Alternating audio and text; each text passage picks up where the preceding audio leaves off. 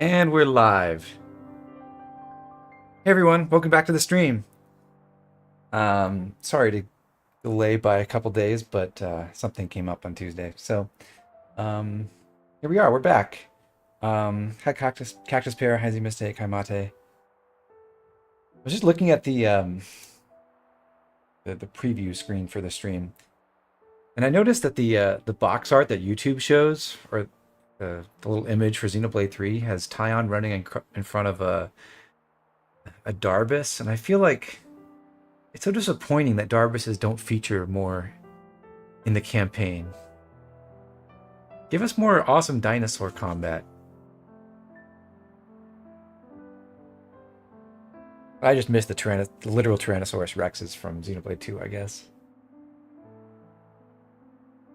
Hey Solomon. My thumbnail is a thumbnail for sure. Or the Xenoblade 3 one is. It looks pretty.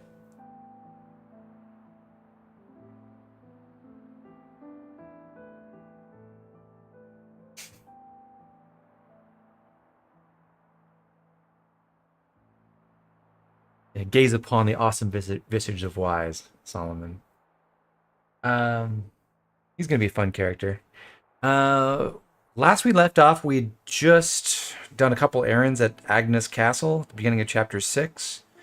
I don't think we'd done any real missions yet, so we were going to take care of a couple of minor side quests in the Arethia Sea on our way back to the city. And then from there, Mio wanted us to go to Colony Omega and see what's going on with that place. So that will be our next main quest, and it should be a pretty fun one. We've got some new powers to take advantage of. So let's get into it.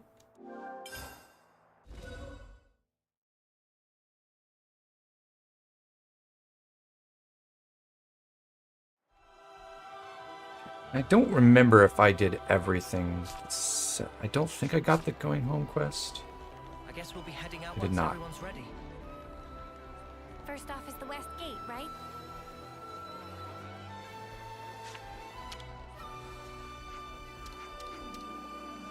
So Seeker is the main NPC who gives out the Agnes Castle quest chain. There aren't that many quests for Agnes Castle, which is only natural because it's a super late location. But yeah, basically he's responsible for all of them.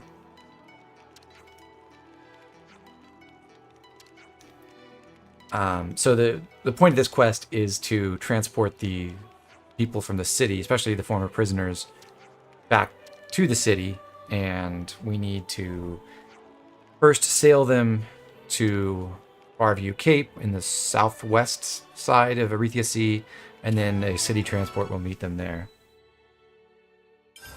Is the Mio quest mandatory? Yes. It is one of 2 mandatory Ascension quests. And it's the first one, and then the second mandatory one is Noah's later. Okay, so to advance that quest, we're going to go back down to Mulus Depot and explore a little bit more of the Agnes Castle Barbican. Specifically, we're going to go south to the dock. And then basically just open the gates there for the ships to leave. You can take the elevator down on the left there, or you can just run down this slope. Not really sure what this structure is meant to be, but you can use it, and it is faster than taking the elevator. It's all new. You can't run up, though. Very sad.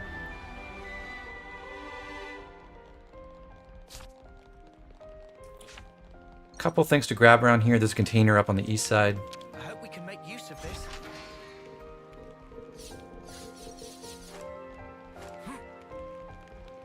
I don't remember if this is supposed to be the Bellina, the ship we found when we were looking for info about the castle. Back in chapter 5 or not. but it's basically the same model.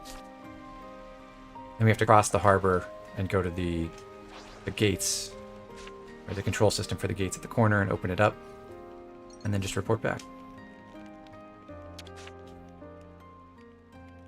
So much for calling it a side story. Yeah, it's a bit of a misnomer, for sure.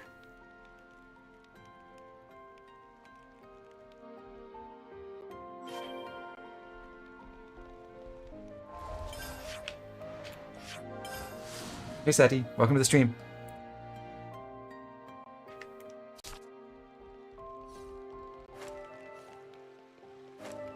Alright, back to Darnie.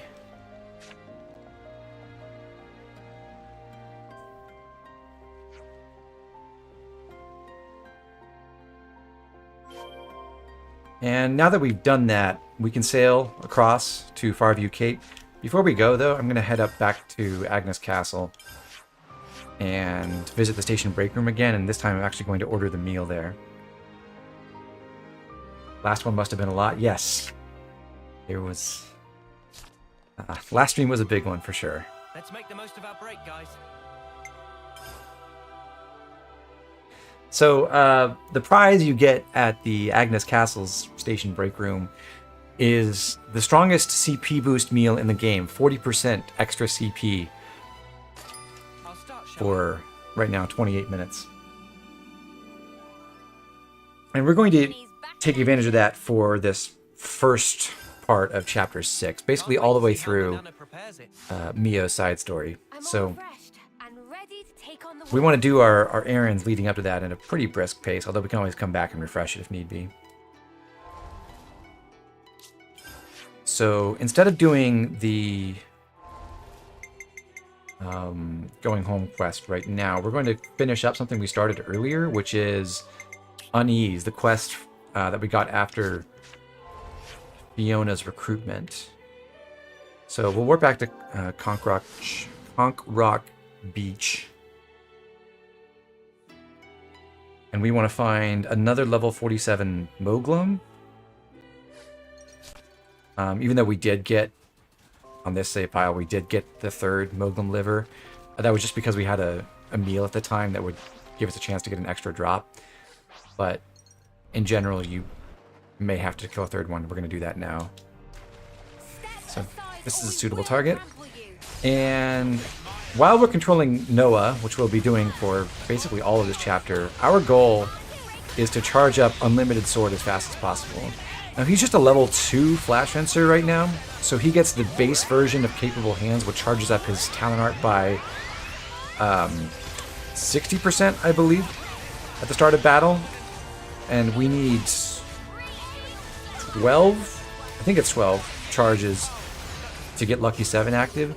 So that may not happen in these quicker fights, just because we don't have enough time to execute enough positional attacks to get those talent points.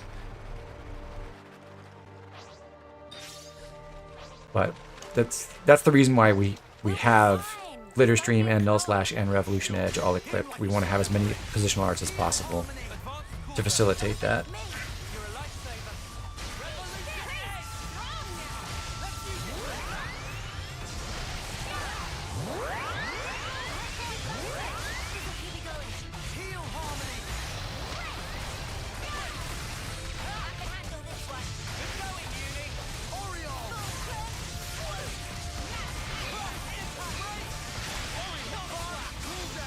Okay, we got Unlimited Sword.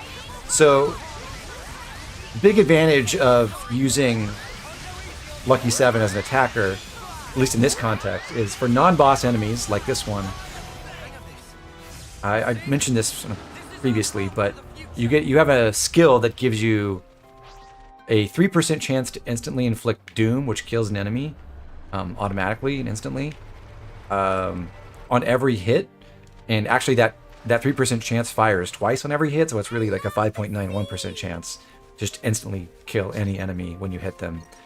So you activate, you draw Lucky 7, then you use your multi-hit arts over and over again, and eventually you're going to get an instant kill. And that makes a lot of the combat a lot faster. I really hope they'll like it. for the time being, we still have to contend with the fact that we have to charge up Final Lucky 7 to get there. But as we get higher and higher ranks in Flash Fencer, our capable hand skill will become more and more potent. It'll go to 70% at rank 5, and then 80% at rank 10, 90% at rank 15, and then eventually 100% if we get to rank 20 in Flash Fencer.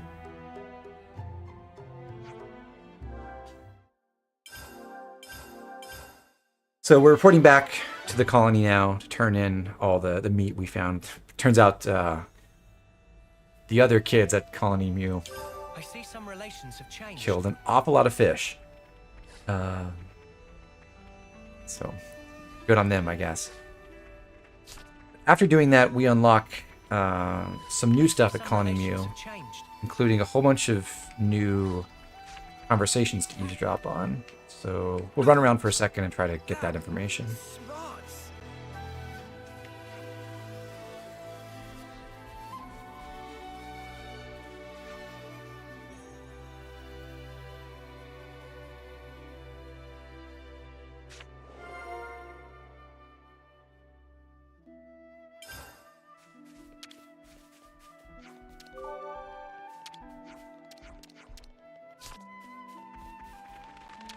We'll talk to people who we haven't talked to before as well for the affinity.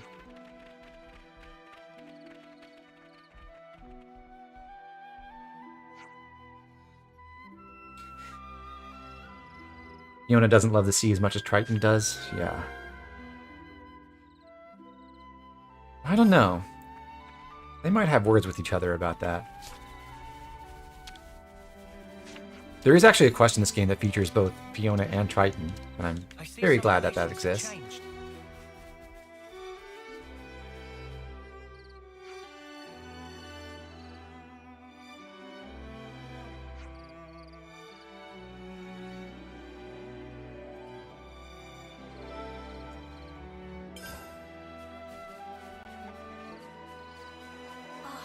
Shall we eat?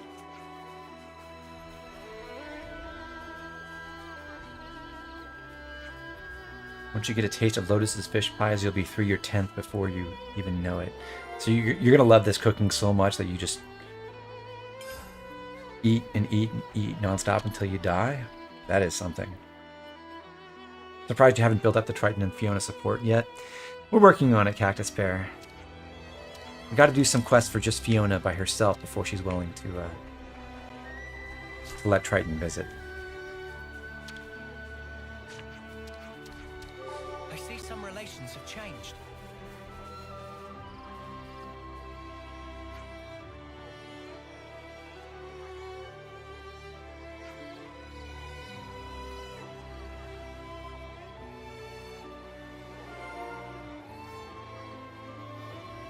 Talow's reputation is the info we actually need for the quest. So we'll go and discuss that at barracks. I think it actually requires discussion at the barracks for whatever reason and not the canteen. Better make sure we're well rested. Yeah, you have to be at Colony Mu barracks. I think we need to discuss this.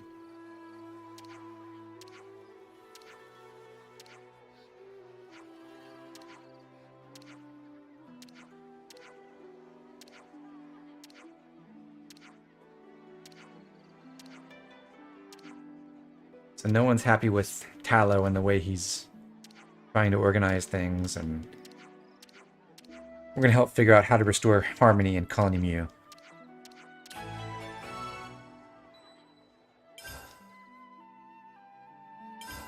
Where should I start?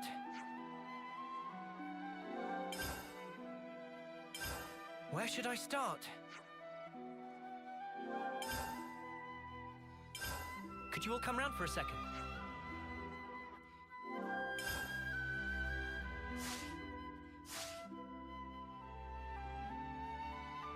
Let's keep things on a tight loop.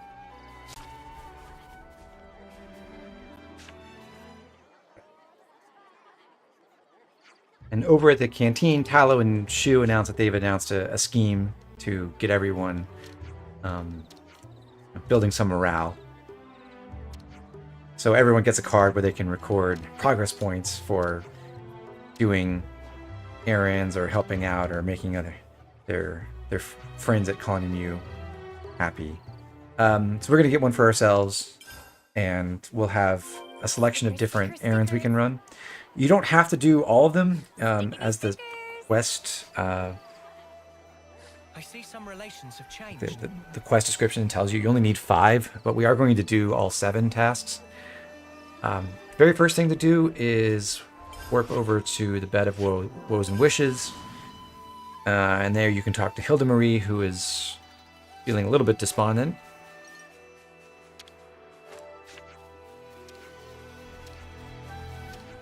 And she thinks she has no talents and no one... she doesn't have any value, but we can answer her question either way. Tell her she's not a hindrance, or... I'm not even sure what we're trying to say when you say what's what makes her great, but... Anyway, we want her to have more confidence, so Fiona gives her a pep talk. And that'll be worth 1 sticker. Next, over by the main gate, there is a pendant we can pick up, which belongs to Michaela. Got to get stickers. can also talk to... Wow, talk about laser focus. I don't know how to pronounce it. Tusseray? I don't know. Tussie? She is the resident Armu herder, and her precious Armus are being attacked. I can actually give Michaela the pendant back right now. Nico, over by the barracks, wants some foodstuffs, so if we deliver some items to her, we can satisfy that requirement. Friends are always special. Hey, Arhead. I'm glad to have you here. It's been going well. Pretty busy in general, just in life, but that's been a good time. Now, what So was it we can we give did? her whatever. We'll just hand over these red Nemechas because we have plenty of these.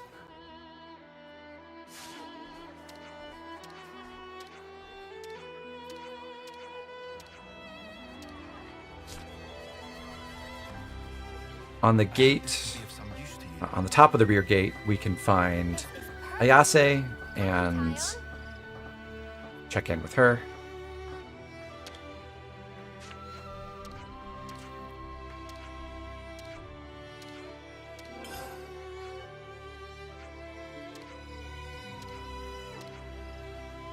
And basically we talked with her about how we cope with doubts and thinking through our problems and whatever. Fiona's a lot more outgoing than Ayase is, apparently. Down at the coast, we can talk to Lotus. Talk it out.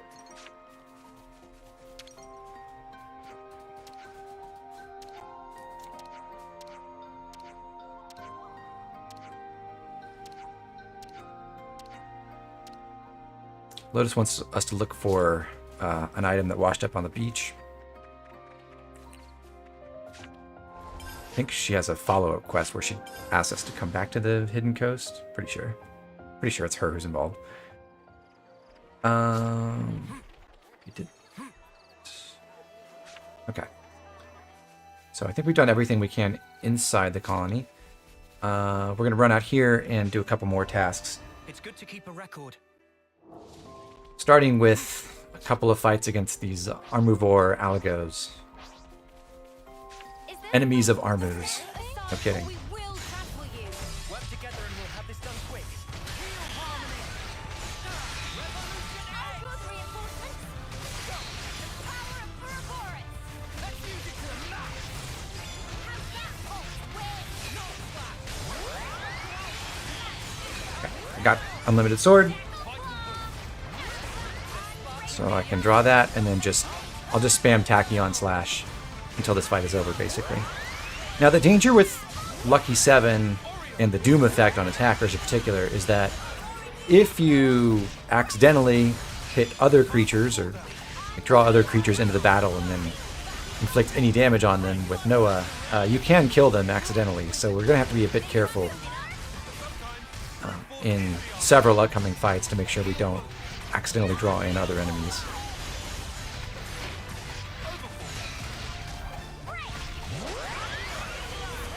I also mentioned before, but one of the other skills for attacker, the attacker version of Lucky 7, is that you get recharge on your arts when you inflict crits. So that's why we can spam Tachyon Slash so much.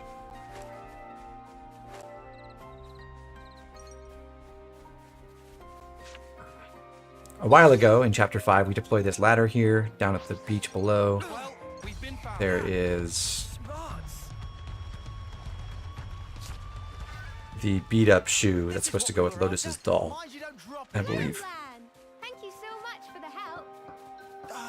Do me a favor. Keep your voice down when you call me that. Getting easy extra kills is only a problem in this run. Yeah. It's pretty true. Good thing we found this.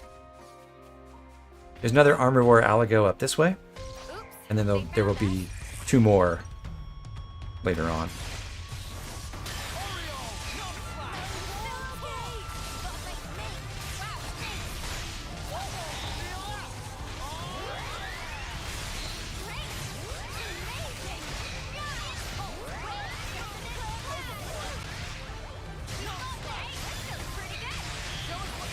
Hey, welcome to the stream.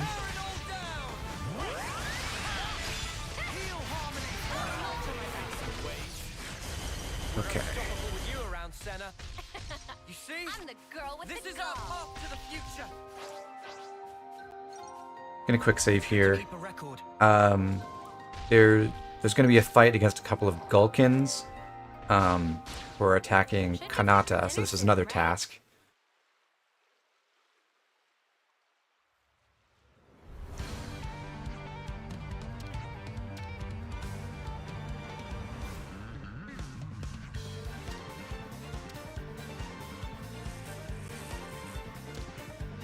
Fiona calls her Kana. Aw.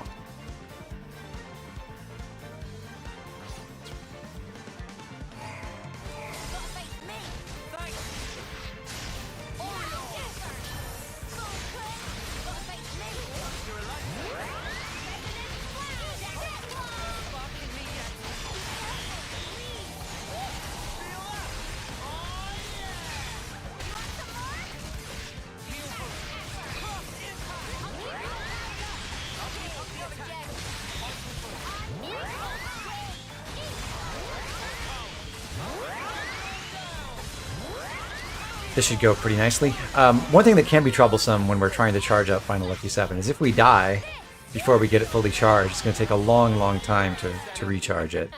So it's a bit scary when we draw aggro early in fights and get low on HP. It's not a huge problem in these battles because we can win them without Lucky 7 fairly easily, but there in some of the boss fights coming up, we may end up having to like instantly restart a battle if we just die with Noah right away. I guess doing a random quest is a good path to the future. Well, it's the path back to the city, more or less, so I think it counts.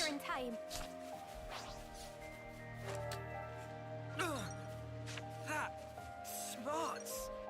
It's good to keep a record. Well, Alright, so over this way we've got the last 2 Armivore Alagos, and we will hope we don't hit any of the bunnets in the area while we're fighting them.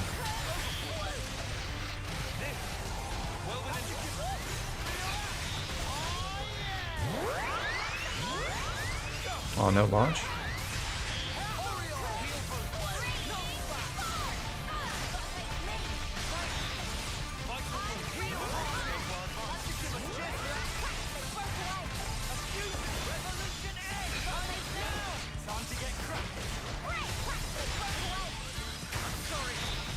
Okay, so one of the bunnets started hitting us, so I cannot afford to hit that bunnet with Noah, which means I can't use any of my AoE attacks. I've just got to auto attack until this fight is over, and I focus attacks on the Alago.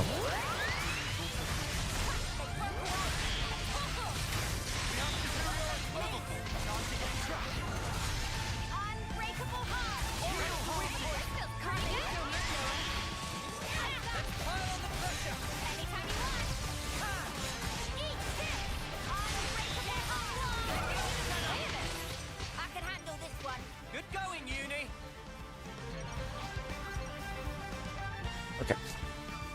we should be good. Yeah, 10,684 XP. Cool.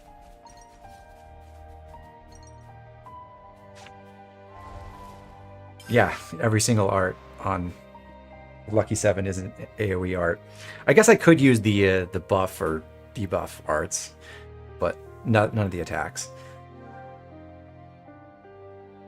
But that is the last thing to do over here.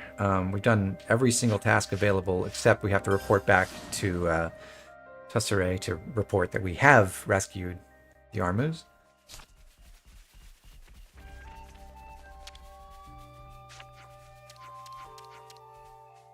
And with that done, we can go back to...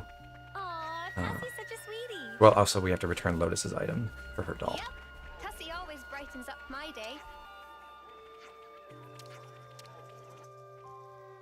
Right, and now we can report back to Tallow, because we have done 7 tasks for our point card.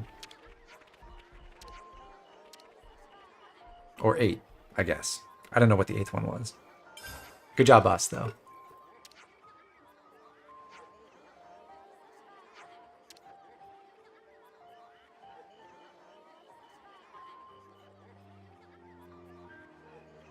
Would it be wiser to switch off Flash Fencer or Unlimited Sword in crowded environments? There is going to be probably a couple of cases where we switch off of Unlimited Sword. We want to stay on Flash Fencer so that we keep leveling that up and getting to... Hold on. And getting to higher ranks of capable hands in particular so that we can activate Unlimited Sword faster with other classes later. But yes, there may be cases where we end up deliberately not using Final Lucky 7 because we don't want to kill extra enemies.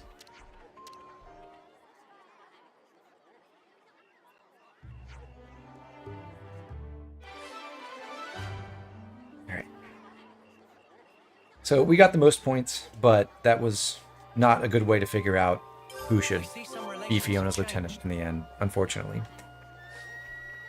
We did get our colony affinity up to rank 3, so good for us. At this point, we can actually get Fiona's Ascension quest. We're not going to do it now, but we'll go ahead and get it started.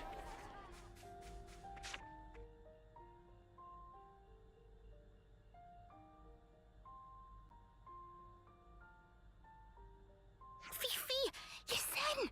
Hey, listen! So, the other day, right, Mickey was like... Hey, hold on! You can't tell her that! Tell me! Tell me! Oh, she's here! Sorry, Fifi, I'll just borrow you for 1 sec. It's about the flowers for Irma. People keep asking why we don't plant the seeds. We've been kind of brushing it off, saying it's been tough for you, but we're gonna have to do something. Ah! Right. Well, don't feel like you have to rush anything, if you're still working through your feelings. Hey, don't you guys think Tallow and Does Fifi's Nia's been really VA voice close Hildemarine? lately? Maybe. I feel like they've Both been Welsh. talking alone a bunch. I think you're imagining it. Then why are you so flustered? Very fishy. No, really, it's nothing. I'm just... You've been more distant ever since Irma died. Oh, yeah? To get blunt with you, everyone's a bit concerned, okay? Yeah, we really are. We're all sad about Irma dying too, you know? But it's even worse seeing you getting so down like this. I'm fine, really. So why do you always dodge the issue every time we bring her up? You can't tell me it's not on purpose. Hey, that's enough! It's not enough until I say it's enough. And anyway, we weren't talking to you. That's right. This is about Fifi. Not you, Turkenhead. Why? It's not just about Irma either. We're worried about the future of the colony as well. There's so much we want to discuss, but you're always busy in your own head.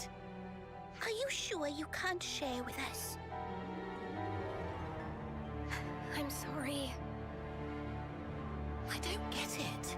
What's going on in there, Fifi?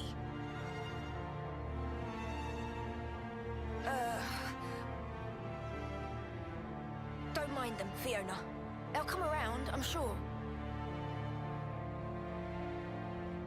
So you're just gonna leave it like this? If they knew the truth, it'd only hurt them more. And then Colony Mew would fall apart. Maybe, but with things like this, you'll be the one who's hurting. I haven't decided what to do about the flowers for Irma yet. I'm going to pay a quick visit to the flower garden, okay? Is she gonna be all right? She made a choice to protect her friends, but it created distance between them. Seems like a thankless endeavor to me. Do you think there's anything we could do, Lance? Well, yeah. I reckon she's forgetting something pretty important here. All we gotta do is remind her. Better get ourselves over to the flower garden.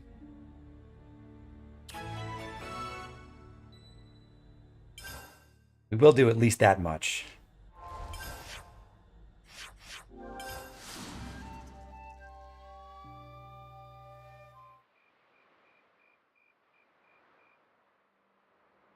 I wanted to change so I could stay together with my friends.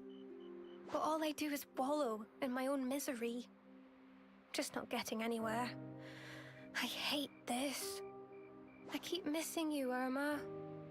And I hate that too. Oi, Turkin Bun! Huh? You mean me? Who else would I mean? You're the dummy hurting your friends and yourself and then pretending not to notice. I'm so glad we have Lance as a signifier for It this. ain't like you. I thought you wanted to build a new future for Colony Mew. I know, all right?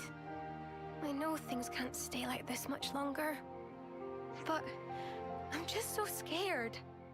I don't know if I can make the right choices. I feel like I'll make some fundamental mistake, and it's terrifying. Even though we're here. If you can't figure it out yourself, that's when you put your heads together with others. You even think of that? I agree with my colleague here. Though I must point out that putting his head with others may have adverse effects. Watch it. Love that line from Tyon. I know being afraid. Trust me. But a worry shared is a worry halved, yeah? We want to help you, Fifi. Sani, that's so nice. If Manana can lend wing with anything, please say. Manana banana. You don't have to wrestle with everything alone. Next time you forget your friends, I'm gonna call you Fiona Featherhead. That sounds cute. Manana also want to be called. I'll have to come up with something special for you. Everyone, thank you. Okay, so about the flowers for Irma. Cannot grow flowers for Irma. What was that, Goo? Instead, have to bury this. Gugu asked by Irma. Huh? What's this? Tariku look like key maybe, but also look super old. A key? But what does it unlock? Didn't you say she used to wander off someplace? Ah. So maybe this is connected somehow. Goo, did you hear anything else? Sorry, but nothing. Irma was woman of many secrets. Well, in an absence of obvious leads, we'll just have to gather information ourselves. If possible, we should investigate the Arithia relay base. Irma was meant to be in charge of this whole region. We may come across some form of evidence there. You think she left us a sign or something? If she'd left anything, it would have been camouflaged at the time. Now, however... The effects of her power won't work anymore. We might see something that was hidden before. Even without leads should still go. Might discover more about steps of Irma than Fiona knew previous. Someone's being unusually nice. Lance can fix own power frame from now on. What? What did I say? Aw, look. You laughed. That's a good start. Let's go to Arithia Relay Base and check it out. All right. We'll look for information on the terminal in the data archives, like before. So this quest is going to be our impetus to go back to Thurbin Harbor and clear the island properly this time, but we're still not going to do that for a while yet. I see some relations So- have changed. Rather than head that way, we're going to go back to the canteen and try to find Lotus around the colony. Should be somewhere, but I may have to change it to daytime.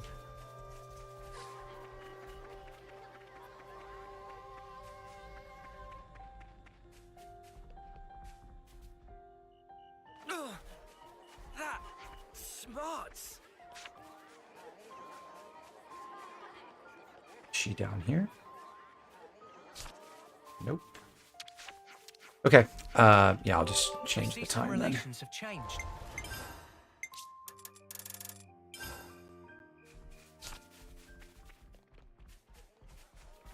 She should be out and about somewhere around the canteen-ish.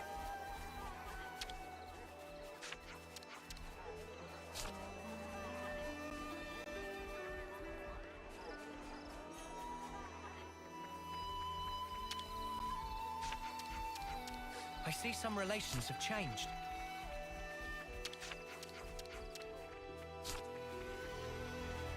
Lotus, Lotus, Lotus, where are you? There she is. Okay. I see some relations have changed.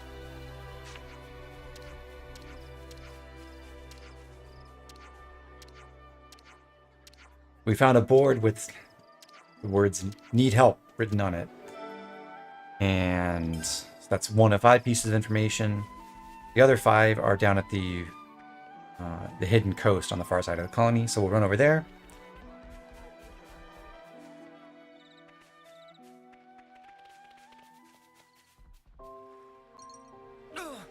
And find 4 pieces of cargo. Smarts.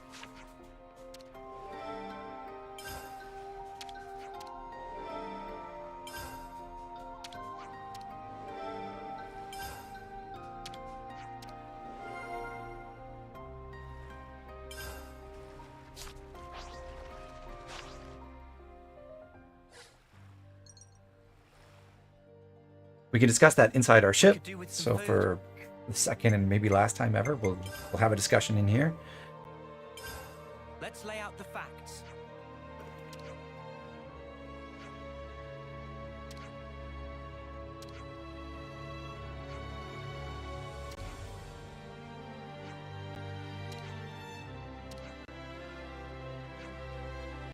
We need to find the 2 trees on an island.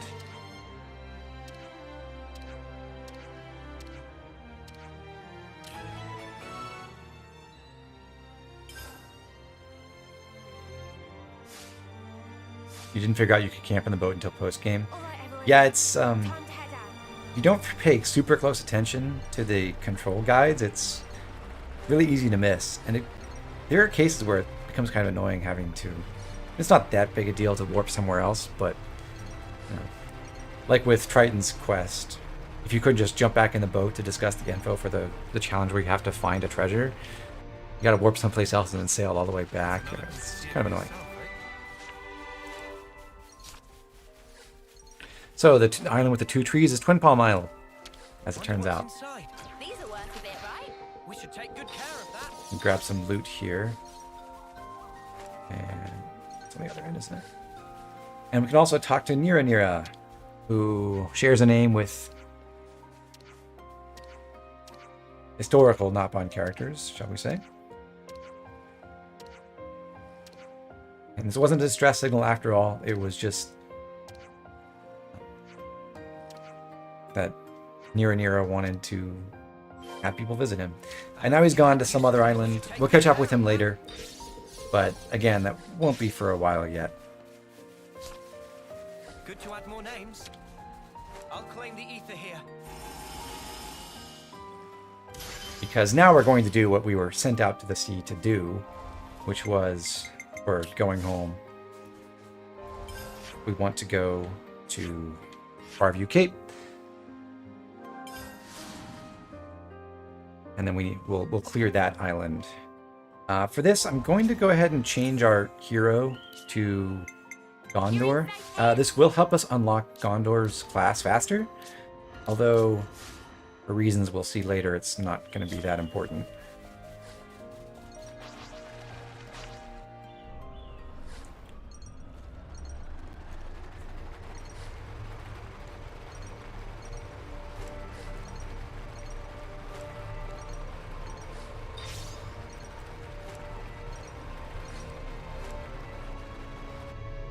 Better give it a good once over.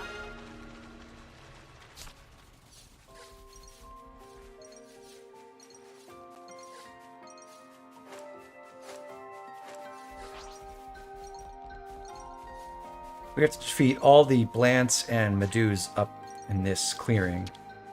I'm also going to grab the ether right here, and then we'll take out the creatures. I don't expect this to go super fast, just because, like, if we could charge up Lucky 7 and draw that, and then go to each of the creatures and inflict doom on each of them in turn, that would be really quick, but they're spaced out apart far enough that you can't really just run from one enemy to the next. So we might be able to do like 4 at a time where we have Lucky 7 active, but in general it's not going to be possible to maintain it, so we'll have to recharge it a few times.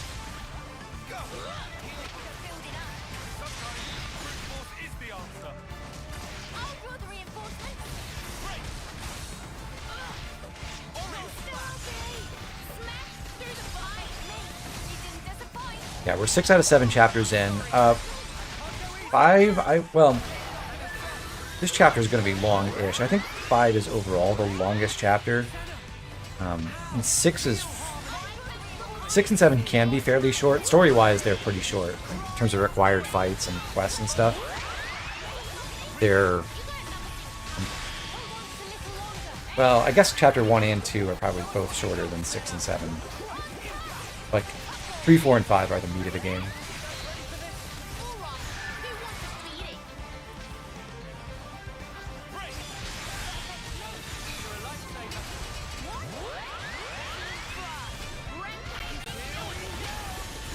I totally forgot I even had Lucky 7 up. Wasn't using it at all.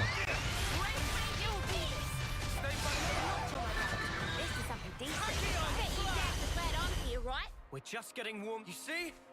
This is our path to the future. Brute force is my jam. We're counting on you, Senna. Advanced cooldown. This should help you out a little.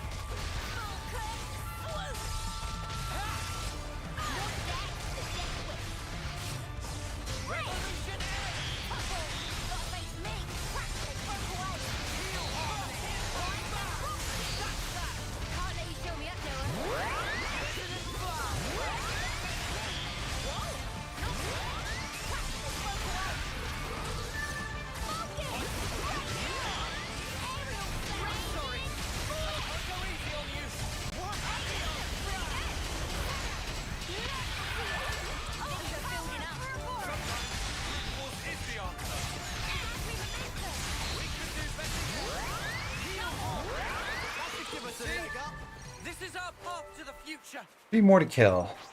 Oppose us and we will show no mercy. We're not playing games here. Revolution! You're a lifesaver. We have reached rank 5 in Flash Fencer on Noah now, so we're getting 70% charge on the Unlimited Sword. As opposed to 60% to start battles, so it's going a little bit faster. You may have noticed.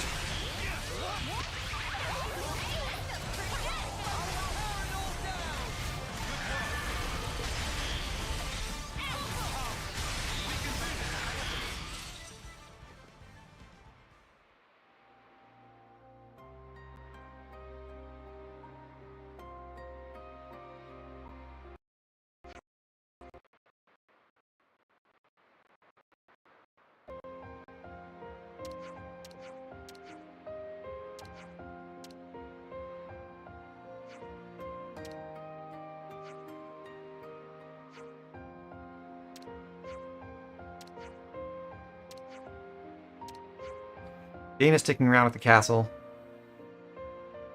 But the rest of the crew is going home, and we're gonna go home with them. We'll grab this origin shard up here. We still haven't officially been told what those are, and I don't think we do find out until chapter 7. And then we can talk to the armory pilot and go back to the city.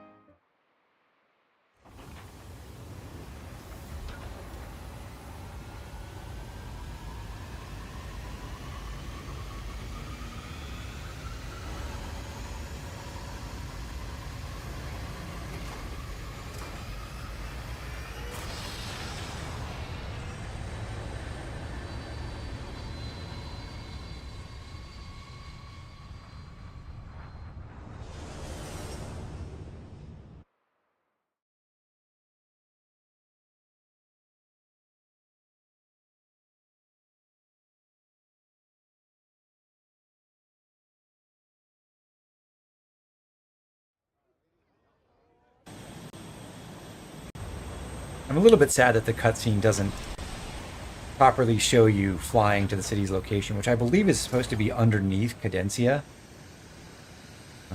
Like hiding behind one of the waterfalls that's cascading off the west side. A little bit sad.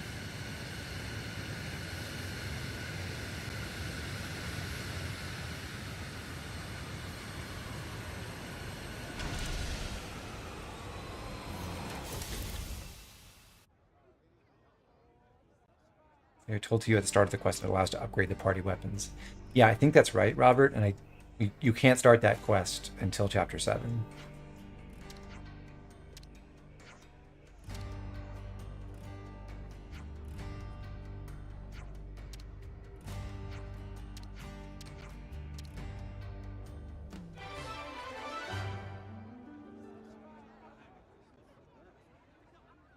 So having done that, we can now freely travel back to the city ourselves. Relations have changed. And we're going to leave immediately. Before we move on to Mio's Ascension quest, which is coming up, we're going to do one last detour because we need, as it turns out, exactly 208 experience. And we can get that from one unique monster here in the Syra Hovering Reefs.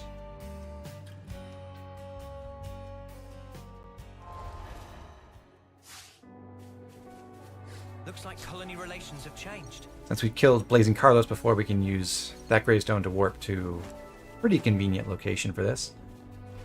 Then we just have to run across Hovering Reef 4.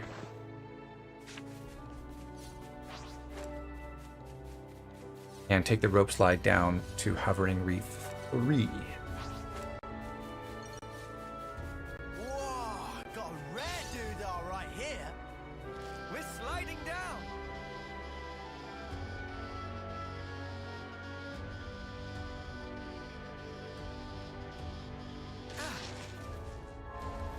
It's good to keep a record. This is definitely going to be another one of those cases where we'll have to be careful not to hit any innocent bystanders, as it were. I'm going to start by controlling Uni just so I can tank some hits while I'm trying to drag Craven Pigard away, but it looks like we're in the clear around here. I'll switch back to Noah now.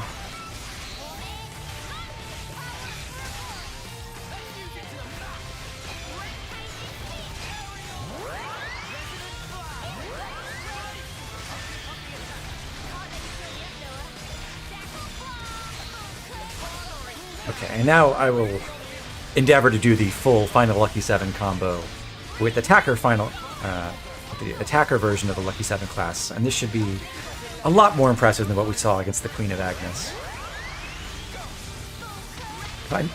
I'm holding on to my other arts and I'm just spamming Tachyon Slash. That's the thing that will charge up my Talon art because it's the front positional. It's the only positional art that I have, but every hit can charge the Talon art here. Or no, sorry. It's one charge per use, like per enemy. But got it charged up, so I'm going to go Power Razor. This is not really necessarily the most efficient art sequence, but I've just used 4 arts in a row. 5th one is Final Lucky 7, and there you go. So that's charged up in part by the skill on attacker Lucky 7 that gives extra damage and crit rate for every critical hit. And on top of that, we've got our Silver Belt to boost our attack, Warped White Brooch to cut the enemy's physical defense, and then the Chain Ring gives us 55% longer top-on launch duration on our final Lucky 7. And so that's essentially a 55% multiplier to smash damage. And it also gives us 55% extra damage on the smash art itself. So those things multiply together and you get about 2.3 times as much damage when you've got a chain ring at 5 stacks. So one thing I did there was I made everyone follow me at the last second when I was executing the final Lucky 7 art. And that's because I don't want someone else stealing my smash. I am running Mighty Beat on Uni right now because I don't really mind if she smashes while I'm charging up Final Lucky 7, and it's good for her to draw aggro. But when I'm trying to execute the 5th art in my chain ring sequence, I don't want any interruptions from someone else, so I just make everyone else stop using their arts. And we did manage to avoid hitting any extra creatures, so we are good to go. We've got Noah to rank 6 now, and everyone else is making good progress as well.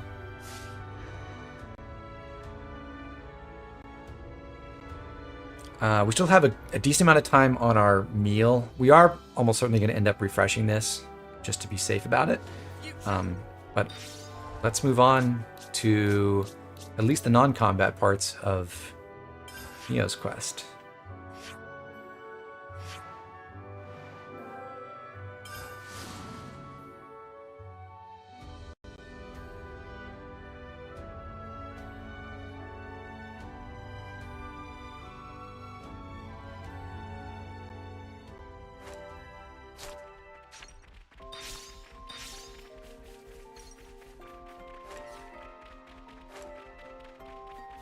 We'll ignore the skirmishes around here for now. A rare thing?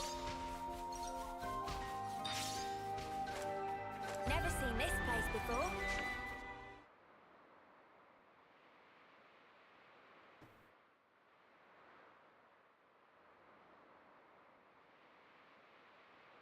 So I just pulled it free. No, I mean Lucky 7? Well, seem like it. It's not changed one bit. Well, obviously. Shape just cosmetic. Pardon? People and Ouroboros also not change. Before pulled free, Mobius power not affect it either. Right. Lucky is simple contraption. What actually matter, Noah? The will of the wielder. If understand, then why ask? Just who are you? Riku, just Riku. Noah finally asks the important questions, and Riku just lies through his Get teeth. his wings on this. As said, receive from Masterpon to keep safe. Really? What Noah possibly think? Riku mustered up some big fancy lie? That is just a typographical error, right? What They meant to Riku say say mustard, M-U-S-T-E-R-E-D, No, all not good. mustard, We'll stay M-U-S-T-A-R-D, out right? Meh, meh. Riku bothered by that wording. Don't worry. I think I get it now. Oh?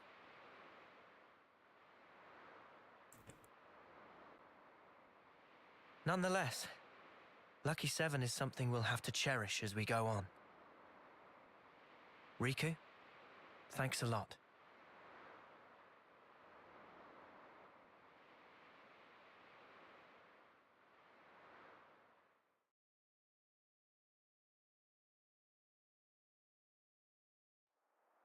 Well, at least Noah has finally tried to figure things out.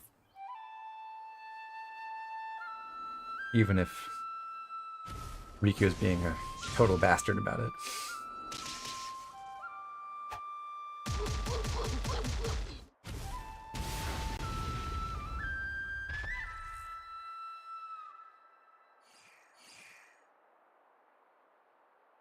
Marvelous.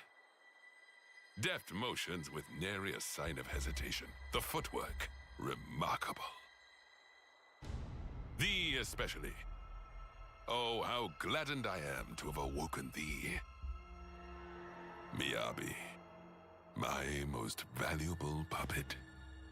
Guide them forth with thy inimitable melody. These waifs, these immaculate strays.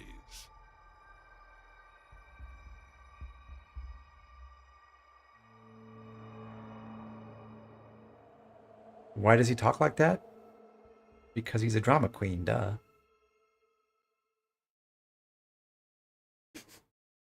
I don't know why he calls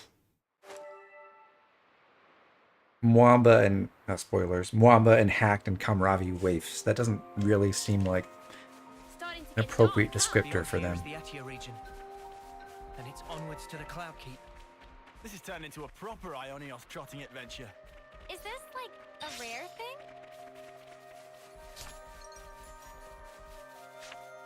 Where did he get the language from? Well, Y is from Xenoblade 2 world, I think, so that's literal Earth. Yep. Here we are. Or he's like an embodiment of Xenoblade 2 world. So he read Shakespeare. For real.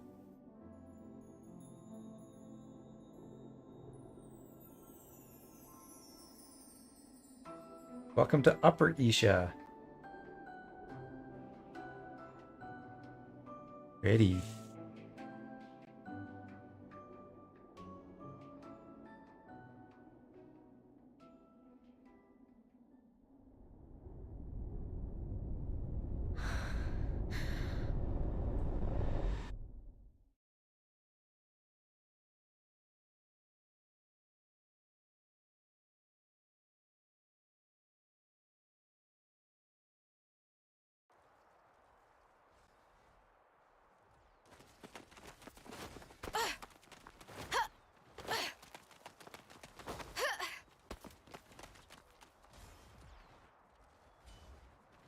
Wow, nice one, Mimi.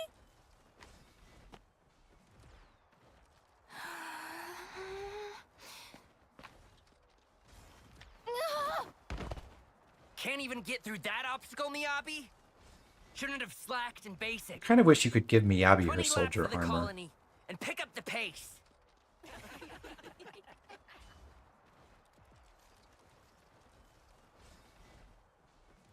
And Mio too, for that matter.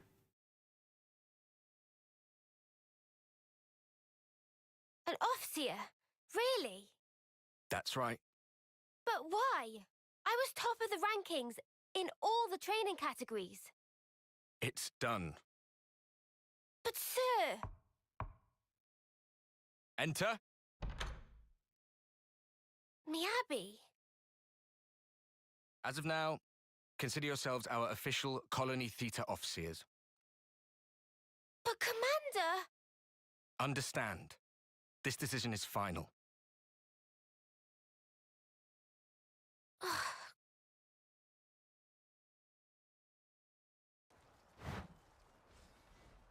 Wish you could give Miyabi a hug. Sure.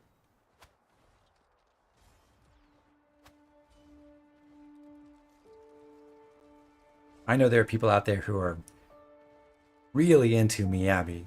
So, did you learn the score? Not really my thing. I guess. So you can play it? More or less. That's so cool. And your part's so much harder than mine as well. I've been trying, but I'm struggling a bit with the start of the 12th bar. Can we please just drop it? Oh, We play tomorrow. I just want to get it over with. you're right, yeah. Sorry. Ah, well then. I'll practice and make sure I've got my part down pat.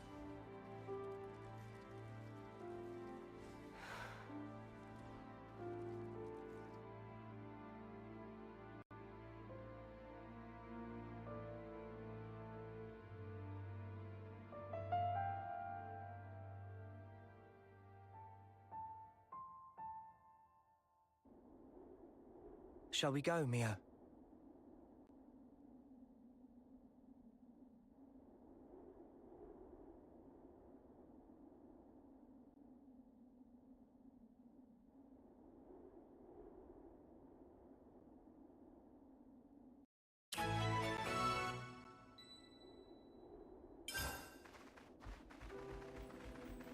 I try not to miss the dialogue the team has when you walk through this area.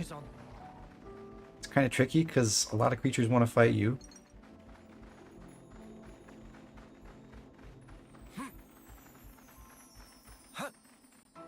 Chris, you missed us doing some side quests for Colony Mew, mostly. And then we also brought the city folk back to the city. But other than that, you haven't missed too much. We're just starting Mio's I quest. used to look up at this place from Colony 9. It looks a lot more inhospitable than I'd imagined. One thing I never bothered to do, but maybe I should have, is there are places in Lower Isha where you can look up to here and you can see Colony Omega right from the beginning of the game. It's there.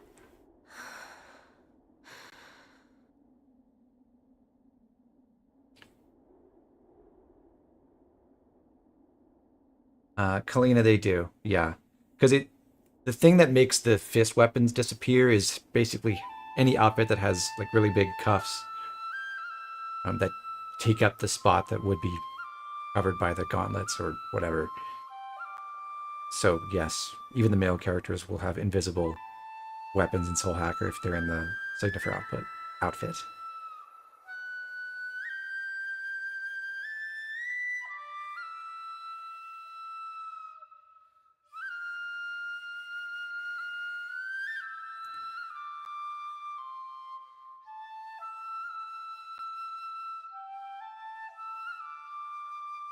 Hey! Nadia. What's up? Fine-tuning? Yeah. Got another battle tomorrow. Bit of a waste, And you're such a slick fighter, too. Can't believe they paired you with that klutz Miyabi. I don't know what the commander was thinking.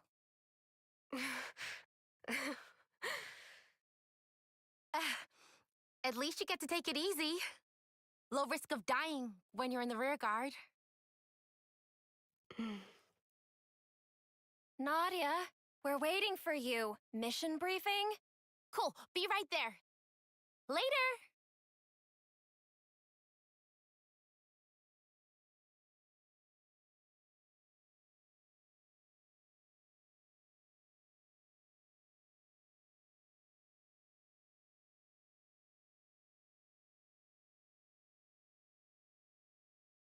Poor Mio was too good and got the suck job because of it.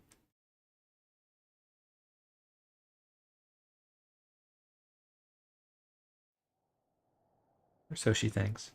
Guess we live to fight another day? Come on, let's head back. To be fair, we scored some good points today. Tallies next week. Turns out they had a battle at Everblight Plain too. Go figure.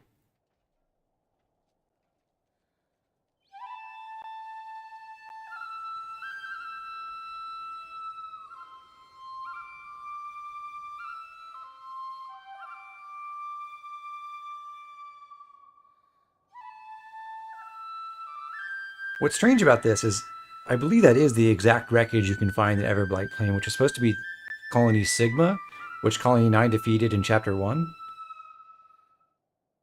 So that would This suggest is all such a waste. that somehow Mio and Everyone else Miyabi is are out there collecting life. after that point, which is all wrong for their And here we chronology. are, noodling our tunes. But they just reused the assets. What use are we really? To the colony and everyone. I think it's obvious. We can only truly contribute after death, is all. After death, though, isn't that just pointless? We could be playing our hearts out here, and nobody'd even see us. Is that right? Sure it is. Mio, is that why you're here? For recognition? Is that why you're being an Offseer? For a commendation? No, it's just duty. You know, I'm actually glad I was born a klutz. I bet you're just scared. But come to think of it, there is a Kavesi Ferranis wreckage back there too. It is scary. I don't remember if that's different from what's on the Everblight Plain or if there just I am are afraid two Ferranis To wrecks. steal others' lives with my own hands. Actually, I'm impressed that it comes so easy to everyone else. It's just natural. We all of us live to fight. You're wrong. We just have to... We fight to live, that's all. I'm so glad they put English lip flaps in this, because I was just thinking about Xenoblade 2 and how rarely the voices matched what the lips were doing. They're the same as ours. It's much nicer in this game. On the other side, the people live hoping the same things as us. Even if literally everyone in this game speaks in a very weird cadence. Because they're If we're forced to live matching this the way, pace of the Japanese dialogue. the least we can do is this.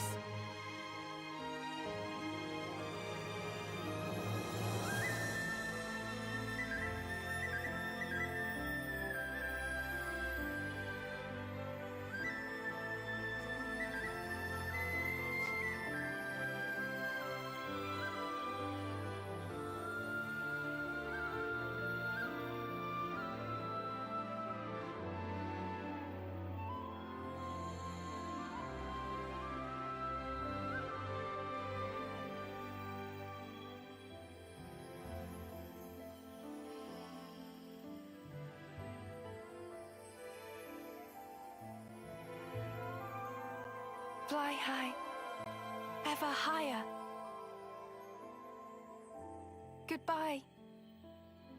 And thank you. To send on the voices of the departed is an off-seer's purpose. It's not a waste at all. So long as those voices speak to you. Voices. Mio! Miyabi!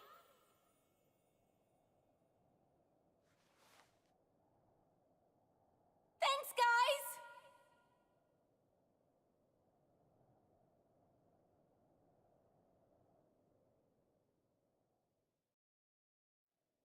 Xenoblade 3 endorses my belief that guys is a gender-neutral term.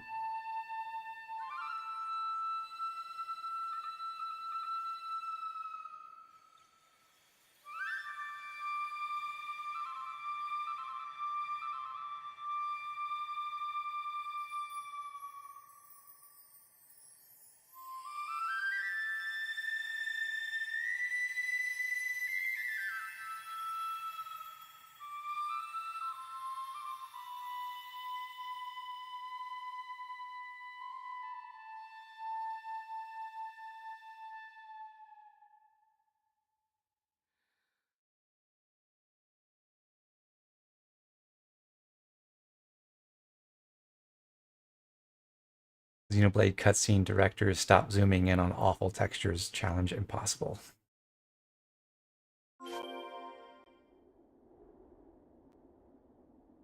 What do you think happened to Mio's older flute? Her old flute? I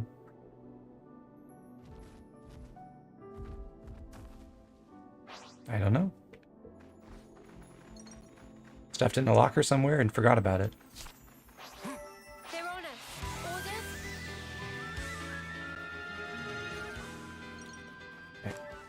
Get a little bit of an exploration segment here on Sang Road. Say, isn't this valuable? It would be great if you could just jump down from here. Unfortunately, that is a lethal fall. And the fun trick they play on you is if you run back, a couple of ancels have spawned in behind you to trap you here. But of course, it's Xenoblade, so you can just run past. But the reason why we do want to drop down to this level is to get all these husks. And I'll try to sneak past all the skeeters. You gonna send them off? Got lucky. I'd better send them off.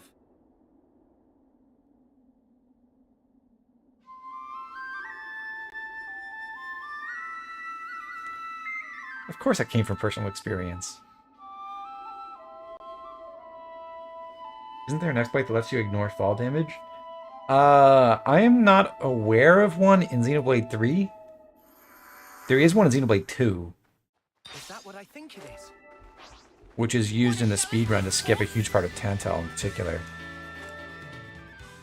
But I don't think there's a fall damage cancel in Xenoblade 3.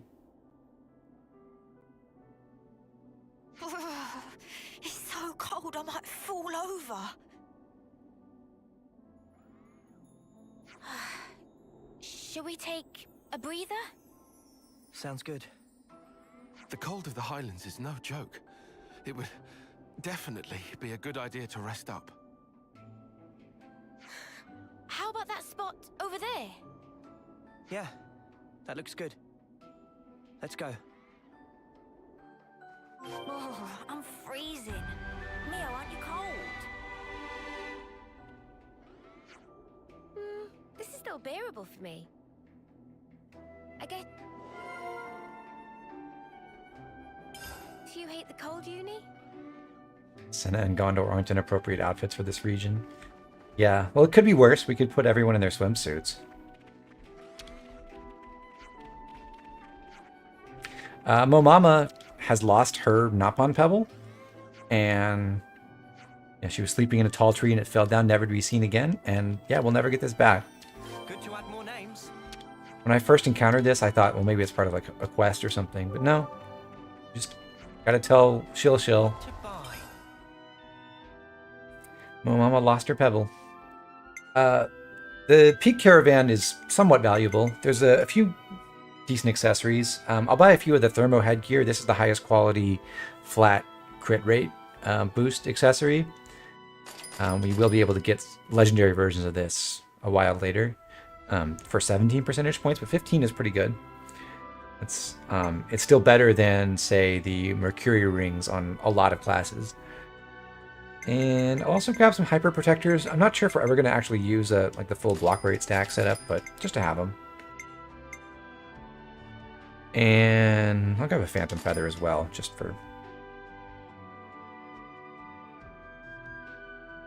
in case we ever do want to apply that. We've tried the fixed aggro accumulation accessories before, and they're not terribly effective, but I can think of maybe 1 or 2 cases where we might want to have one.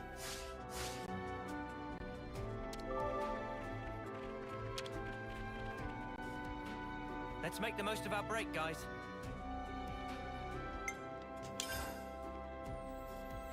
We'll go ahead and discuss that info we just got, and then we'll rest to advance the story.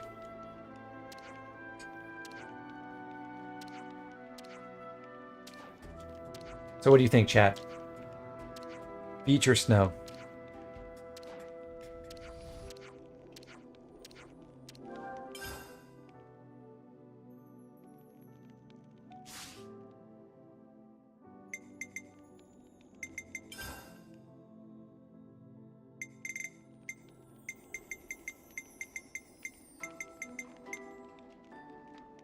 Looks good to me. Looks good to me. That should be about enough.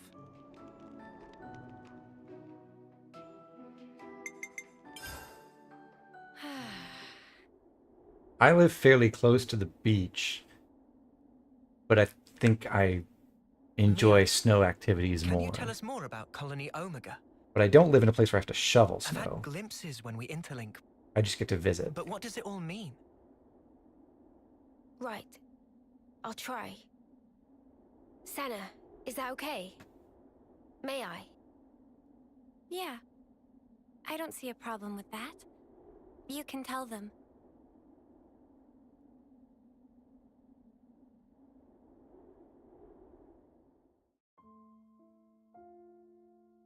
Still, we never seen snow? Dang. 5 years ago, the 3 of us were foot soldiers in Colony Theta.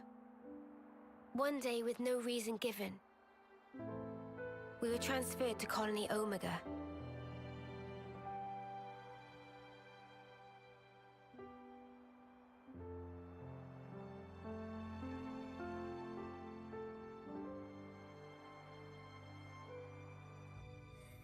We didn't fight. Rather, we were subject to daily examinations for no clear reason. Then one day, there was an accident.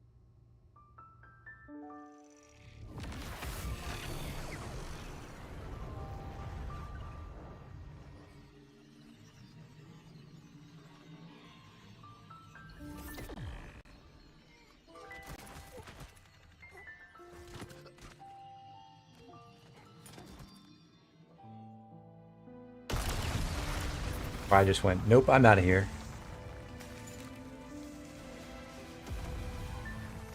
Mia, B.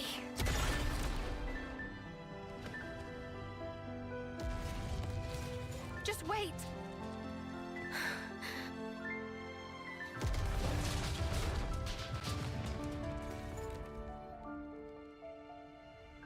It's a little bit funny that Mio is the one who's so hung up on her survivor's guilt about Miyabi, because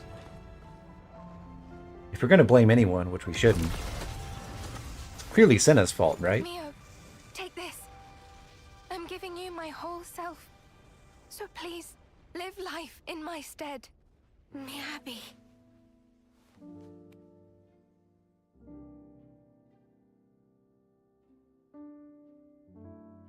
Thank you.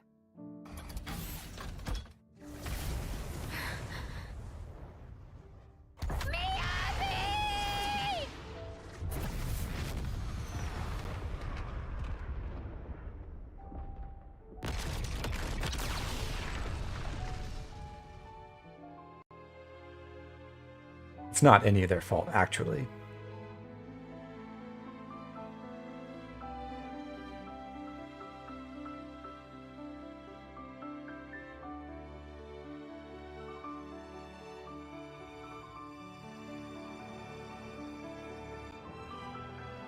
Hey, the Aegis Wilderness. I couldn't do a thing. I wasn't any use. None at all. Senna.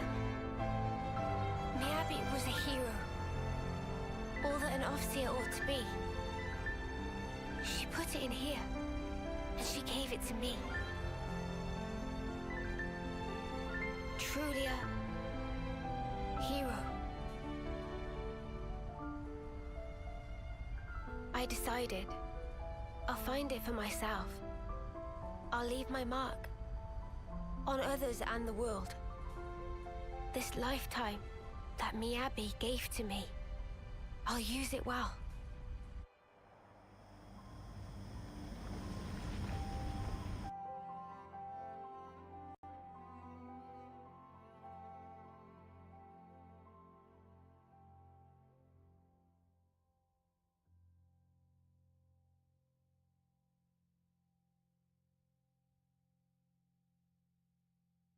Regret all you want, but the past can never be changed.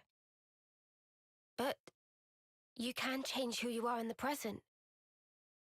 If I was stronger then, like now, I might have been able to save everyone.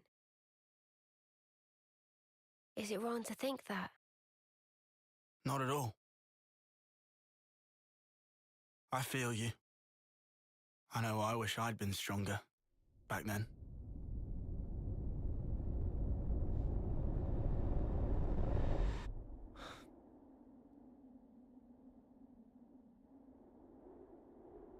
So yeah, I want to go back there with that in mind. And now I have the chance. Mio, what kind of colony is this Omega? I never even knew it existed. Yeah. Our side didn't know about it either. Have we done Landside got, story yet? what, Yes, that was the 23 last thing admin we colonies did in all? before we did the got prison Psy. sequence, basically. Good intel. Hey now, don't go lumping me in with Lance. I took my education seriously. Ah, shut up. Don't flatter yourself. Colony Omega was an independent entity. It never engaged. The name it used was Agnian, but even that wasn't the whole truth. Omega's administrator was the Mobius Y. He was performing some kind of experiment there, using us as guinea pigs. I don't know what he was doing. M wasn't briefed on it either. All I can remember is that oddly glowing violet flame clock. A colony that doesn't fight. Never knew that was even a thing. Wise restored it now. Yeah, an Agnian colony that doesn't Colony participate in the Omega, I mean. war. I wonder if there'll be anything else like that. Senna, anything to add? I don't really know much about it. The accident happened pretty soon after we were moved. I see. Omega's existence, the tests, it was all why. That's just the Mobius he is. I like that aside. Like, Senna, do you have anything to contribute to this side story? Does it say side story Senna? Sure. No. Mimi, remember? Didn't we see the same color on Ethel and Kamaravi's Veronicus? I could be wrong. Maybe she does have something to You're contribute. spot on. Good call, Senna. I didn't think of that at all. Really? Ethel and Kamaravi had their lives taken. And in that accident, so were the whole colonies. Most likely, Y was running experiments that could potentially prove fatal to us soldiers. And now that the colony's back, you're thinking Miyabi's still in there. Yeah. That's why I have to go. To end this. He's toys with our lives as he pleases for long enough. Exactly. I'm with you. Let me go too. We're all going, I thought. Right? Yeah, obviously. Let's go, Mio. To Colony Omega. Omega. Everyone, thank you. This time, I'll do the saving.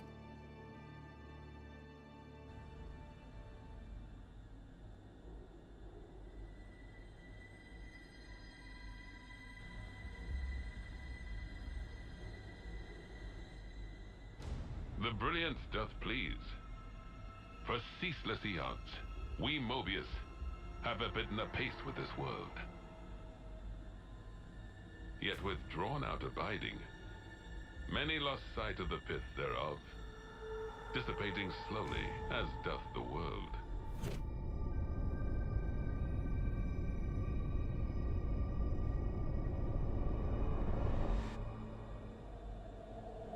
The brilliance of life is exigent, more dazzling than now.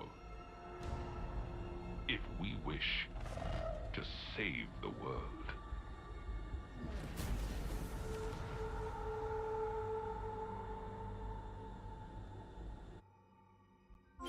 I see some relations have changed. You forgot how weird he is with Miyabi? I'm sorry. Well, on that uplifting final note, we'll double back real quick because Got yourself a winner, hey?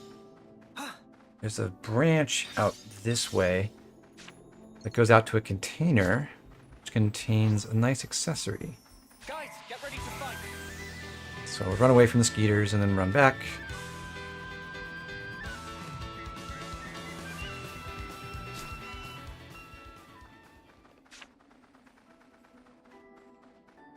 Wonder what's inside.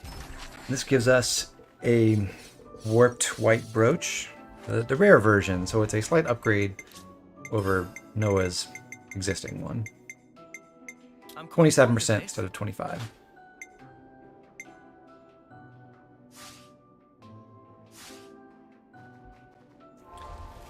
At this point, I'm going to go ahead and go back to Agnes Castle and refresh our meal, and then we'll proceed with the rest of the quest.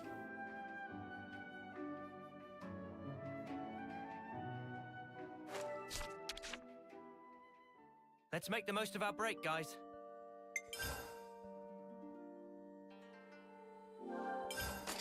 Mmm, delicious.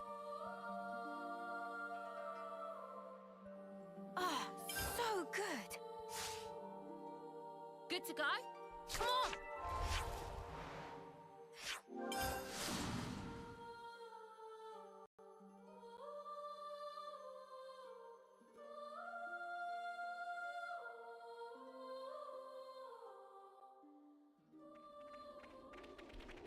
So next up, very fun stealth moment.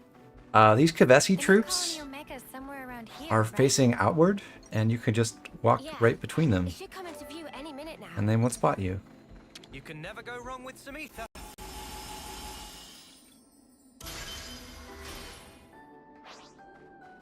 Something so valuable here. Not to worry, stick to the plan. I'll deal with you all at once.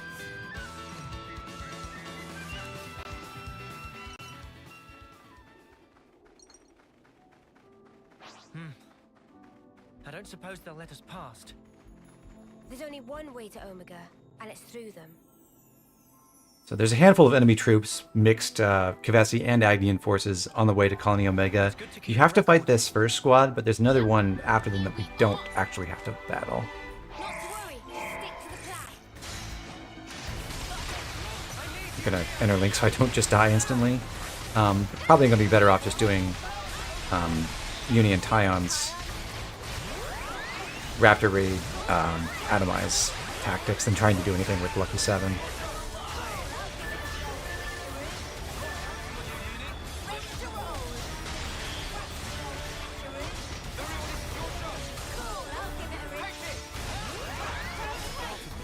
Oh.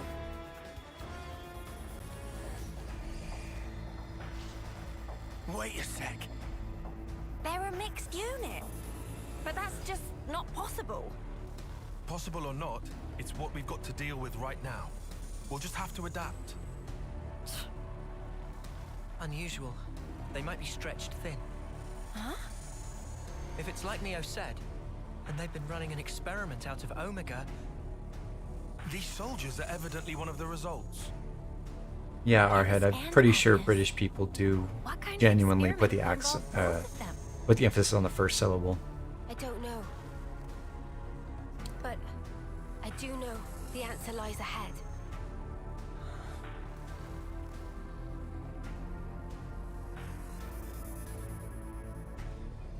There you go. New colony data. We're sure to learn something there.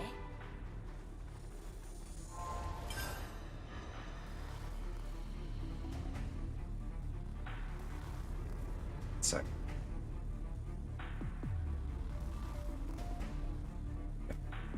Okay.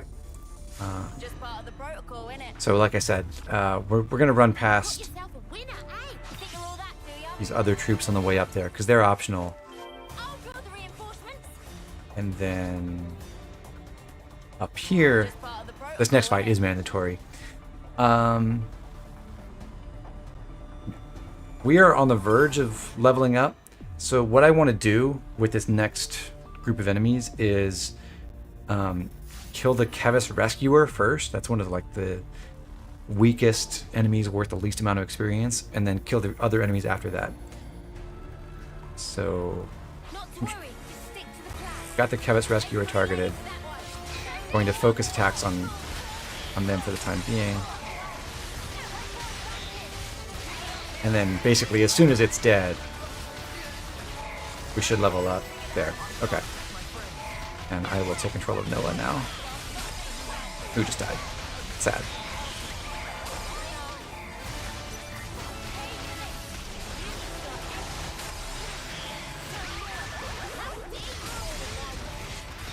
Piper, you're British and you don't? Really? Huh. So I have heard it.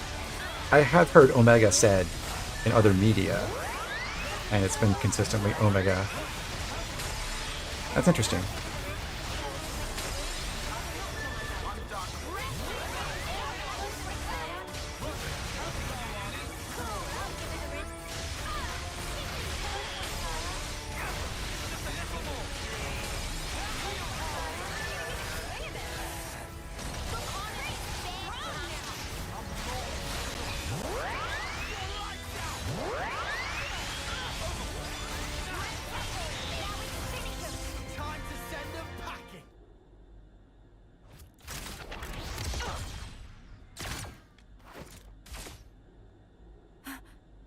Same thing for their Ouroboros pronunciations, like the pronunciation of the word Ouroboros. Hacked. It's hacked. Reborn? Our favorite NPC. Whoa, if that was the case, wouldn't they be way younger? Mwamba looks like he did this term. Mwamba! It's me! Lance! You know me! Stop it! Wampa!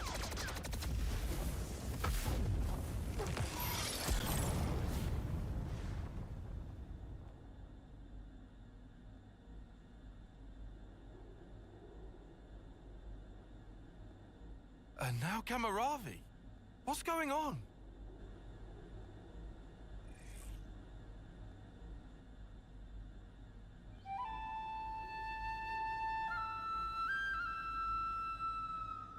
They go like Ouroboros. This melody. Yeah, I wouldn't say ooh.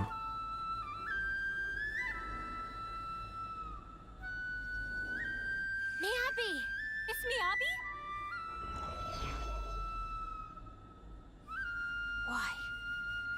So that's why. Miyabi! It's me, Senna, your friend! We came to save you! You don't have to fight for him anymore! So stop and come along with us! Save thy breath. The Revenants neither remember nor feel. Only the instinct to fight tooth and nail for survival.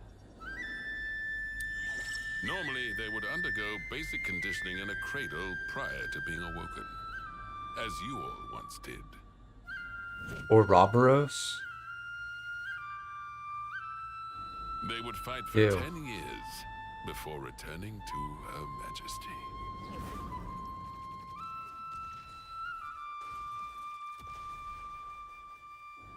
What a piece of work. These younglings, they live for the sole purpose of battle. They are just as you are. Insert prequel meme. You're full of it.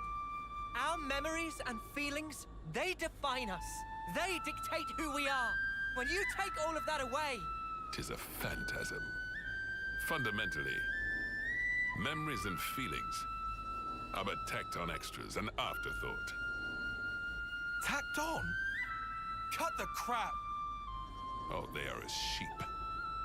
You are simply deceiving yourselves, wishing to divine some meaning from something that is devoid of it. Why are you doing this? What's your goal? Merely the betterment of life for Mobius. What? For such is Zed's humble desire. Zed! It is Zed who wove the fabric of this world. Consequently, we who are his avatars enjoy powers beyond mortal ken. Mobius are Zed's avatars. The gift I was imparted is the creation of flame clocks. Must I say more? I hold the I'm going to take this moment to complain that they had Senna say Mobius are Zed's avatars, and that is so un-American. It should be Mobius is. Indeed, the flame clocks. They are part of my very being. Ethel and Kamaravi's flame clocks. Those were some of my finest work. Did they not Or if you're referring to the ebb and characters, I would call them Mobiuses, not Mobius as plural.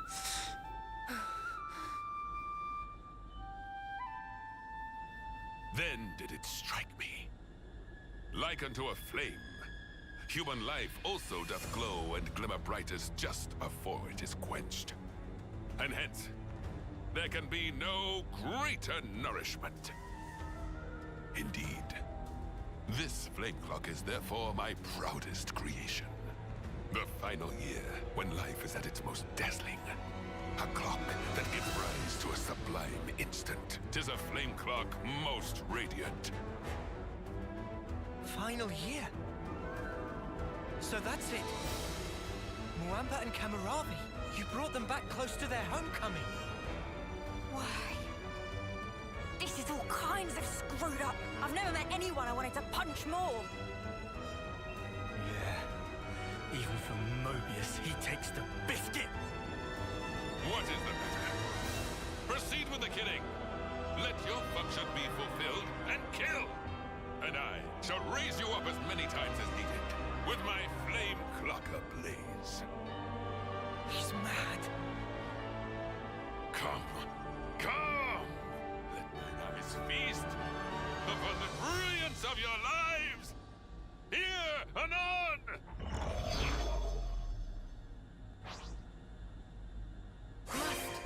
Well, we're gonna instantly retry, just because that makes it easier to get the final Lucky 7 charged.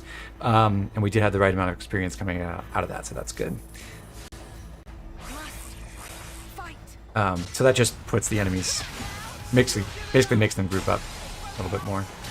I do not want Noah to die, but I got unlimited sword charge, so we should be pretty smooth sailing this fight. Getting in front of everyone using Tachyon Slash. I'm hitting 3 people at once with it, so I'm getting 3 units of talent gauge on that. I was in the wrong position there, though. Okay. So I'm going to use Nightbreaker to Dimension Ripper, and hope for a topple, and use Gravity Blow fused with Power Razor. Oh, I died. That's annoying. Try it again. There is something I can do to help Noah not die, which I guess I will resort to this time. I mean, one of them is interlinking, but that's not what I'm referring to.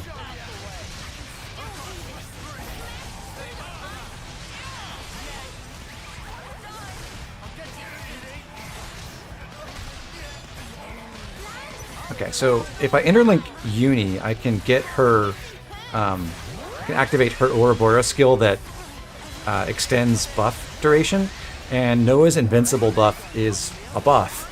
It only lasts for like 5 seconds normally, but as long as Uni's up, it won't tick down at all.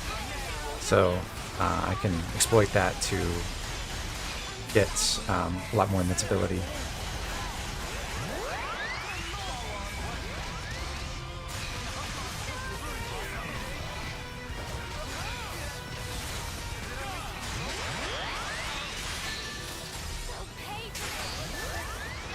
Oh, didn't get me, Abby. Unfortunate.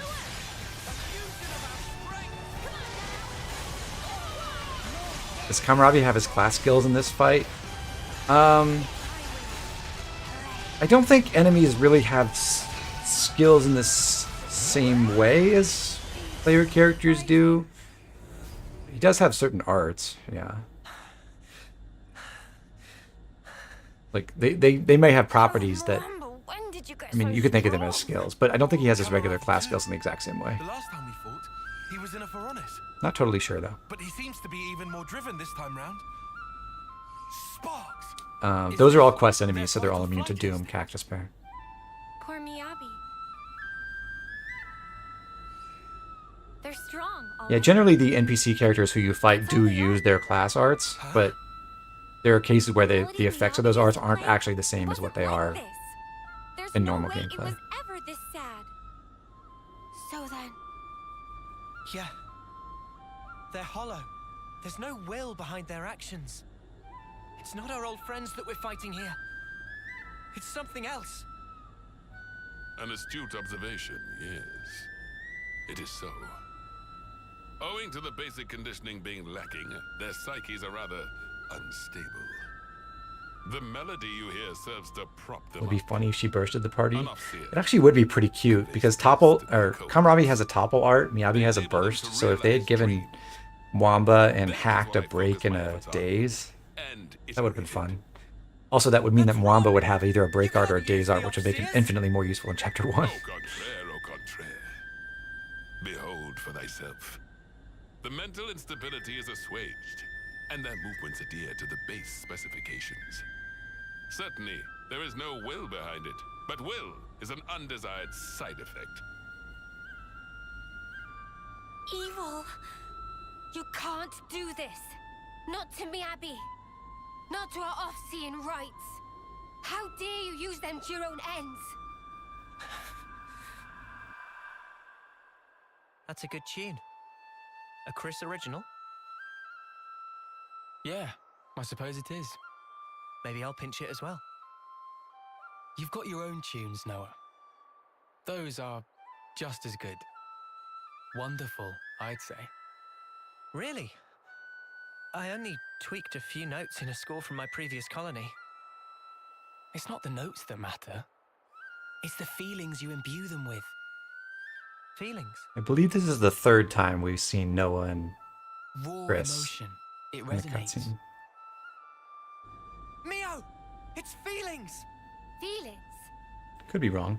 It's the Offseer melody we've been playing. We just need to play it again now. She's an Offseer too. I know for sure it'll reach her. Of course, yeah. Our melody. Just like always. Yeah. Understood. I'm taking the lead. You follow.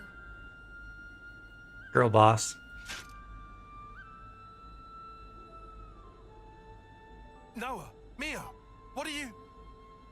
Wow. Good thinking, you two. Huh? I'm saying this might actually work. Come on, guys. Defend. Lance.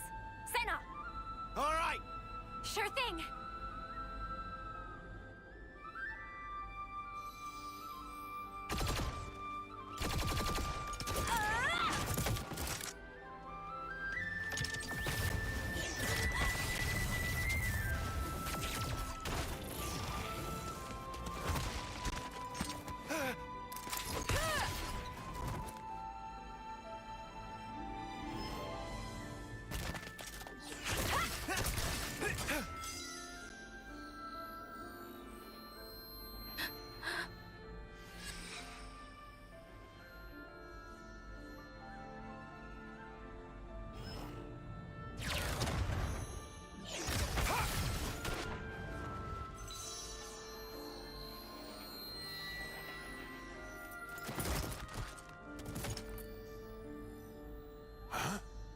What in the...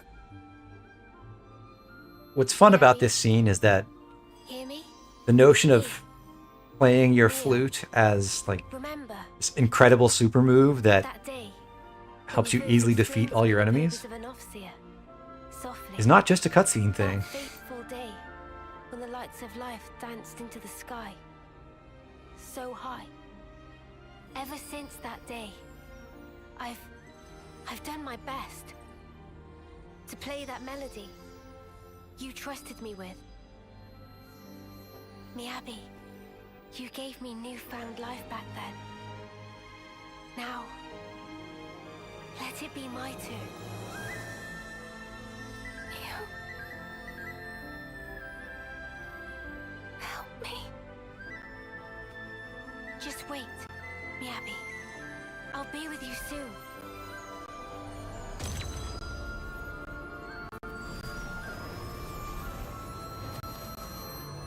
Now, why exactly that resonates with Noah's sword is an interesting question to ponder. Mio!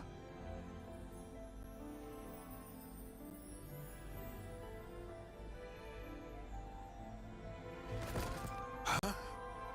How can this be? Their memories, their minds ought to have all been scoured clean. Why? An Offseer's melody. It's more than a sequence of notes. It is shaped by feelings. Those of the player and of the ones being played for. All I did was shape the feeling Miyabi passed to me. And play my heart out. Inconceivable. You were able to override Zed's precepts? No Ouroboros should command that sort of power. Noah's or Mio's flute actually just matches the resonant frequency of Noah's sword. That would be funny. Act. Well then, I shall just have to ascertain the matter. Oh, Spark! He's coming! Now he steps in. Noah's just sending someone off and he accidentally shatters his sword because he gives it too much energy. That is a lot of junk. Noah! Mia! Come on! Yeah. Take him down. Then we can free the colony. Since you felt no longer bound by the flint box, my Mobius power certainly holds no sway over you. Oh no! At this late hour, I will bring my mind, spirit, and flesh to bear. Oh boy, time for big HP. No kidding, Hyper. You are so right. Mobius Y is one of the tankiest enemies in the whole game. So our goal in this fight is going to be to build up Unlimited Sword, use the final Lucky 7 combo once, and then interlink with Noah and use his special talent art while final Lucky 7 is drawn, the Origin Blade talent art, to weaken Mobius Y.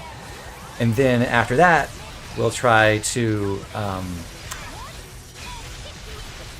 execute one more final Lucky 7 combo, but chain attack in the middle of it. So, gonna try to focus pretty hard on this. Gonna be a bit tricky. So I'm interlinking Uni to preserve our invincibility and trying to build up the talent art. Y has a pretty big block rate and, as I said, a ton of HP. He's not that threatening to the party right now in terms of wiping this, but he's tough to beat.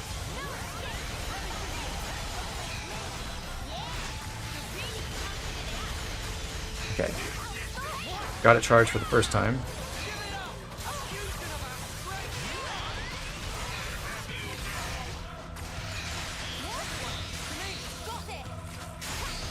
Alright, so see how little damage we did? It's kind of astounding. I'm going to try to charge Final Lucky 7 while it's safe, and then when I get low on HP. I still have 40 seconds left. And Noah is not severely damaged, so I'm going to try to build up the art now, and then interlink. Right before he grabbed me, that's very good.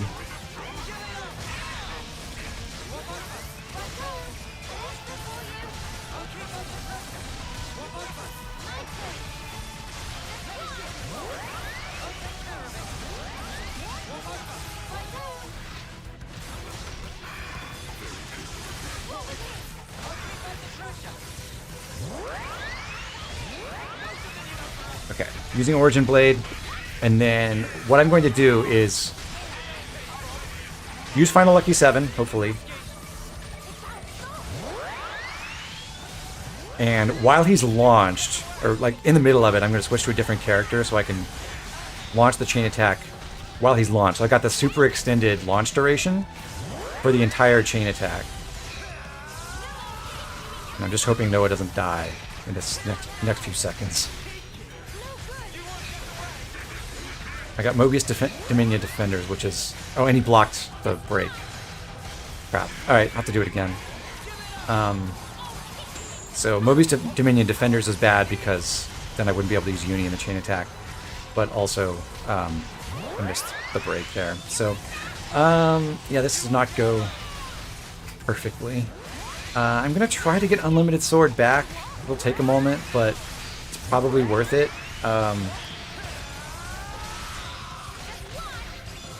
With full stacks, Lucky 7 attacker, in my experience, has been stronger than Flash Fencer at this rank in chain attacks, even though the smash art on attacker Lucky 7 is pretty weak.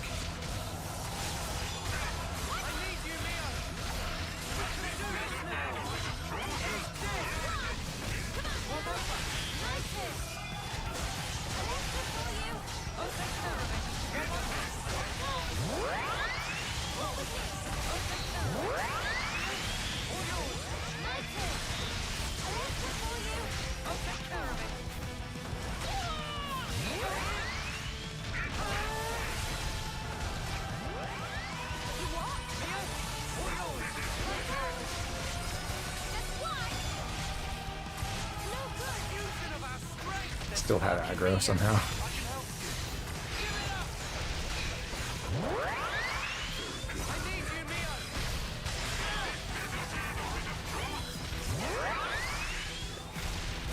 Ah, that's really unfortunate. I'm gonna try to just reset from the beginning. Probably could have won from there, but I want to show off the strat. And if I fail again, I'm probably gonna have to go refresh the meal. Not sure.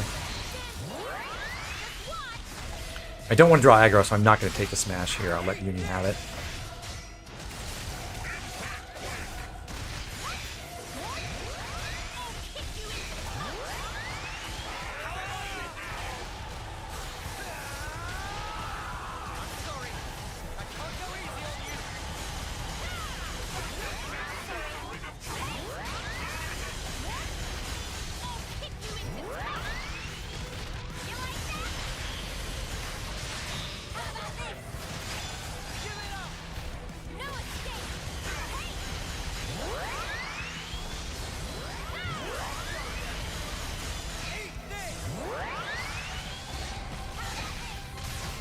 Going for the first combo in a moment.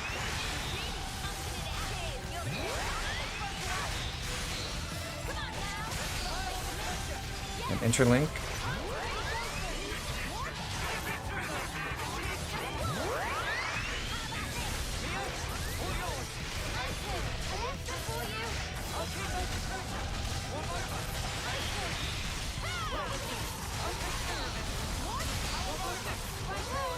Uni's doing a bang-up job smashing now, so that's good. Draw aggro to herself.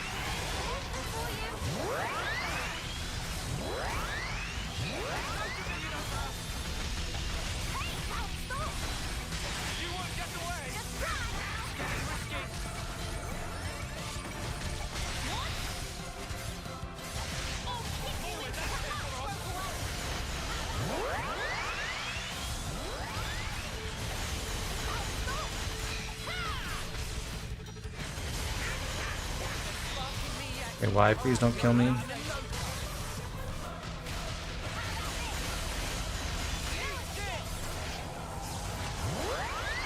Oh, armor veil is clutch.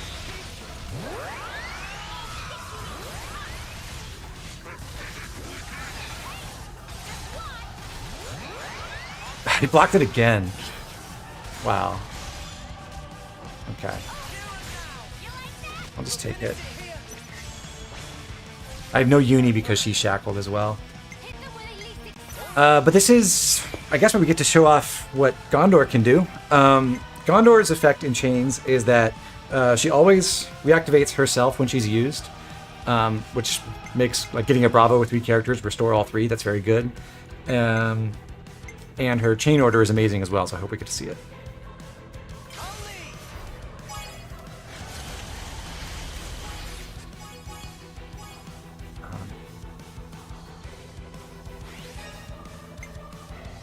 Break, please. Nope.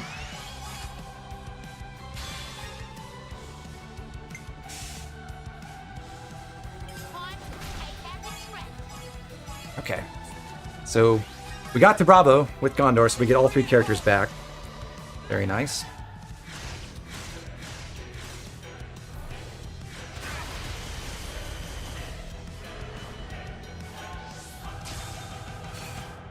Do you think this plan might work? I might have the answer. Yippee! This is not great for our chain attack. We got the wrong orders, but we'll make it work. I think I need to take Gondor.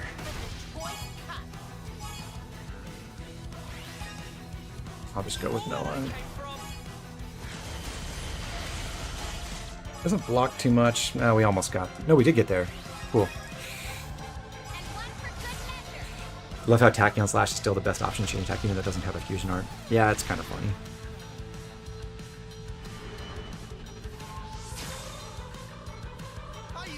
Gondor, thank you. I desperately need a break. Please.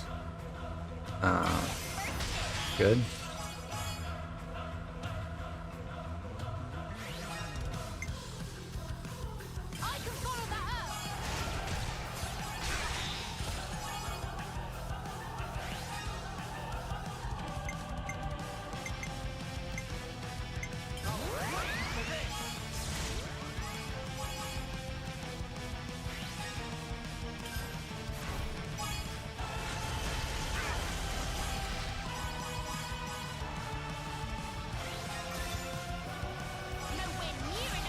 I would not be shocked if this chain attack fails to kill.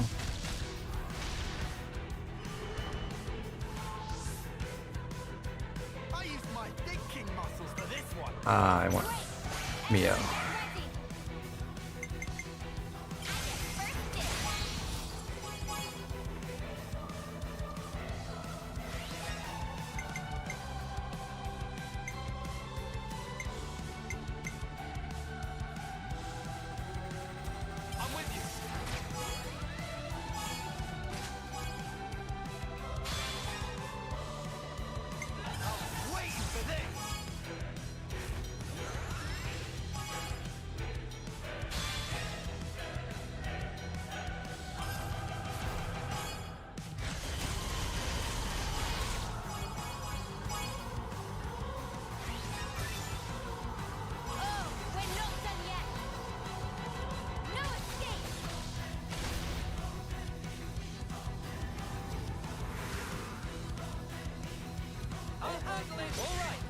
Okay, so should finish with Gondor into Mio and Lance to spread their buffs.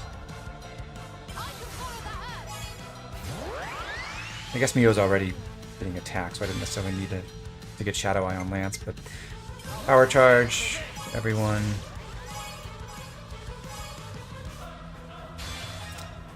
And we'll go for the smash. And it was at least partially blocked as well, which is funny. I don't think this will kill.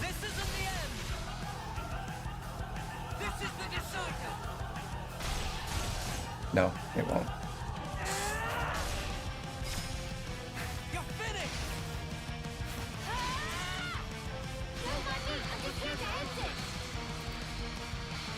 Yeah, to make the final Lucky 7 smash in the chain really work, you need the hyper extended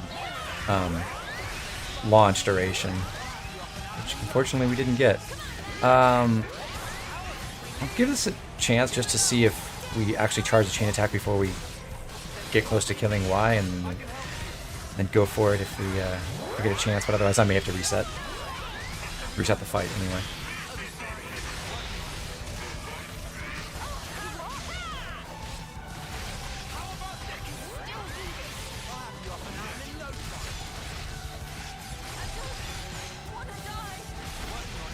Kind of sad I didn't get to do the middle of the final Lucky 7 chain attack strat. It's so fun.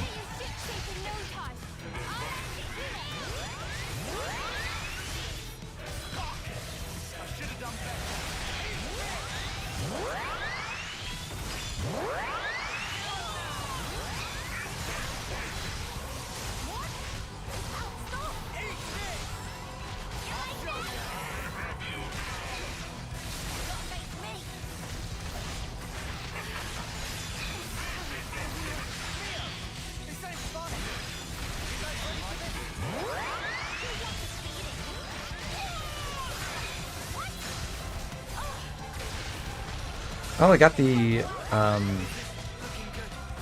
chain attack back up, and I was hoping to get Lucky 7 again just for fun, but that didn't happen. Unshackle, Uni, I'll try to get a break, and then we'll go.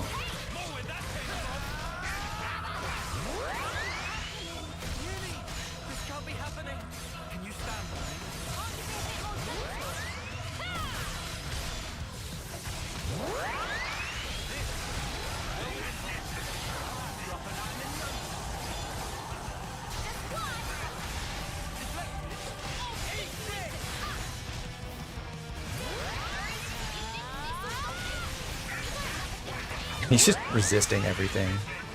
So annoying.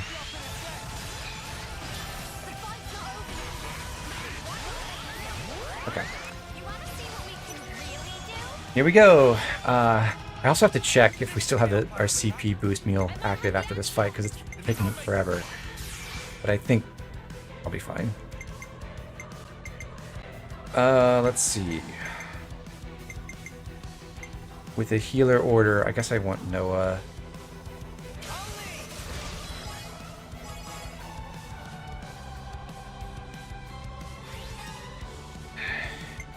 Into Gondor. Into Uni, just to make sure I get Noah back.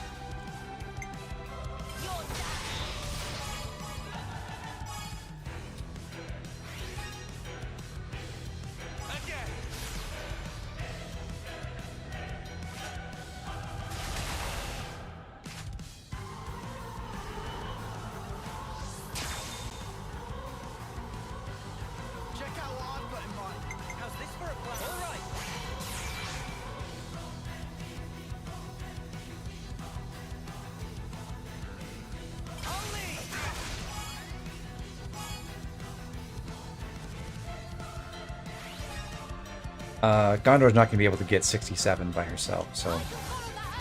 Grab Battle Pheromone.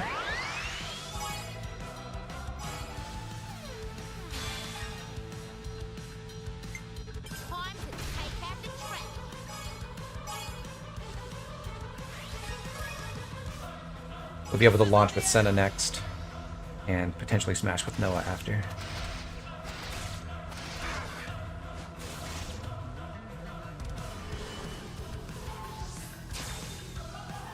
Yeah. Leave it to uni. Do you think this plan might work?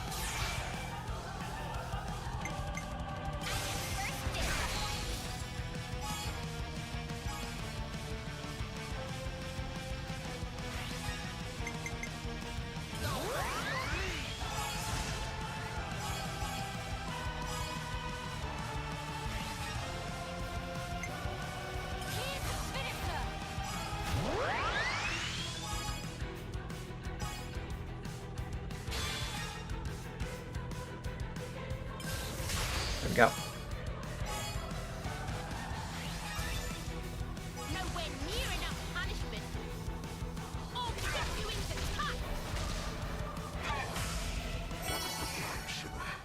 Okay.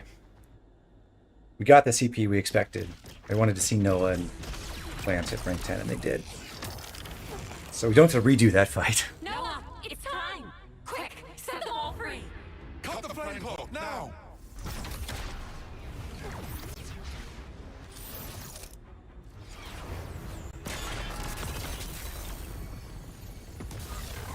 A creditable effort, Ouroboros. Reviving their memories is no small feat. And how scintillating a display. Now, take that brilliance in hand, and spread it wide, and in so doing, illuminate the world therewith. I shall be watching, eagerly. He got away.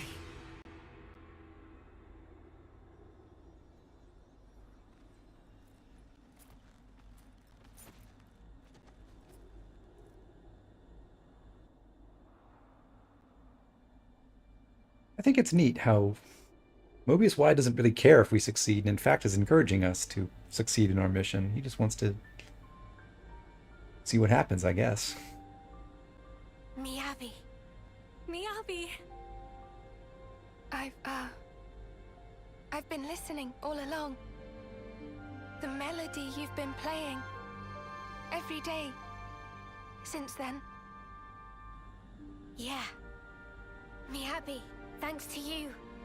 I sent on so many voices to so many others. And I'm not done yet. I'll keep going. It was a gorgeous melody. Yours. And Noah. Nice to meet you, I guess. Though I already feel like I know you. Noah, huh? Yours was very beautiful. Just like Mio's. I owe it to this.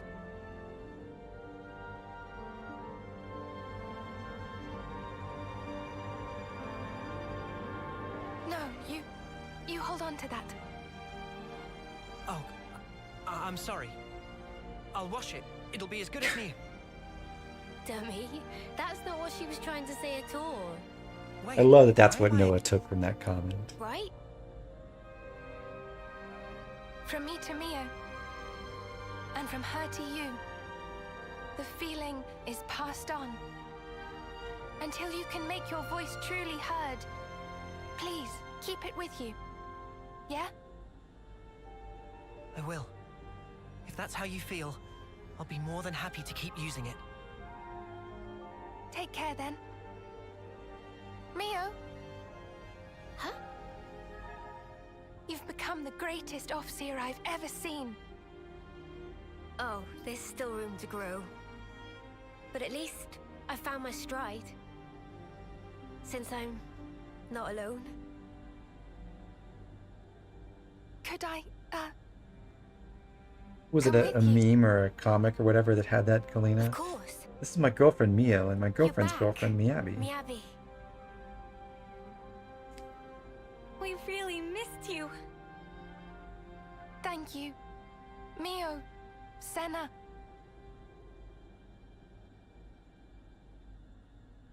Although my feeling is that of the women in the Ouroboros group, Mio is probably the straightest.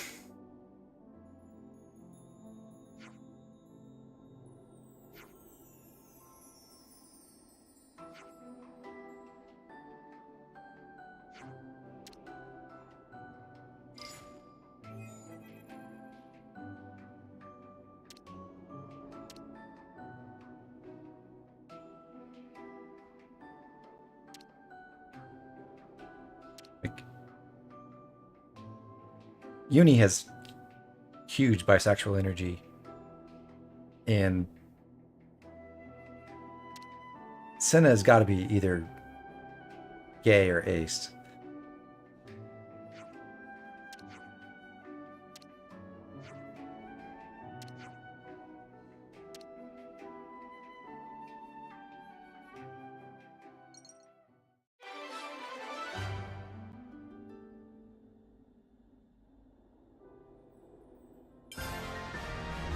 I can't believe this is really happening.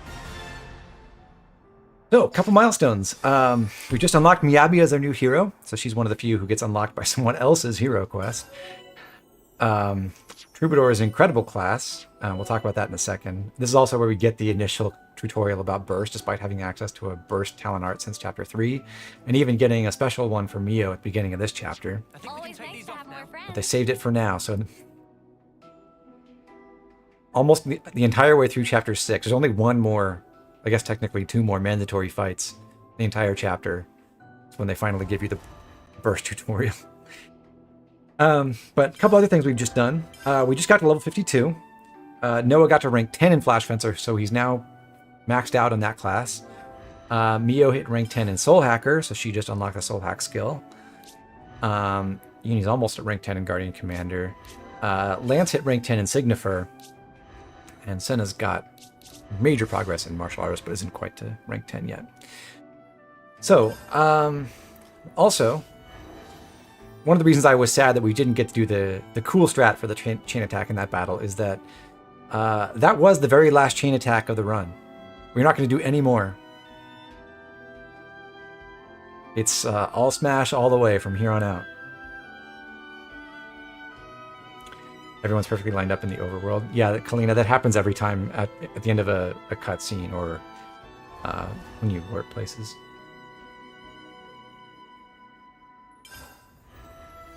Troubadour, where's her horse? Yeah. So, Troubadour. Yeah, like I said, incredible class. And that's mainly because of its talent art, Glittering Melody, which is you play your flute, and at rank 10, which Miyabi is at right now, it restores, it recharges the entire party's regular arts by 70% in one art. So all these arts on the palette, other than the talent arts, 70% recharge for them instantly when Miyabi uses Glittering Melody. Once you get to rank 20, after we do Miyabi's Ascension later, this becomes 100% recharge. So if you have Glittering Melody on multiple characters in the party and it's at max rank, you can keep your entire party's arts firing more or less at will. Like, it's not going to be totally instantaneous. There are other mechanisms for letting you cancel every art and every other art, just loop through your entire arts palette and recharge everything instantly. But as far as like the AI characters are concerned, this might as well represent 100% uptime on their arts if you have 2 or 3 Glittering Melodies being fired off once every few seconds. The other things the class does, I guess we should talk about the skills first. There's a gimmick you can do where you intentionally have your Troubadours die, because that also will recharge all your allies' arts. In this case by 80%. So I don't think it's really terribly effective, but yes, you can like try to maximize aggro on your Troubadours and have them just get killed over and over. Dance of Barrages is the same effect as the Napon Strap, slightly stronger actually at this rank. 11% chance to keep recharge when using art, so that plays into the art spam role that Troubadour can do.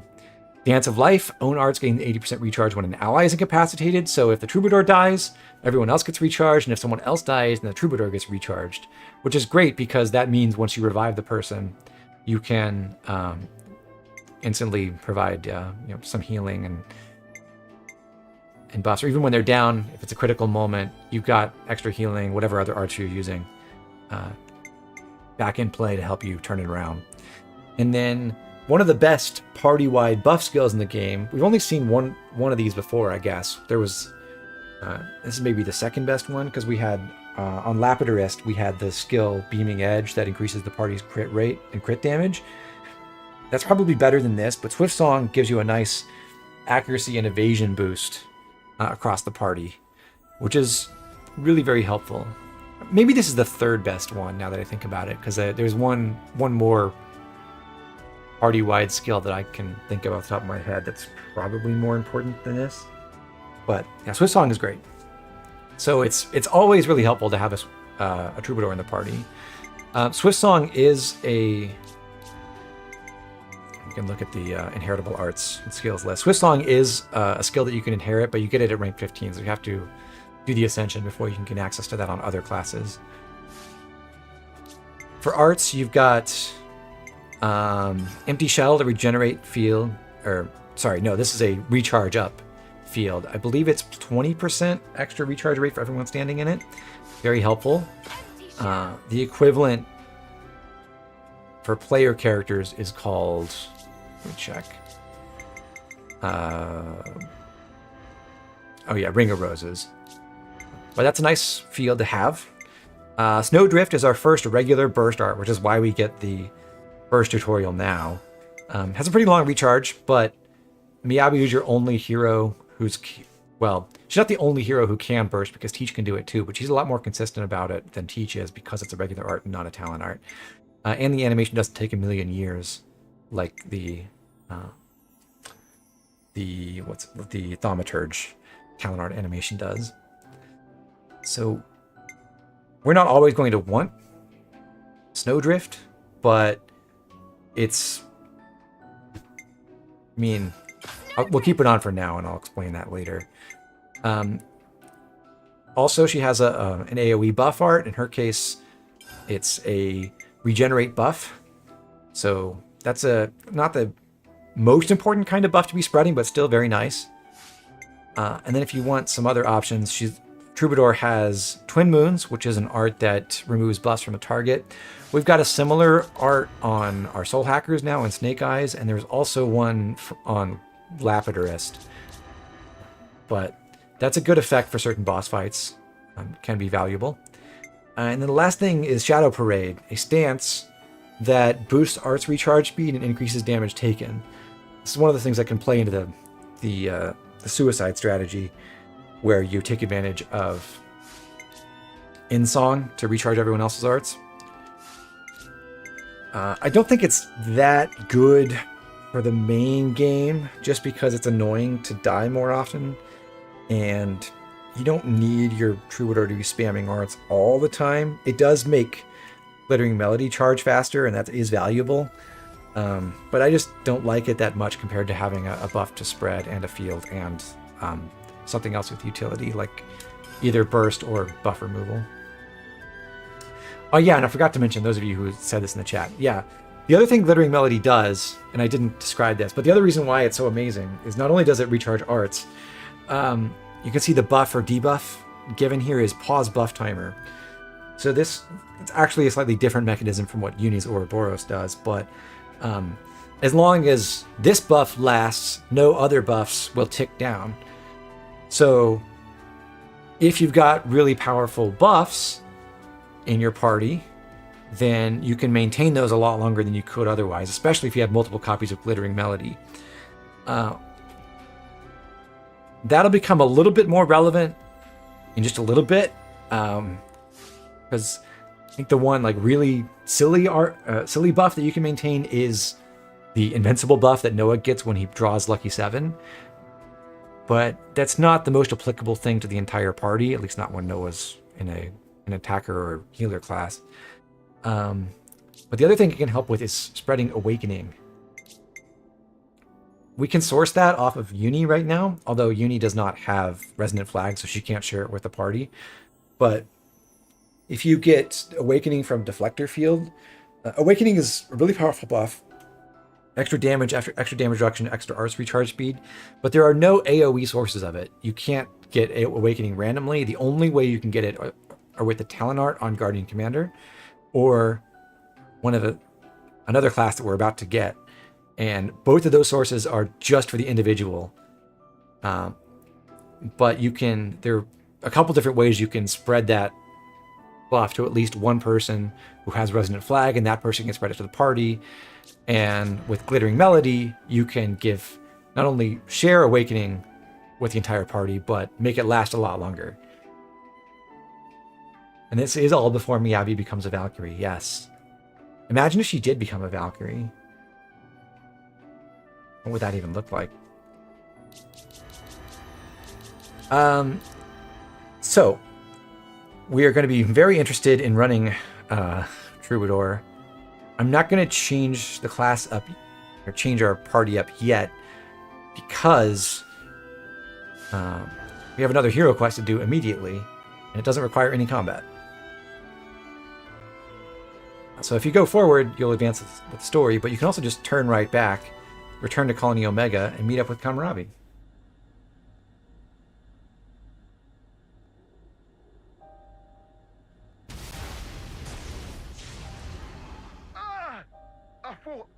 I thought we injured him.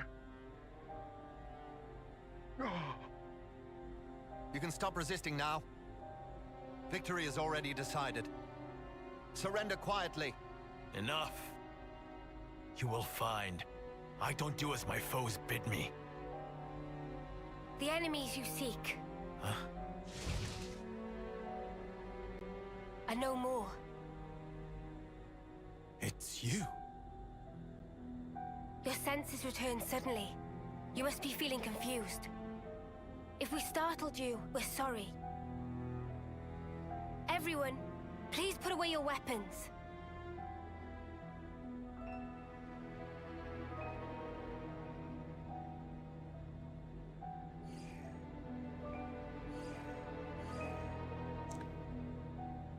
Mimi. It's okay. It's Kamaravi. He wouldn't attack a defenseless opponent. What makes you so sure? I don't believe it's consistent with the warrior's way you follow.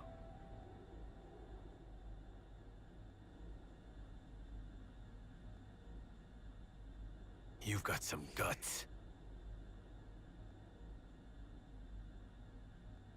The way this quest goes, at least so far, I would really think that Mia would be inheriting this class too. I'll hear you out. I'll start from the end. We want you to come to the city with us. City? Which colony is that? Is it a colony? How to explain? It's a special place. Safer than where we are at present. Of course, we don't intend to hold you against your will or force you into anything. Then what has it to do with me? What do you seek to gain from this? We want you to live true to yourself. True to? Explain. Someone once showed us it was possible to live life as we wanted to. We want to pass it on and let you be free.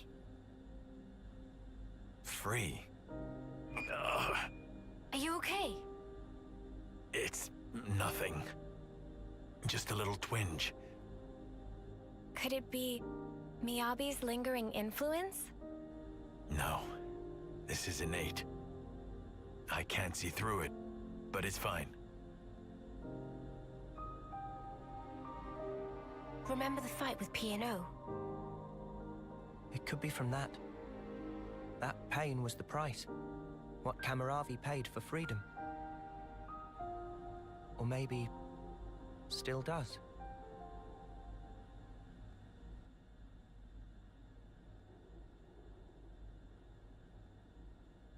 About what you asked of me before. I have one condition.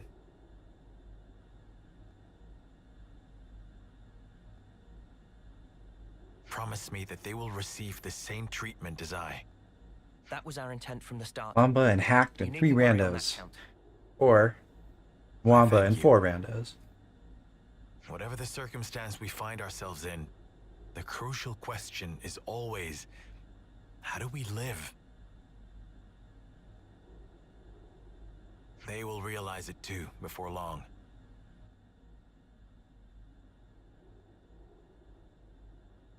How dare you say that about I wish to Wamba, find the path I Xenoblade? should tread, to discover my warrior's way.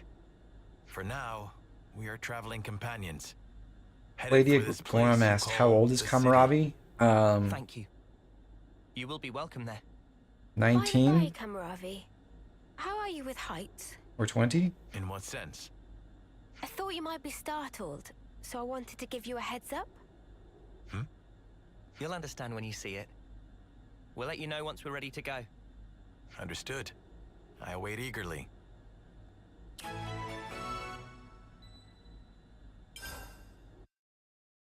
The radiant flame clock. Isn't it funny? Our being together here like this is partly thanks to this thing.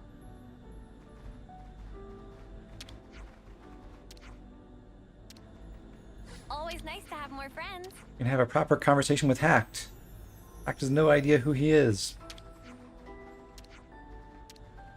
Never mind. All under control. So this is the second way that you can return to the city. If you don't do the going home quest and go find the transport in Arethia Sea.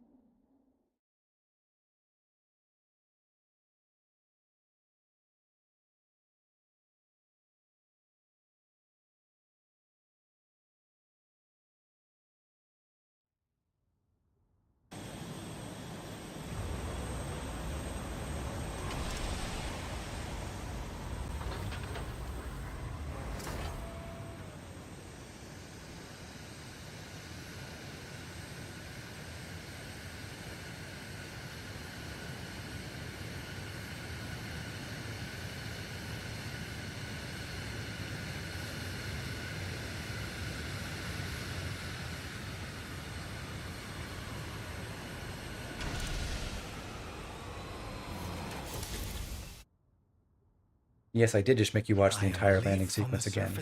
You're welcome. I am a stone warming in the sun. I am the clouds on a windless day. I am the reed that bends but does not break.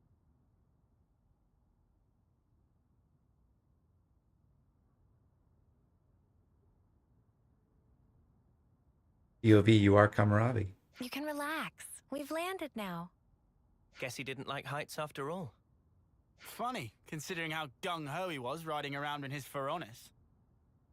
Yeah, okay, but I don't think we should talk about the past in front of him. He's just been born, and in a 10th term body. I'm sure he just wants to focus on the here and now. What are you smirking at? Oh, just... You're a genuine good egg, Uni. Huh? Where did that come from? Hey there! Get it? Because she's Hey, a Travis. bird. Man, am I glad to see you guys. Something terrible's happened. You won't believe it. Oh, but no word of it to the boss lady, yeah? My salary's on the line here. That's a corker of a preamble, mate. You gonna actually tell us what's going on? Somebody opened one of the cradles. You think it was an intruder? I don't know, but there weren't any obvious signs of it. The soldier inside has gone missing as well. Someone you knew, I gather. It's, Oh, come on, it's on the tip of my tongue. You know, what's her name? With the silver hair. No way. Ethel. That's it, Ethel. Oh, why is all this happening on my watch? Let's go, Oh, never Ethel. mind. Now's not the time for reflection. If such is the situation, I shall assist as well. Where shall we look? What? We were just surprised that you were so, concerned. I am also recently of a cradle born. It may be some kind of fate at work. This soldier named Ethel, she may also find herself at a loss. So he didn't actually remember. And also, you, good sir. Huh? Me? You must be frightfully exhausted. Do not push yourself, please. Hey, watch it, fella. I know I'm no spring chicken, but there's no need to rub it in. Sorry, mate, he's just been born. I'm pretty sure he didn't mean anything bad by it. Anyway, moving along. Movement in and out of the city is strictly regulated. So if there weren't any incidents reported so far, both the perp and Ethel must still be somewhere inside. Yeah, you're right. Let's first search for clues in the module warehouse. Good luck to you, whippersnappers. In the meantime, we'll take custody of the friends you contacted us about. They're called Mwamba and Hacked. What's gonna happen to them? They're not quite back to themselves yet, right? Going to be turned into Give them Soylent. a checkup, make sure they're all there. And after that, well, keep them under observation, I suppose. Either way, you can leave them with us. We leave them in your able hands, then. Yeah, sure thing. They'll be safe as houses. I'll be in the war room. Keep me abreast of any developments. High places sap my resolve. Oh, right. Well, I mean, it sort of makes sense. I guess we know Ionios like the back of our hand now. We get that quote saying we know Ionios like the back of our hand because we've explored this entire map location. Another cutscene at the module warehouse. I'll be right back.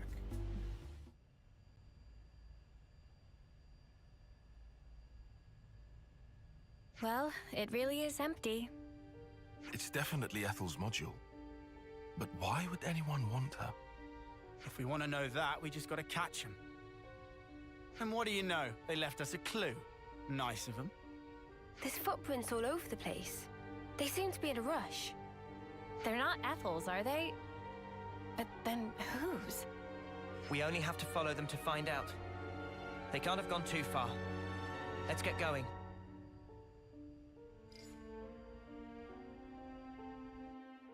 Walking around with dirty feet. Ugh, disgraceful. I think that's probably the least of their issues.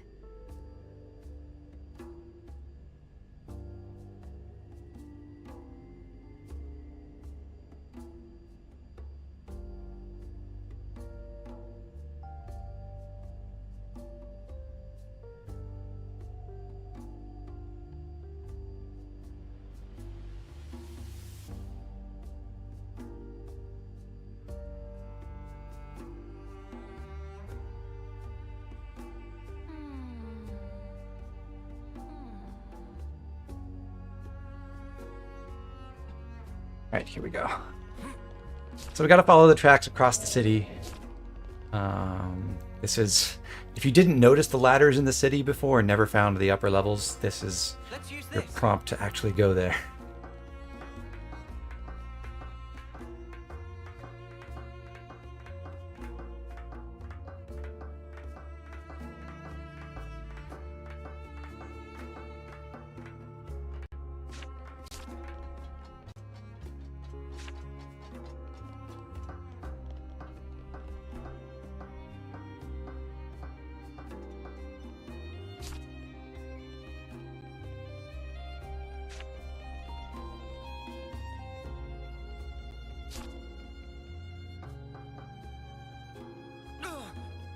That smarts.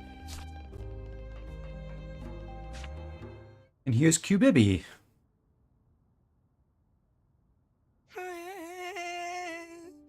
What could Bibi do now? Excuse me? Mimi?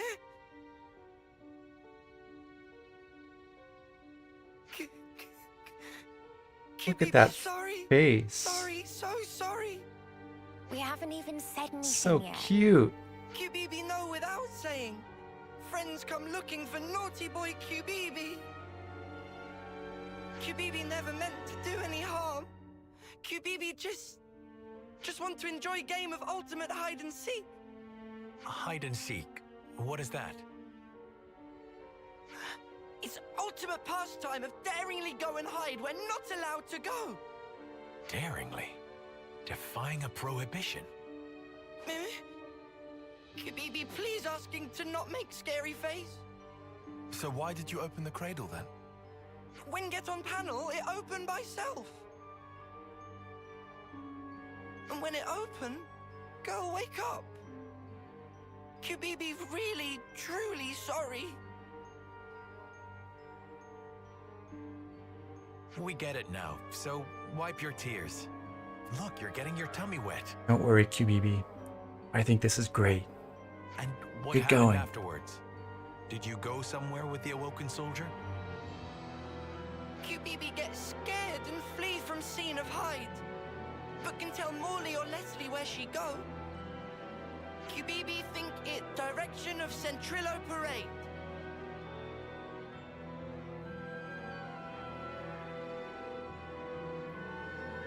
I am the morning mist in a pine grove. I am Mithrice growing across seasons. Eh? Friend okay? Don't mind him. He's just, trying to maintain his cool. I updated Travis on the situation. He says he's coming to collect QBB. Is QBB in serious troubles? I don't expect him to be too severe, but you will need to do some repenting. Let's leave QBB in Travis's hands and go track down Ethel. She looks quite distinctive. Someone on Centrillo Parade should have noticed her. You are right. No, I just need to walk around. Well, I guess she's not in your silver coat outfit. Yes, Never mind. let us go. Good to add more names. Let's see, can we take the direct route? Sure can. Smarts. I'm still a little unsteady. Take it easy. I'll look out for the, risky spots.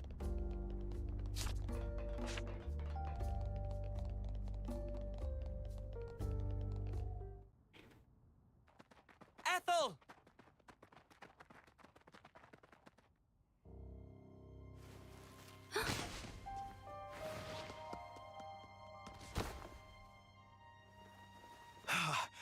I barely caught you in time. You're not hurt. I think I know you. What's wrong with you? Nothing. I just can't see. Anyway, Kamaravi. You're smoldering Kamaravi. Ethel, you recognize him? I have to go somewhere? I have to. But why? Take it easy. Let's take our time, yeah? We'll help you look, no problem.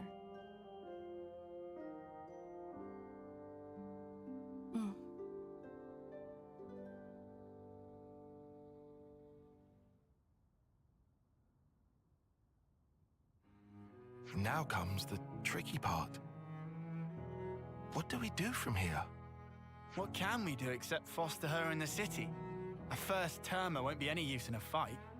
do you find that acceptable? I don't know.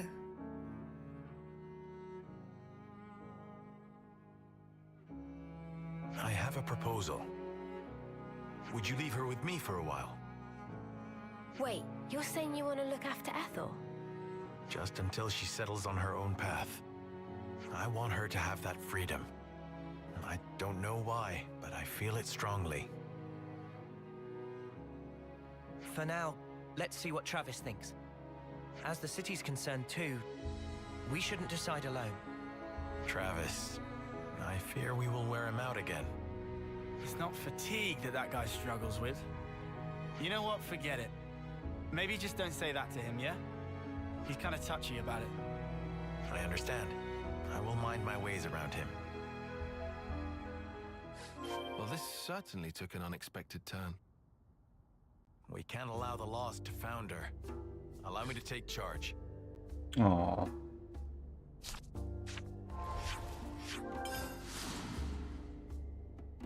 What a guy Kamaravi is.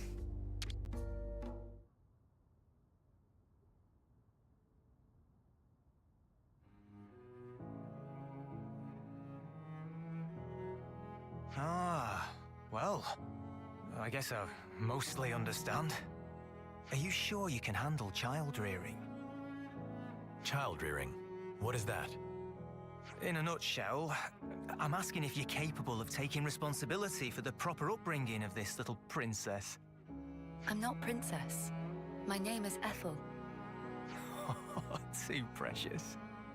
If you would consent to it, I will serve for the good of the city. I am sure I have my blind spots, but I always complete the duties assigned to me. I'll help too. But you cannot fight. I can be your eyes, though. I can see that which you cannot. No? By the flames. Spirited, isn't she? Oh yeah, too spirited, I'd say. Look, let me bend your ear a little. You don't think it's going to work? It's not really my position to think anything. Right. Well, I'll try talking to Monica then. Oh, okay, fine. I get it. Let's do this. I'll take care of Ethel, and instead we'll have Kamaravi help out on the combat side. That'll be perfect, don't you think? Hey? Hey? You're that scared of Monica? Oh, I'm scared, all right. But I'm not just trying to cover it up from sheer terror, okay? It's just that woman takes on way more than she should. I bet she doesn't know how to take it easy. So I figured, I'd lighten her load by doing this much at least. Your warrior's way is unimpeachable, sir. I will never forget your kindness. Be sure, the debt will be repaid. Oh yeah? Well, make it 100-fold then. Don't get greedy, Trav. Oh, we're doing nicknames now. How about we start with Lieutenant Travis and go from there, eh? No, it's Lieutenant Travis. I am deeply indebted to you all as well. Don't sweat it. No, this is truly a grave debt. Especially Tyon. You said I should live true to myself. I haven't Surprise! Exactly what that Here's the means class yet, inheritor. but now I understand what you meant at least. And am grateful to you for setting me on the right path. You were the source of the spark that set my flame alight. Thank you. Tyon, he's talking to you. I know. I just never in my life thought I would be on the receiving end of this kind of speech. The future. Really, it is a foreign country. Huh. I suppose it is. I'm sure in time you and Ethel will find it. The right path. The right code to live by. Yes. Until such time, I, Kamaravi, remain ready to do battle for the city. And for you as well.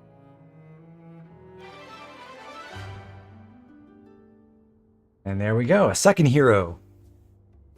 Let's hit the towers. Don't worry, I have a close eye on Ethel.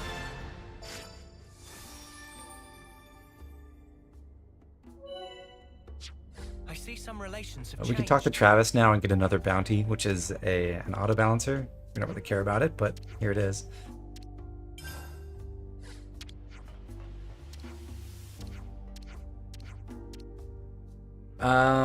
And now that we've got Kamaravi officially, let's take a look at what he can do. He's a seraph. He uses a very cool weapon, a flame spear. The class skills are all really good. First one, Beast Mode. Grants Awakening when damage taken exceeds 35% of max HP. So, basically, you don't have Awakening. The game tracks how much damage you've taken. If it gets to 35% or more of your HP, even if you heal it up in between, that will grant you the Awakening buff.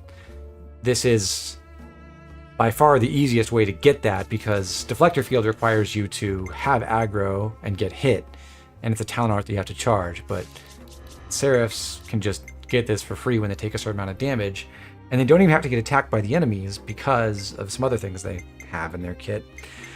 Second skill, Got the Guts. Boost damage dealt by 80% when HP is at 80% or lower.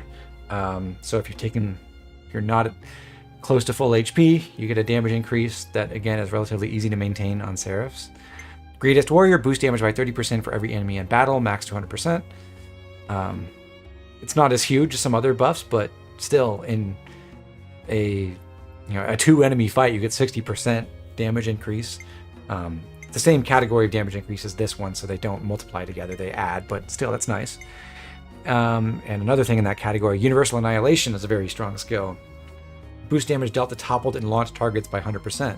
So one of the ways that you can maximize, like one of the keys to maximize smash damage on Kevesi classes that, and other classes, like Agnian classes that get Saber Strike eventually, but just any class that wants to smash, you want to inherit Universal Annihilation so you get this big damage bonus to add on whenever the enemy's launched, because whatever damage you do with your art that inflicts the smash is the affects the base damage of the smash overall. So if you can increase that while the damage dealt while the enemy is launched, that counts.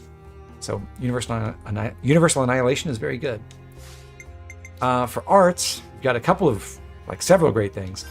Crimson Lance is the only Agnian topple art. It is a side positional art, so that's good from the standpoint of generating the talent art. It's bad because you have to be on the side position to inflict it. But what's amazing about Crimson Lance for the player characters is because it's the only Agnian topple art, it's also, Seraph is the only class that can fuse topple with launch, because there's the only launch art is Kevesi, and the only topple art is, the only launch art is Kevesi, so only Agnian classes could theoretically fuse topple into launch, and Seraph is the only Agnian class that has a topple, so it's the only one that can do topple launch fusion, which is really nice because that means, as I've said before, both the topple duration and the launch duration feed into the smash multiplier. So if you inflict both of those reactions instantly and then you smash right after, you're getting close to the maximum multiplier for your smash damage. And there's no delay between when you topple and when you launch, so you're not wasting some of that topple duration. It's also just generally good for combo support, because the AI will use the topple launch fusion correctly. They'll wait for the enemy to be broken and then they'll instantly topple launch them. Sturm und Drang is one of the arts that can help trigger these two skills, because when used, it reduces HP by 10% of the current amount.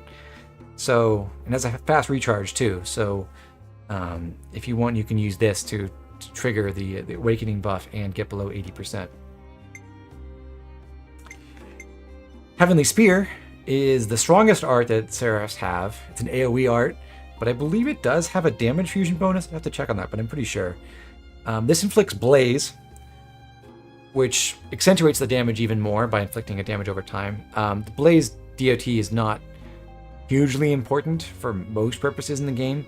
If you want to get absolute maximum chain attack damage, it is, but we don't have overkill turned on, so it won't really matter for us, but it's still a nice effect. A little bit of bonus damage. This one also reduces HP by 10% of the current value. So, like I said, Heavenly Spear is going to be the best damaging art. Then you've got a couple of different non-damaging arts. One is a stance, Leveling Fire. Boost damage dealt by 50%, but reduces HP when using arts. So, the damage adder is nice. It's, again, the main damage bonus category, so it stacks additively with things like Universal Annihilation or the Awakening buff or things like that. But reducing HP when using arts means that you can trigger Awakening on yourself more quickly, and generally this is a pretty solid stance to have, not to be confused with Solid Stance. And then you've got Searing Fury, which gives fast recharge to yourself. I believe this is only on Kamarabi. Let me check. Am I wrong about that? Yeah, that's correct. Because the Ouroboros characters get Flame Lord instead, a secondary positional art, whose damage dealt when attacking from the front. And this is really useful because you can fuse it with Quick Draw. Quick Draw is bugged so that it counts double when you use it as a fusion art. So it hits twice, and both hits count full value for the front positional talent art recharge.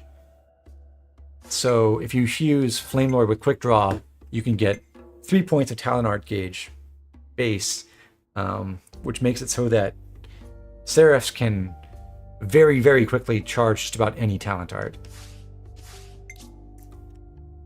So that's very useful on player characters, but it's not going to be that useful on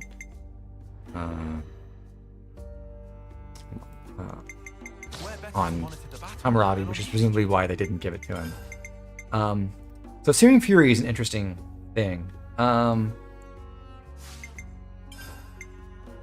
think we're going to put Heavenly Spear in Hammurabi's top slot, and we definitely want Crimson Lance.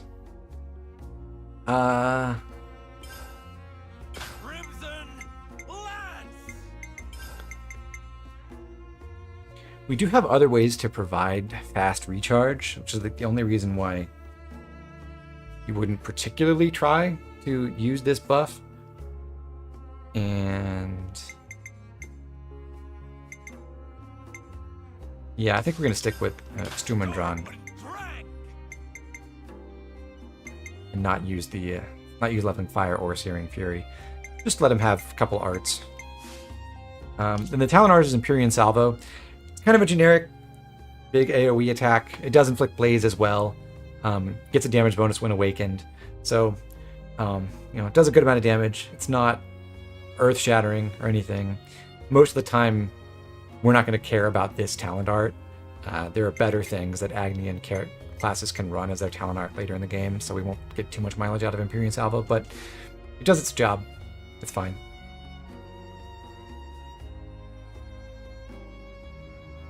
Fun fact, the high critical rate, it says, is a lie. Is that true? I didn't know about that. Doesn't really matter for what Hammurabi is doing, but that's interesting. Now I'm curious. I'm going to go look that up.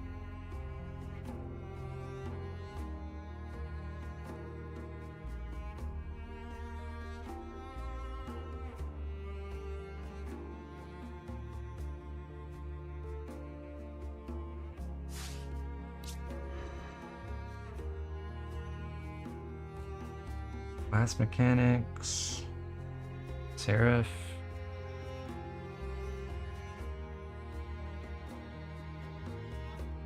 Dragon Snarl does not actually have any crit rate bonus. Huh, very funny. Now the main thing it's useful for is just having a low cooldown if you need that for whatever reason. But it's not the greatest art. This is called Dragon Snarl on player characters, by the way. Huh. Okay, so another bit of maintenance. We did just get a new Soul Link slot on Mio, so we'll fill out some soul trees here. No, we want to get Mega Spinning Edge. We'll save up for that. For Mio, she's got all her damaging stuff. She can take the agility up bonus for now. And then she's already got an Omnipresent Blade, so we'll just give her an attack bonus. Try this out, Mio. Sure, I'll give it a go. Uni, we can now afford Decontrol Time. A new power, eh? Tyon.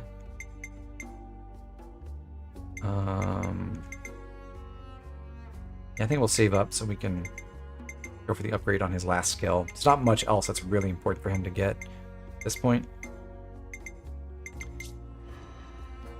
On Lance, we can buy this version of Heat Control Time. I don't think we can really afford anything on Senna. Could buy this one. Well, yeah, let's get Heat Control Arts canceling. Whoa, new power. So I'm still going to hold off on chaining up the party for a moment. We got some exploration to do around the city. This is a new chapter and we haven't really explored the city yet, so there's a bunch of info to grab. We could also hear what Hammurabi thinks of the place as we walk around with him.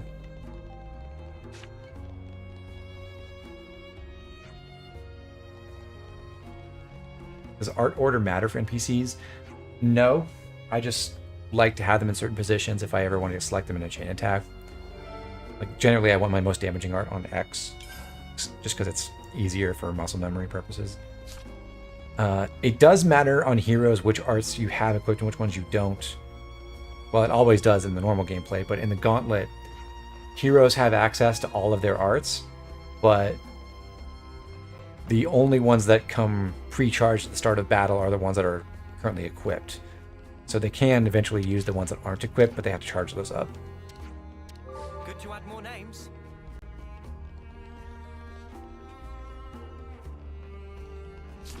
Musical instruments.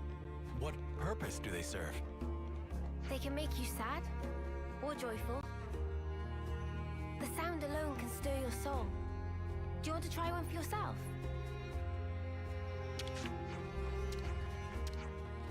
Good talk. Where'd you go? Ethel's a real bookworm. Oh, did he just disappear because it was midnight? For more reading material. That's Ethel, always trying to better herself. More power to her.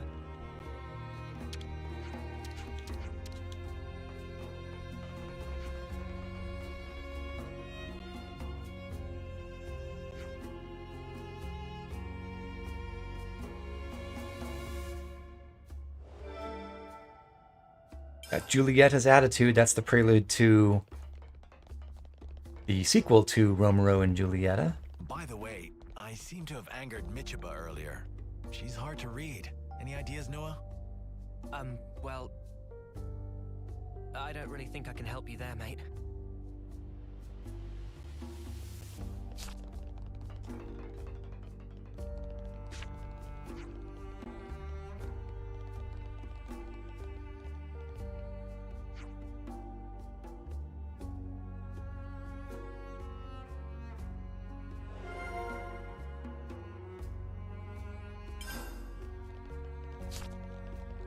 I hacked. Now we can talk to you. I see some Okay, bye, relations hack. have changed.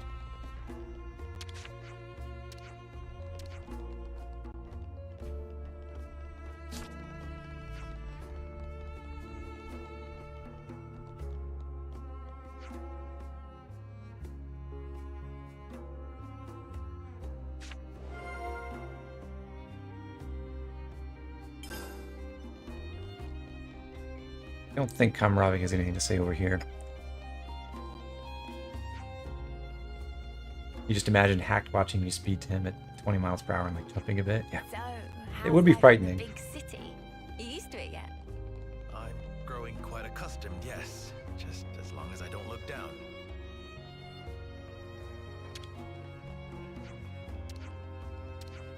I see some relations have changed.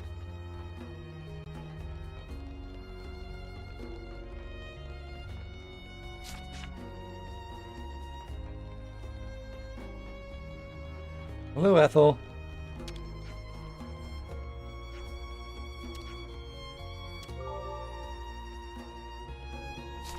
The city really needs some guardrails. They do have some, just not everywhere. Like around this staircase.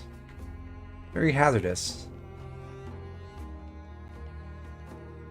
You know, imagine you live here, you're drunk one night, you're gonna go home and you just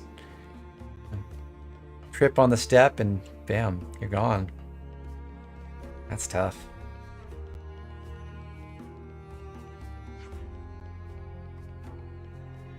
Tell me, Kamaravi, what have you been up to here in the city? I help the soldiers overcome weakness.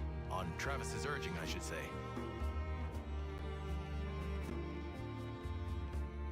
It's kind of funny to have Mio ask that when we've literally been...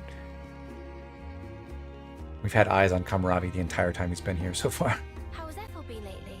Has she settled down a little? She's really taken to training, but she keeps... I think it's interesting how naturally divided the city is, especially compared to Agnes and Kevis, who are forcibly divided. Do you mean divided in terms of, like, factional conflict, or divided in terms of layout? I assume it's factional conflict, because the second part wouldn't make any sense, but we were just talking about architecture, so... Just making sure. I like this place. It has an aura of calm about it. Yeah. I think I know what you mean. I feel the same, actually.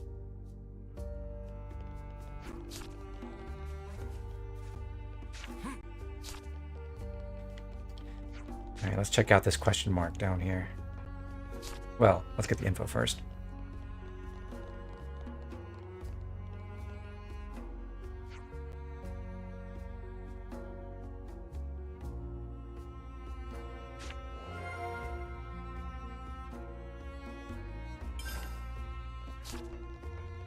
And I believe Kamaravi has something to say about the park as well, maybe?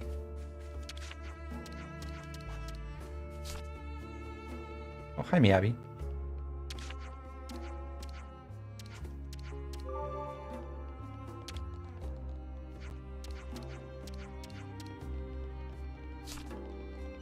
Maybe he doesn't. Shame. Okay, up to the Remembrance Stones.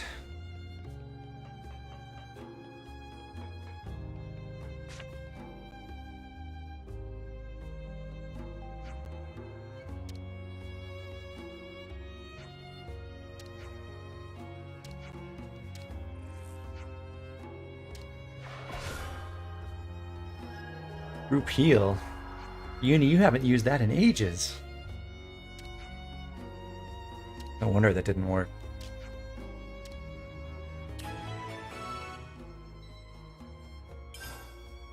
The Remembrance Stones, was it? A place to still the hearts, so I'm told.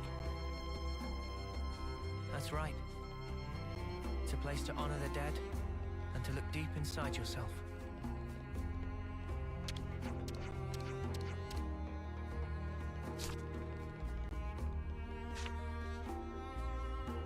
Use it in every second cutscene, feels like. Well, not quite that many. It's true, though, she has used it in several cutscenes. But she hasn't been in the class since Chapter 2, so...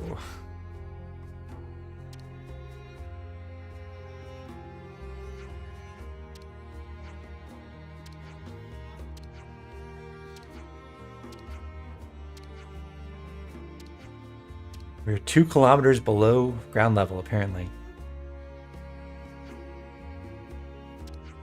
Oh, you're right, Arhead. I should have thought of that. Now we screwed it up by making Uni a defender instead.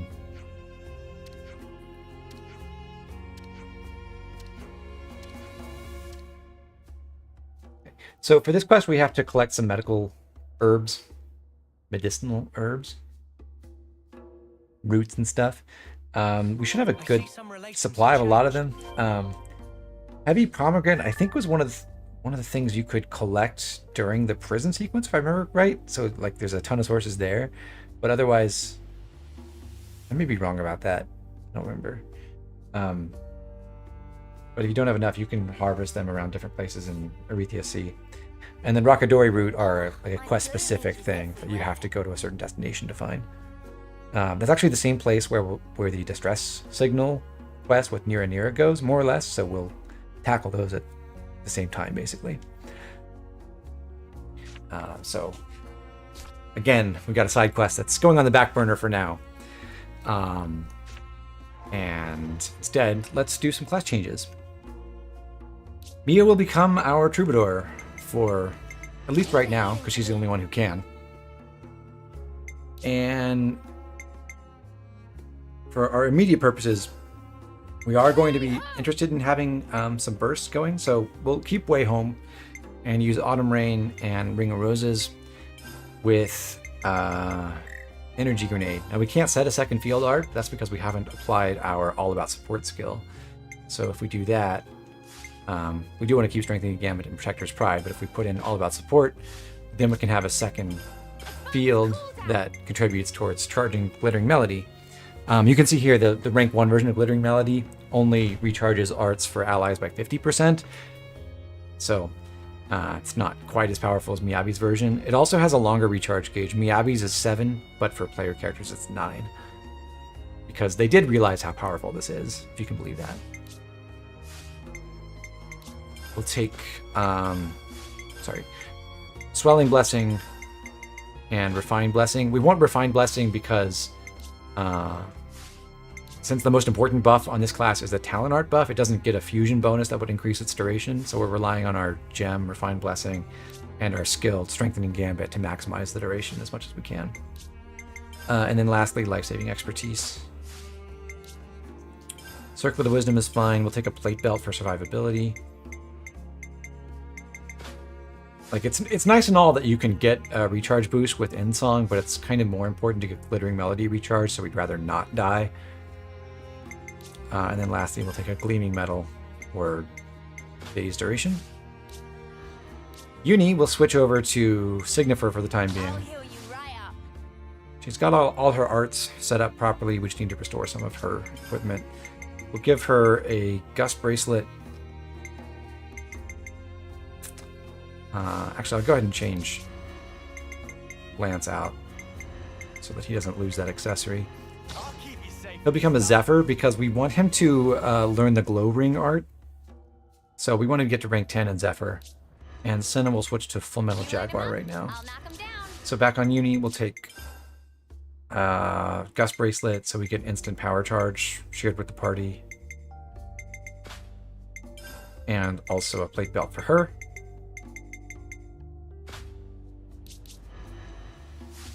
Lance has never been a Zephyr before, so we've got some setup to do. We'll take Airfang in the top spot, then Glow Ring so he can hold aggro occasionally. And Speed Demon for evasion, survivability purposes. And then on the left side, we'll just go with combos. So Flashback, Shield Bash, and Myopic Screen. Myopic Screen! And then we'll take some of the usual skills. Ultimate Qigong, of course. Protector's Pride in the last slot. And we'll stick Soul Hack on, just so we don't forget. Basically, we're going to have Lance carry Soul Hack at almost all times. Even though we might not be necessarily immediately fighting a unique monster, just so I don't have to remember to put that on before we do fight unique monsters. And for accessories, well, actually for gems first, we want Brimming Spirit, Empowered Combo, Perilous Presence. Perilous Presence is a really small effect, but it does make sure that the initial aggro gets drawn to Lance instead of Noah, which is helpful for getting Noah's Talon Art charged. With that, we'll take a Gleaming Metal, a Black Belt, so for topple and launch duration, and a Fraternal Badge.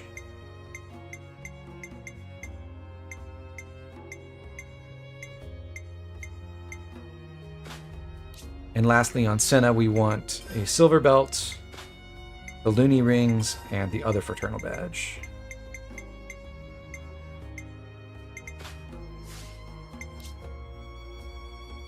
We're going to change up... So we used Senna previously for challenge battles. We're going to change up her loadout a little bit. We'll put Demolition in the top slot and Fatal Barrage second. So she has more AoE power this time around. Sticking with Aerial Slash and Wide Slash here, and Quick Draw with Mighty Beat. She's got all the correct equipment, except we also want to put Ironclad on as one of her gems. And we'll change our hero back to Miyabi. And this is the party we're going with for the next round of challenge battles. So we got Noah to smash exclusively through Unlimited Sword, because we have no other sources of launch in the party. It's all Daze Burst. And then Mio can charge Glittering Melody, can also Daze and Burst.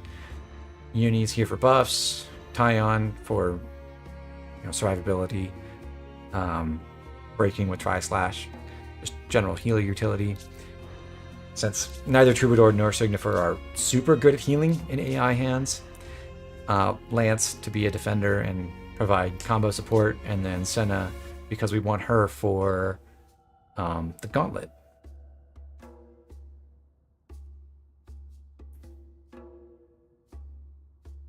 Yeah, 4 healers at a time. It's maybe slightly excessive, but this will work just fine.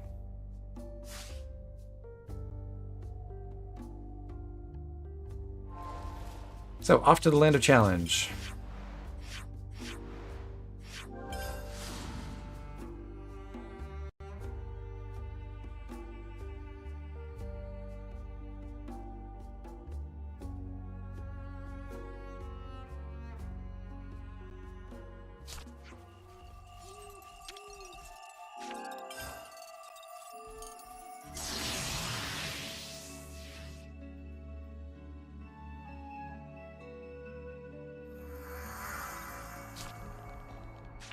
It's good to keep a record.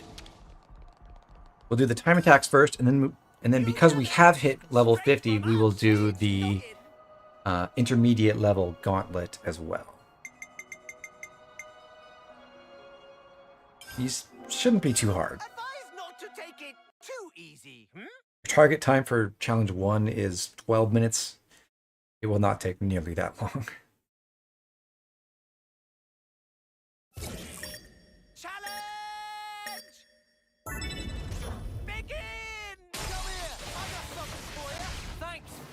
I really don't know why the game just zoomed me in like that. That was weird.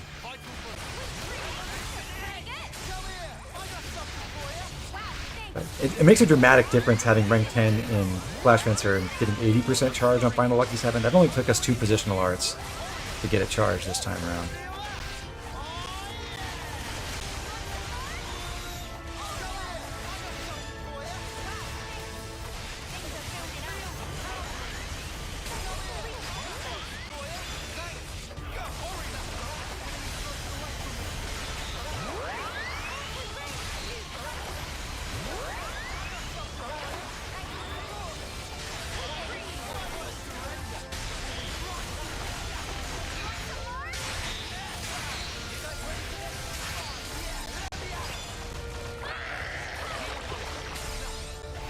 We're powerful enough right now that we didn't even need to do the full Chain Ring stack to get that final Lucky 7 to kill those enemies.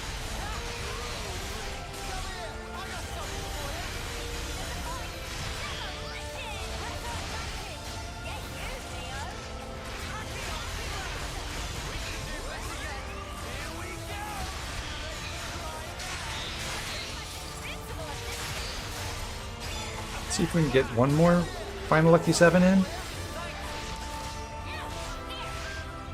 Maybe? A little bit dicey.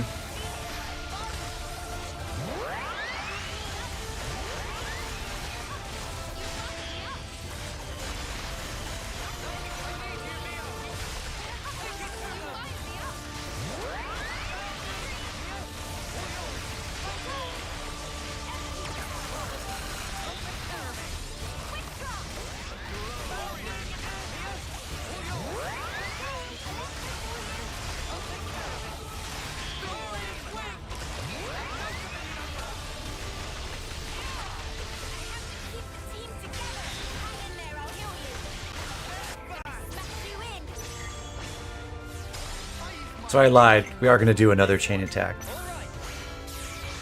Just not of any real consequence.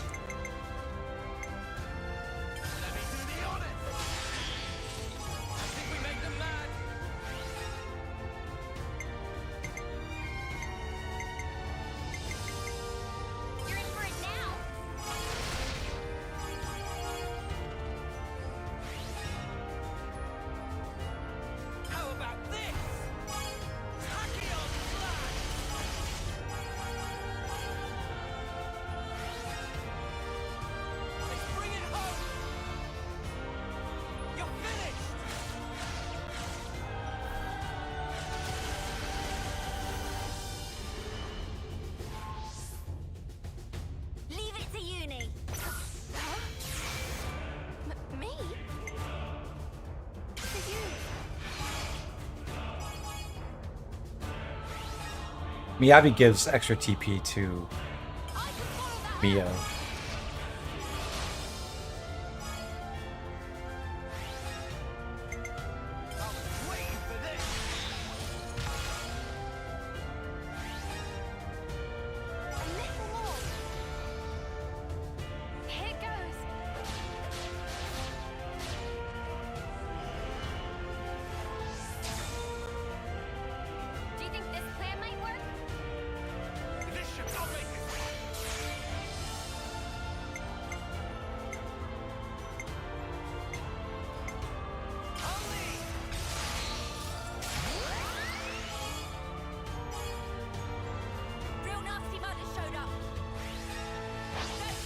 I've got like 3 seconds left on Noah.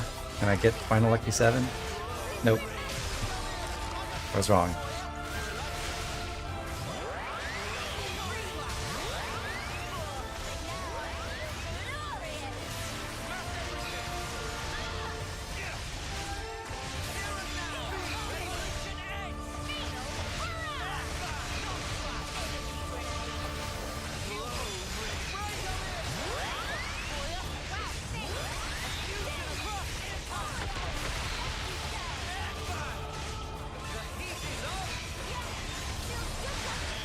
So getting burst is good for us. We get bonus knock-on stone for doing burst, not just for smashes. It's not really efficient in challenge mode, but it's a thing that you can do.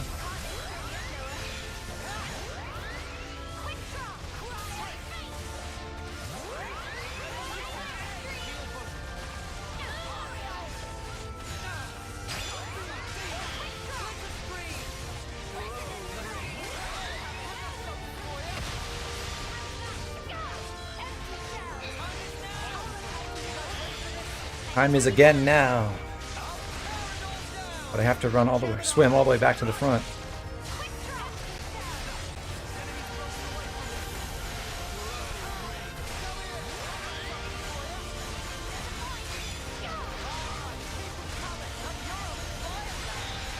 I wouldn't even call this a very good party, but this challenge is totally trivialized.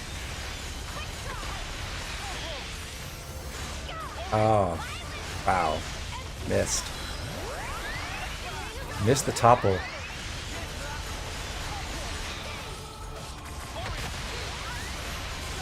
It's okay, extra burst. We are charging Final Lucky 7 faster because we're in 2 fast recharge fields. It does count.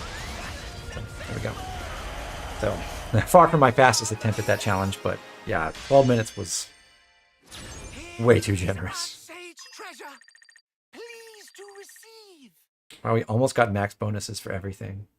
Just needed, what, 6 more topples?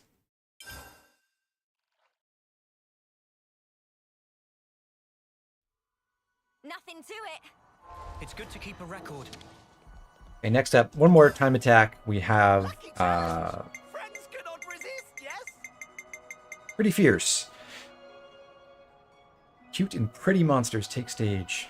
Yeah, it's very generic. No real special mechanics in this one. In Xenoblade 4, they will add the all-new ladder battles. Ladder, like PvP.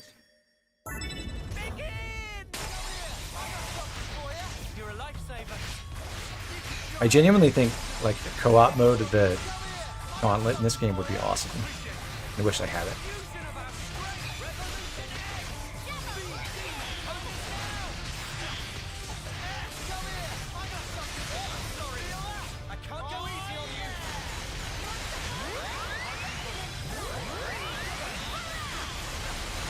So sick how fast we're charging this.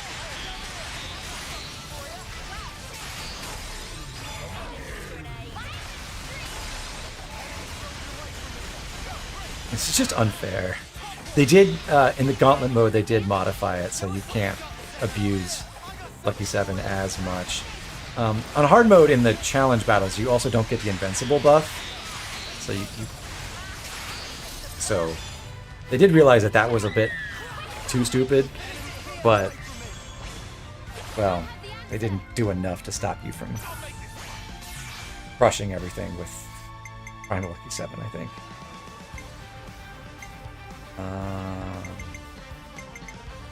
Let's see, you break.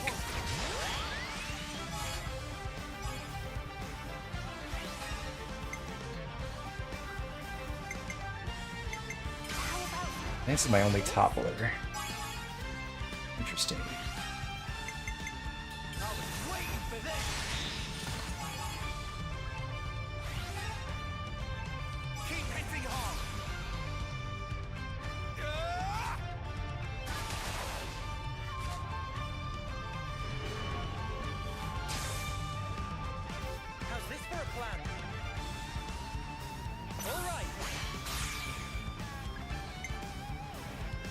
Why they have to put cute otter enemies in the game? I feel so bad killing them. I feel you.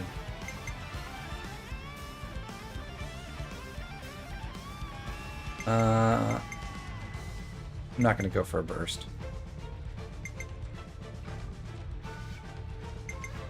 Yeah.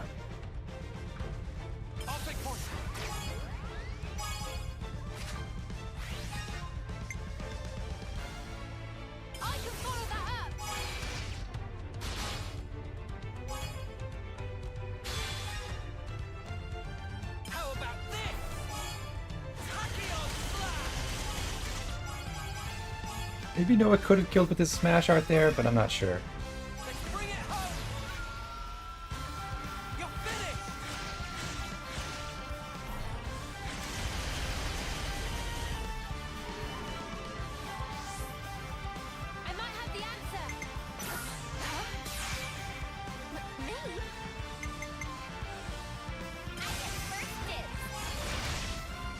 Yeah, well, he probably could now if we get him back.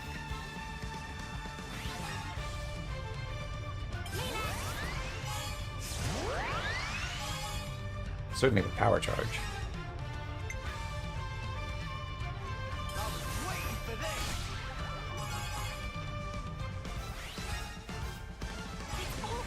Freshwater and sea ottils look exactly the same. Immersion ruins. So true.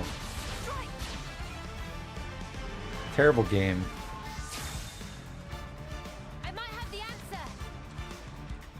Okay, it's Noah time.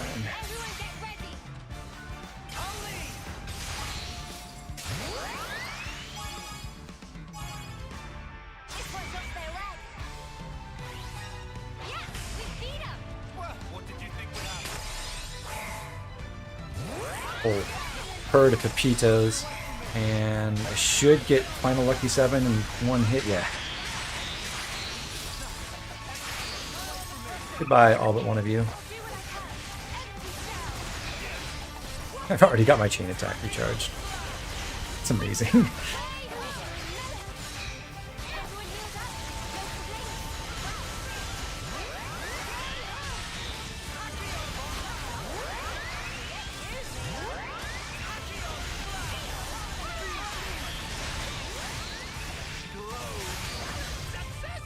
There you go, challenge complete.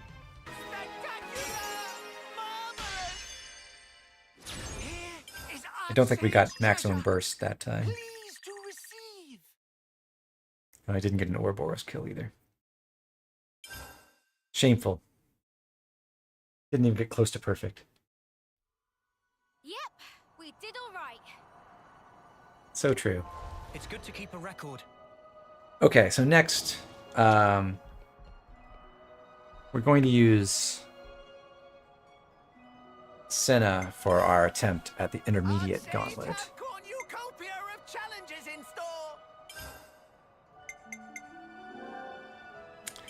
In the intermediate mode, there are more mechanics. Most importantly, there are events and whimsies. Events are like random events that can happen in fights, and whimsies are random events that can happen in the shop. We also start with more shuffle tickets at the beginning, and the enemies are harder, and the waves go to 50, stage 50.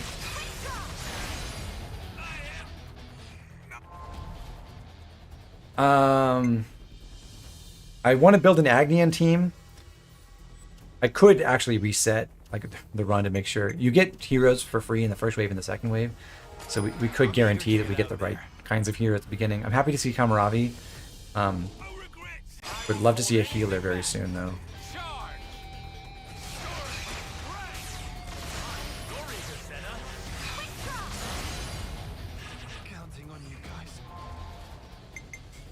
Feeling that Riku and Anna are good. We actually get Break and Topple now, which is a cool combo, but we're going to be really desperate for a healer if we don't see one soon. Luckily, the opening waves are very easy.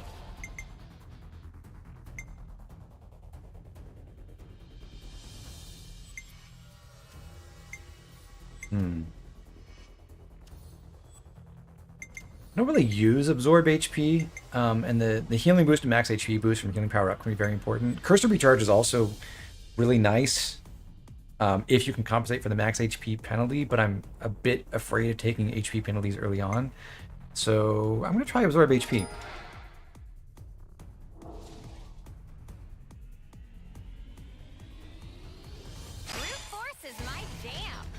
It won't help me much because I don't intend to do a ton of auto attacks if I can help it, but might keep the party alive.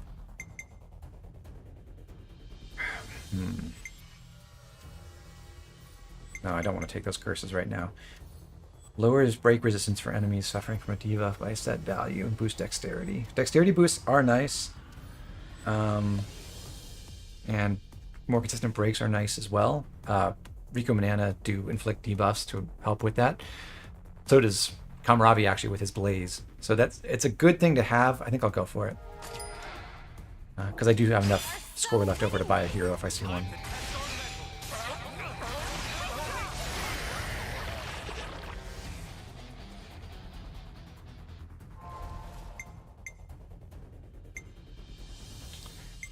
Discount card would be an interesting proposition this early. Agility up is very good. I think I'll take it. We are so winning this. Knopwatch depletes faster, which is annoying, but shouldn't hurt us too bad right now. Because we're going really fast. And those events only apply to the particular stage, so if you clear them fast, you're fine. Dexterity up, also good, but I'm going to save money so I can afford a hero if I see one. All items in the next shop will have rare rarity or legendary rarity. I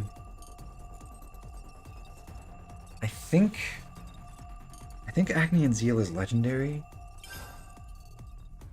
I could look it up. I don't remember, but I think that's right. So if we see that, we'll buy it. That's the one that gives you a bonus for having a certain number of Agnians in the party.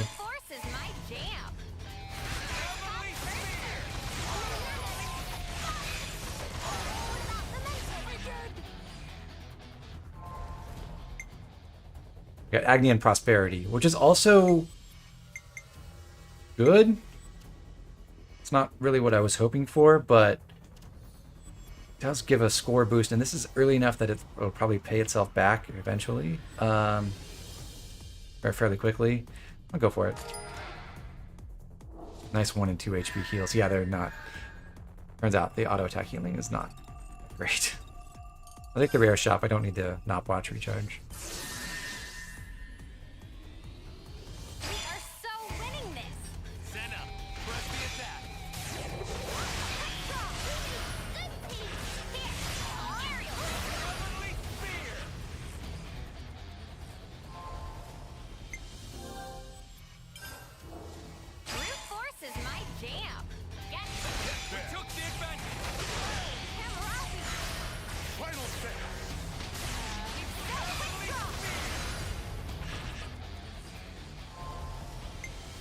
Can't even afford max HP up for the boss. I think we'll be alright, though.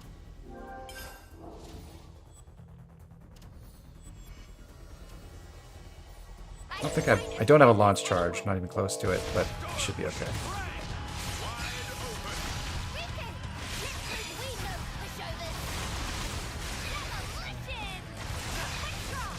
Yeah, this shouldn't be a problem.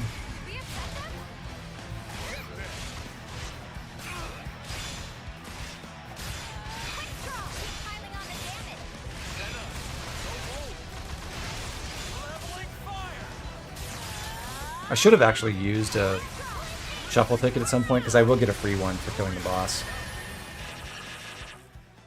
And I'm already maxed out.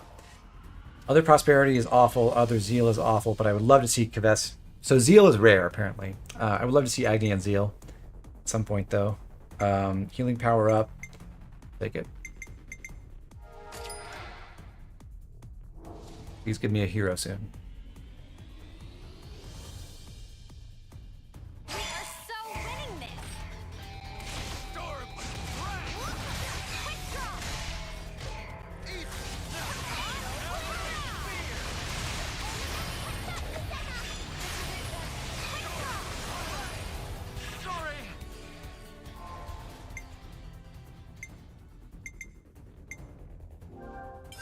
Thank you.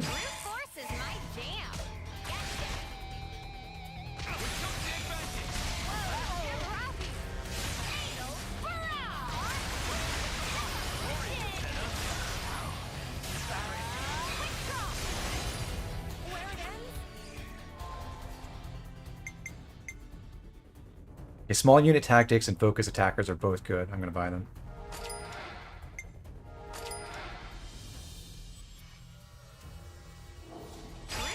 And then, yeah, Solomon, I think I'll use a shuffle ticket very soon, just on the off chance it gets me a hero. I will have enough for another hero after this fight.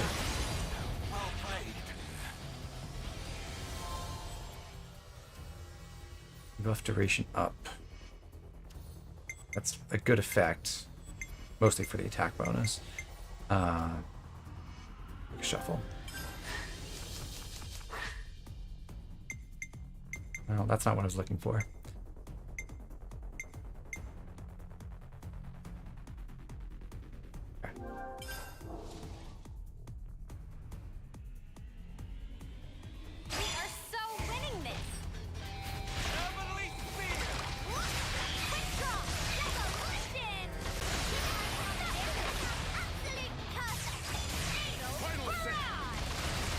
At least my recharge speed is really, really good when I have no defenders in the party and it's got small unit tactics. I got focus attackers as well for good damage. Yeah, I'm not going to go for absorb HP. Faster chain build I don't want. I'd rather have a launch speed. Yeah, I'll take focus attackers. Just go all in on. No heals, just kill them faster.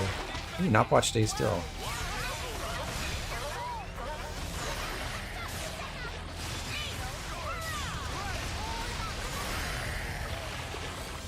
You can use the shuffles on the first 2 free hero shops, right? Yes. Oh, thank you, Isard. Yeah, you can. At your service. It's generally what you want to do if you're like really trying hard to get a good run going. Because the first couple of heroes are just super important.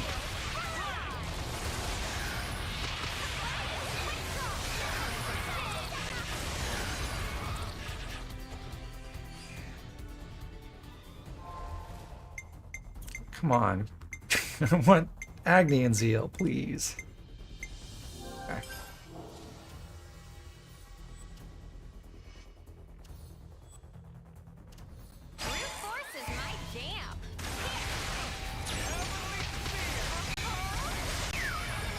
Higher enemy value is nice. If I were to see the event Lucky Monsters, I would basically instantly use my launch charge and smash them all because... dang, I would love to get Miyabi. Oh well.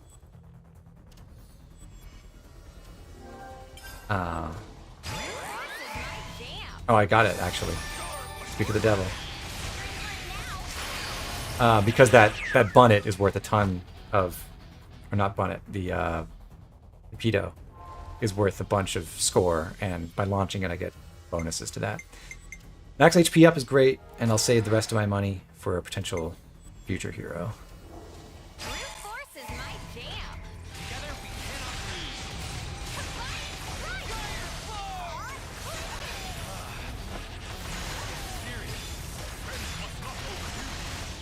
I wish I was good at doing the dash cancel between enemies when you kill one and then quick move and then cancel that into another art, but I'm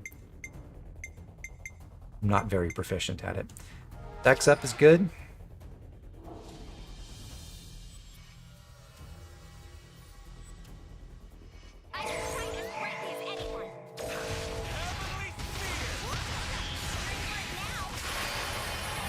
Oh, there's a boss wave. I'm realizing I forgot to go to the shop before this. I could have paid to unlock certain new kinds of emblems, or to upgrade some of the emblems I could see in the store so they would start at level +1 instead of level +0. Could have done that, but didn't. We see Kavesi Zeal again. Healing power up is probably good. Discount card for free is something I will take.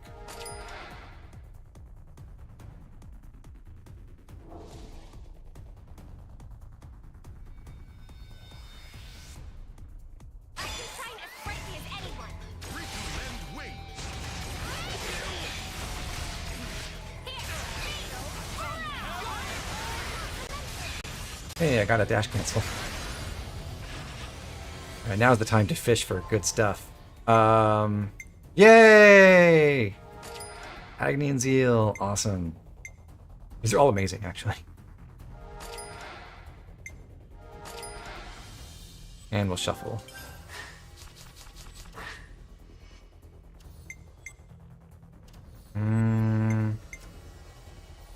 Gray's not a terrible idea because we do have... It would enhance our attacker bonus.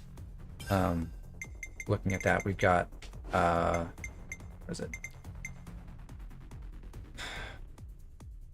35% attack up per member for that. I'd rather not take him though. If we go for another Agnian attacker, I'd like to see. I mean, I'd probably even rather take Juniper over him, even though that's not great. But I'd love to see Alex. And aside from that, I think I want to fill my party slots with healers.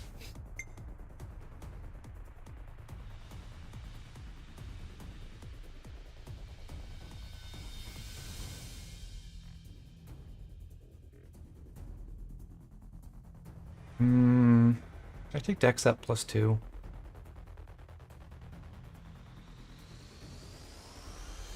Nah, I'll wait for now. You have my support. Let's go.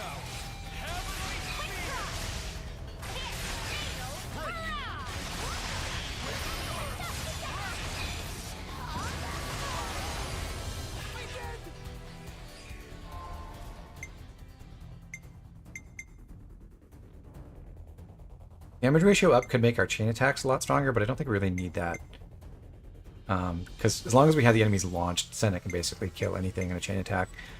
So we'll take attack up.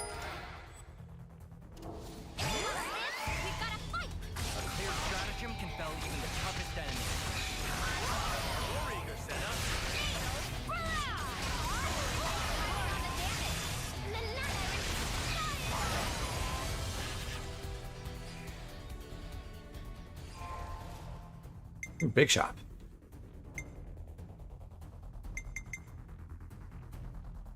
Last Ditch Effort is a reasonably strong effect.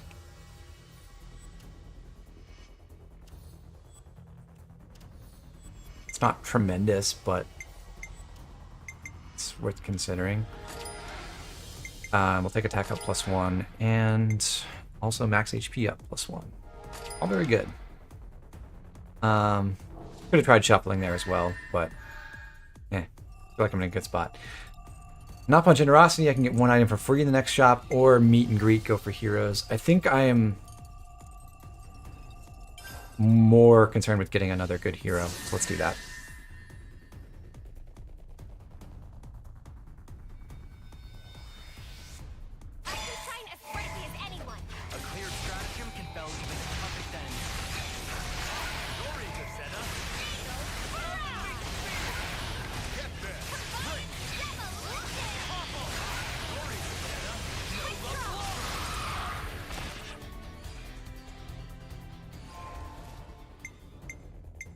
Ooh, okay, this is a choice.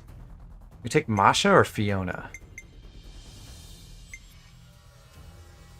Masha's party-wide skill beaming edge is really good. So I think I'll take her.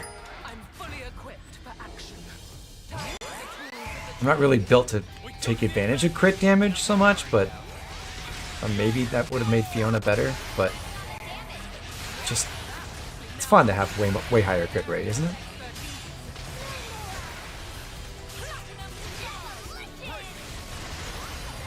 No, the Agnian deal doesn't require you to have exclusively Agnians. It's just charged up by having at least, well, I'll show you. Emblems held.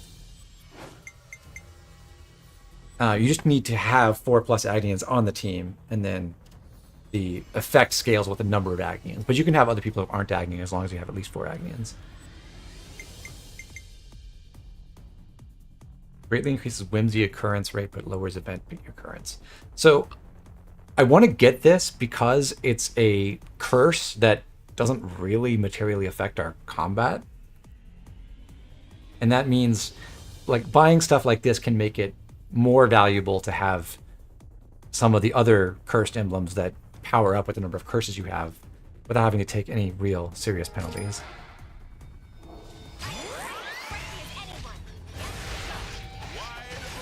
Lower enemy value. Ooh.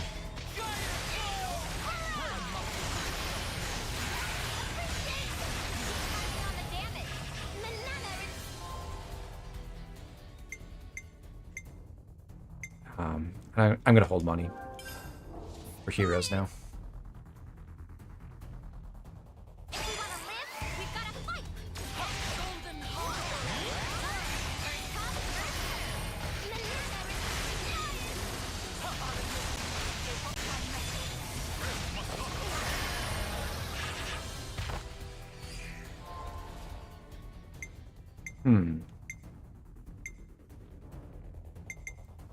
Do we take Agnian Prosperity at this point? So this is worth like 1.2% more score with our current party every round for almost 3,000 points.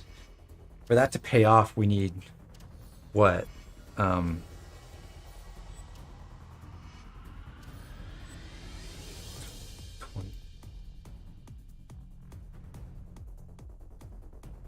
Like 250,000-ish score. Have to pay for itself. I don't think that's worth it. Not in a 50 stage challenge. Maybe if we were going to 140. Discount card I think is going to be an even worse proposition.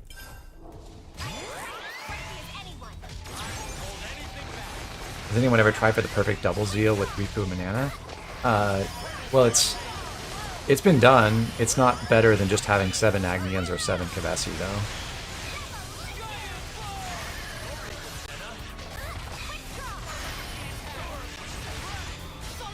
And generally it's easier to do the gauntlet with Agnians because they have more healers.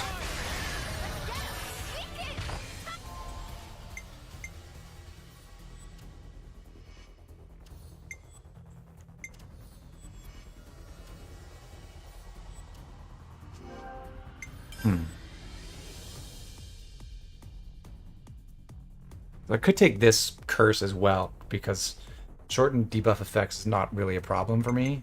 I think I will, just on the off chance I get curse to recharge, because that would be helpful in one. Our knockwatch is getting pretty low. If it does run out, we will be totally crippled, but we should be fine. We'll make it through the boss before that becomes a problem.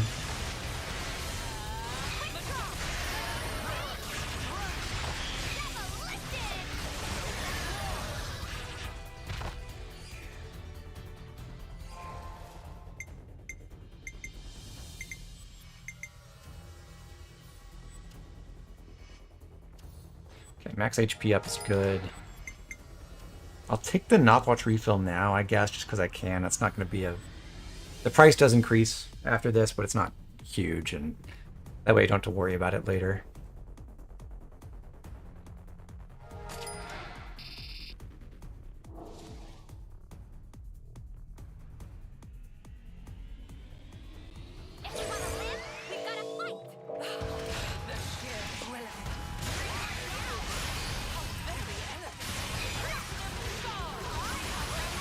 Alright, it was a little bit optimistic to think I could kill in one shot with the smash there, but I still got the kill while the launch charge effect was going, so huge money from that. Oh, I did get Curse to recharge as well.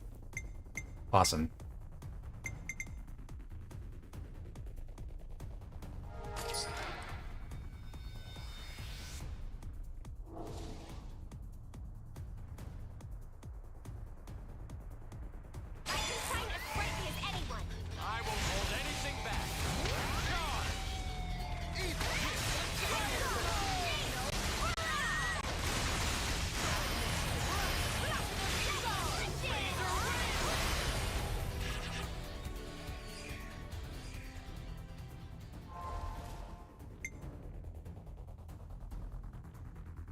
We'll also take Curse to attack.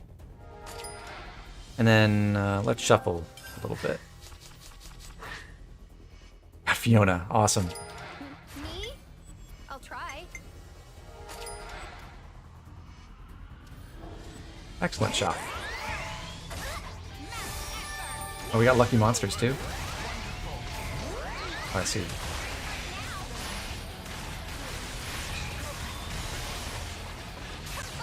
I messed that up. Didn't use my launch fusion. But it's okay.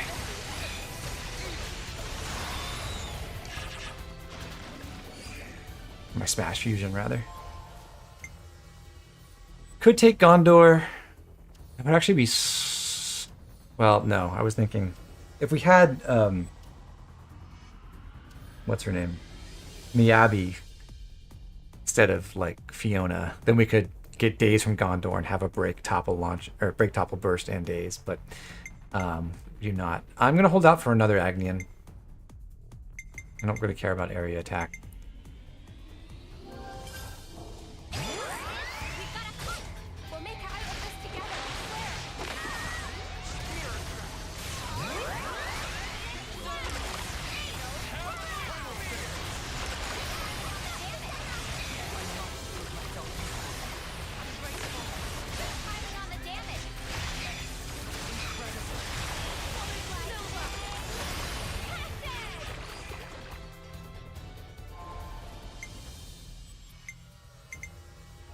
This, and I'll buy this. Max HP up +3 is very good. I'm gonna be really sad if I lose this run now, because it's been awesome in terms of the emblems I've gotten. I'd almost be embarrassed.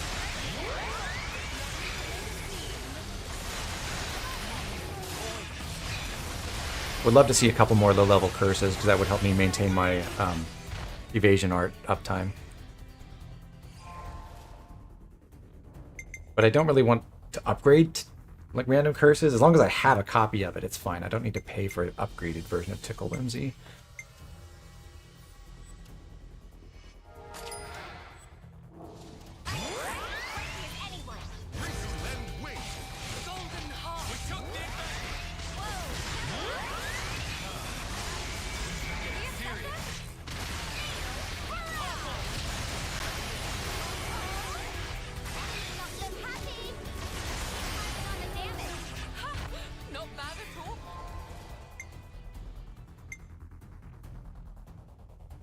Combo duration up is very good.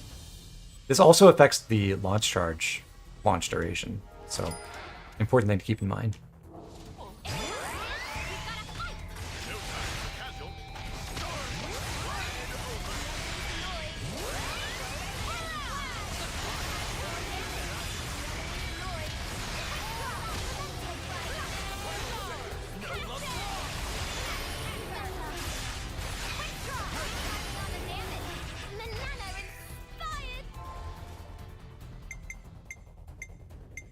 Could take Valdi. Don't really need him. Love healing power. Let's go with that.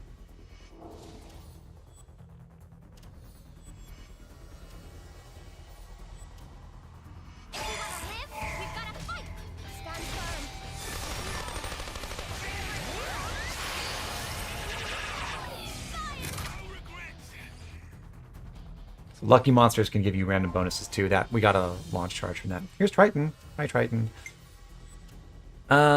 Moneybags gives you higher attack for each 10,000 on your score. I don't think this is very useful in the shorter gauntlet modes. I won't buy it, even though, yes, we could get a 50% bonus from this.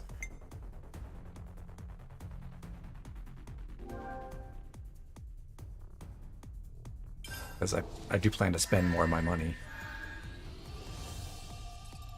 Receive one block of launch charge, lose one shuffle ticket. I want Shopping Bonanza. Then I can use my shuffle tickets and hunt for better stuff.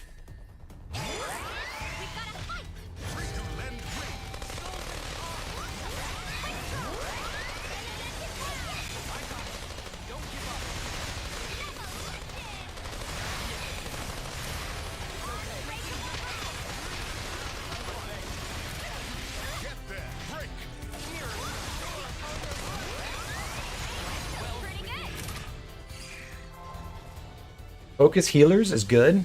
Small unit tactics is not very helpful anymore. I'll take this and this. Don't really need... Well, it's really cheap. I guess I'll take the upgraded last-ditch effort. And then shuffle.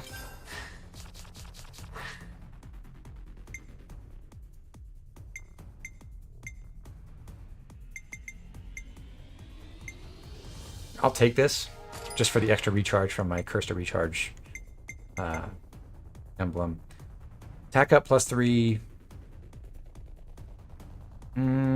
I'll go for it. I'll shuffle one more time and see if we get a good hero or better curses or something.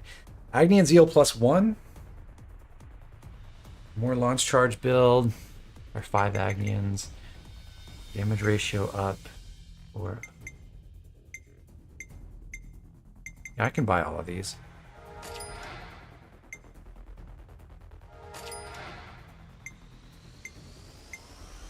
Lowers max HP but boosts score.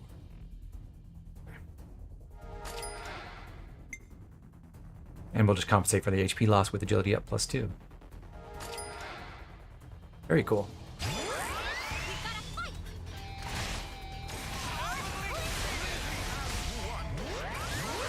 We don't quite have enough curses right now to get the instant recharge from the Quick Draw Mighty Beat fusion into our other 2 fusion arts. But we're close, so I think one more fusion will do it. Of course, if we fill out the 7th party member slot, we will lose out on that because we'll get a smaller bonus from small unit tactics, but can't win them all. On to the boss.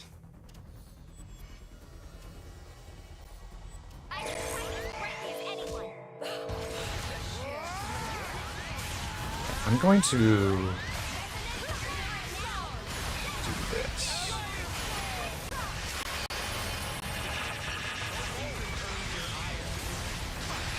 More Agni. Nice.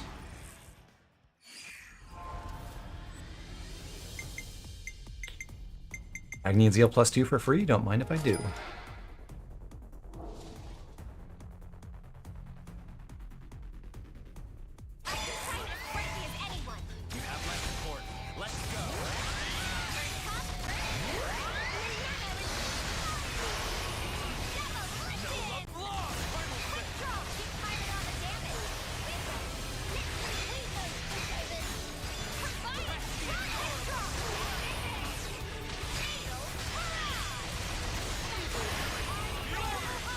Spoiler arena, yeah.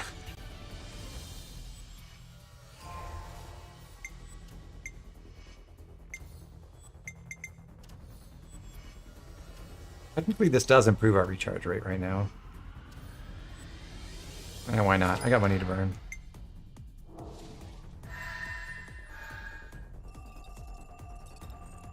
More items, please.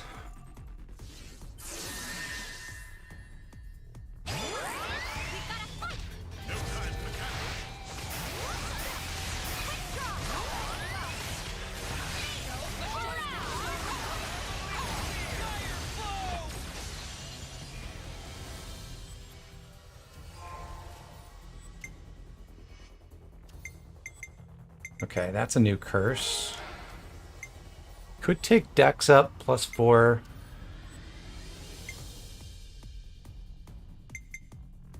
Not a terrible choice. Yeah,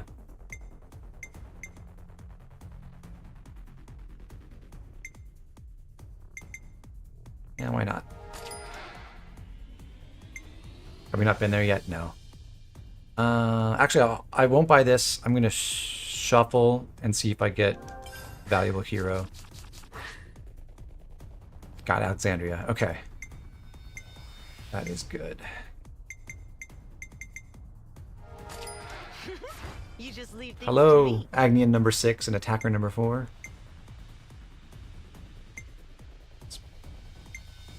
That's all we need right now. Lucky monsters.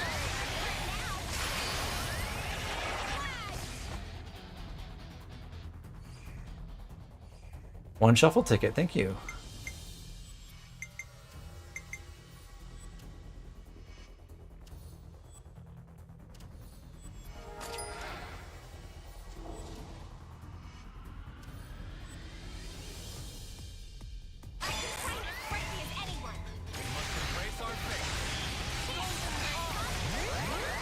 So you can see we're no longer getting the instant recharge on wide slash and aerial slash after the fusion, but it's all right. We can pray for a couple more curses along the way to maybe restore that, and if not, we've got a great team. It doesn't really matter. Rescue to attack, that's a curse.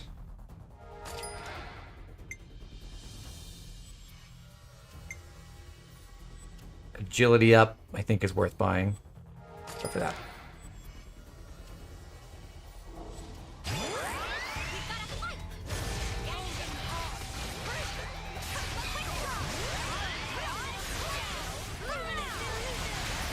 Knopwatch depletes faster, the better to set up last-ditch effort, I think.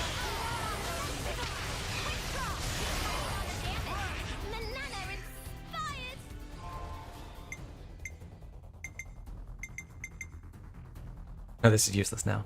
Alright.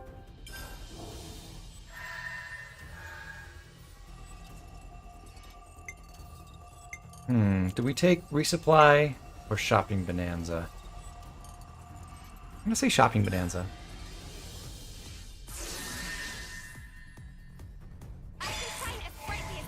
No, I didn't want to spend the last of my money on that Dex upgrade on Mega Game Kid. I could have, but I would have had only like 100 score left. So it seemed to me like I was better off getting something else that could maybe improve my recharge speed or something.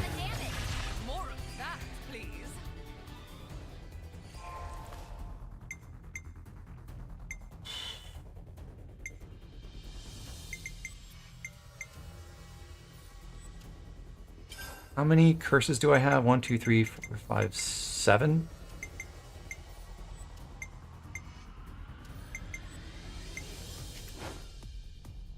Eight?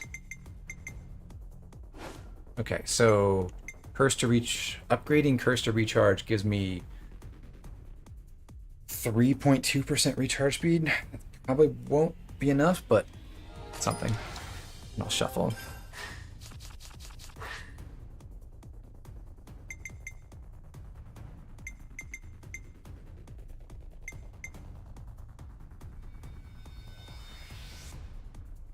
Combo to chain. That's fun. Probably won't need it, but okay.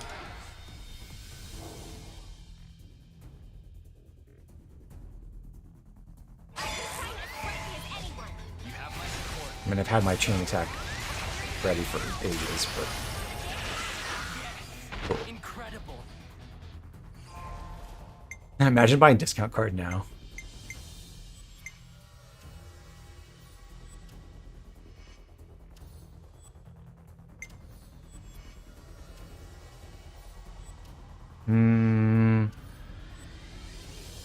I'll still hold off on that. For them.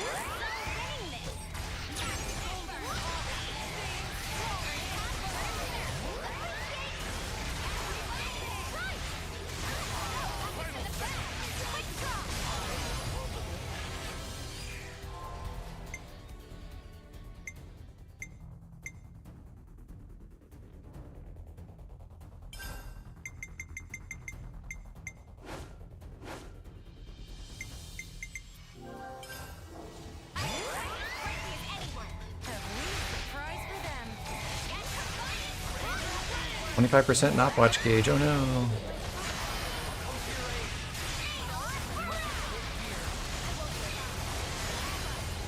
We're only on the final stage.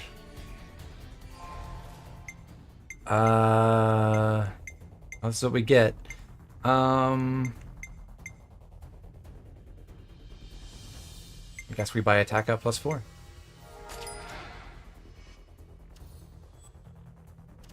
Oh, the emblem menu has an info, but it says total curses. That's right. 9 curses. I just never remember to. I never remember to check that.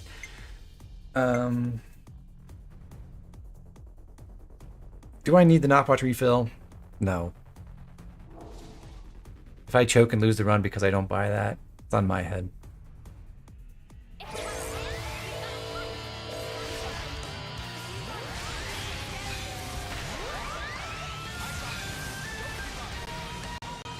Oh, I got slipped. Annoying.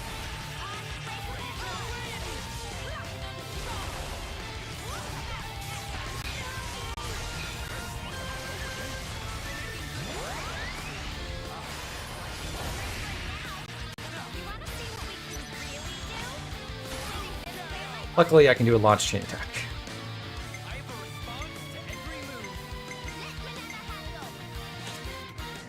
What's my move for finishing this correctly?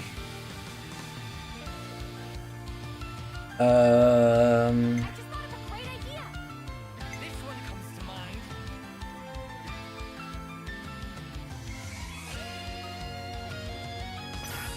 think it's...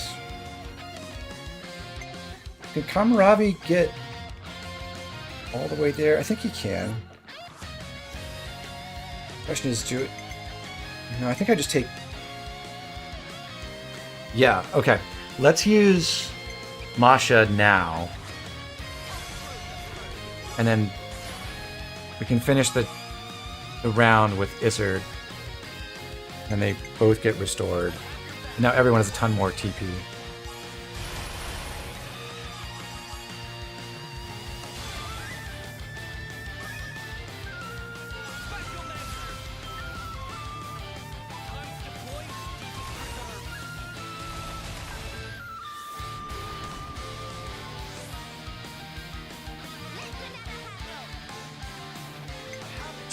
Actually, we're in a funny situation now where I can't lead with Kamaravi no matter who I choose, because Kamaravi's heroic chain effect is he'll double his TP if he goes first, but then reset after the round.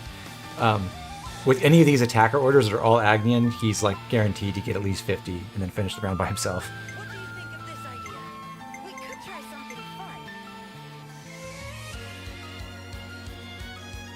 This looks good.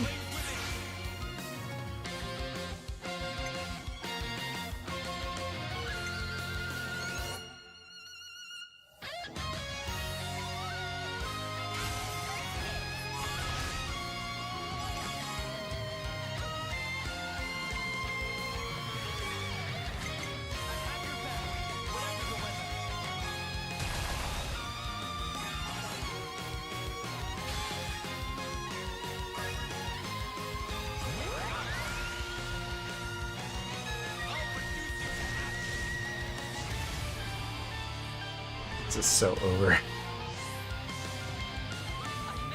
I can even get a 4th round if I need it. I don't.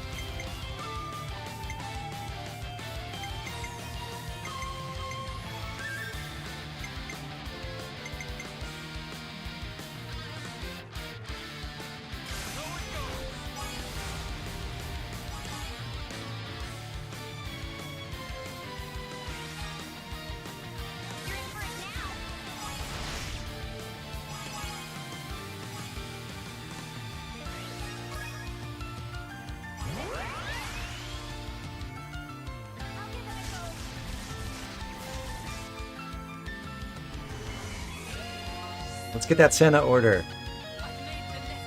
All right.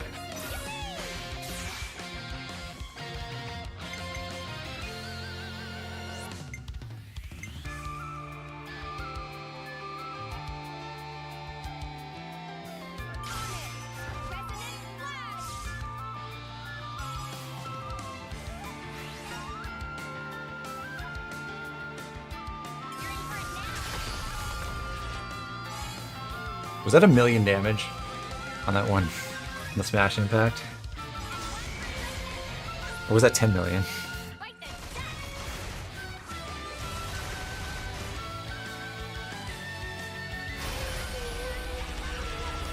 I think that was 10.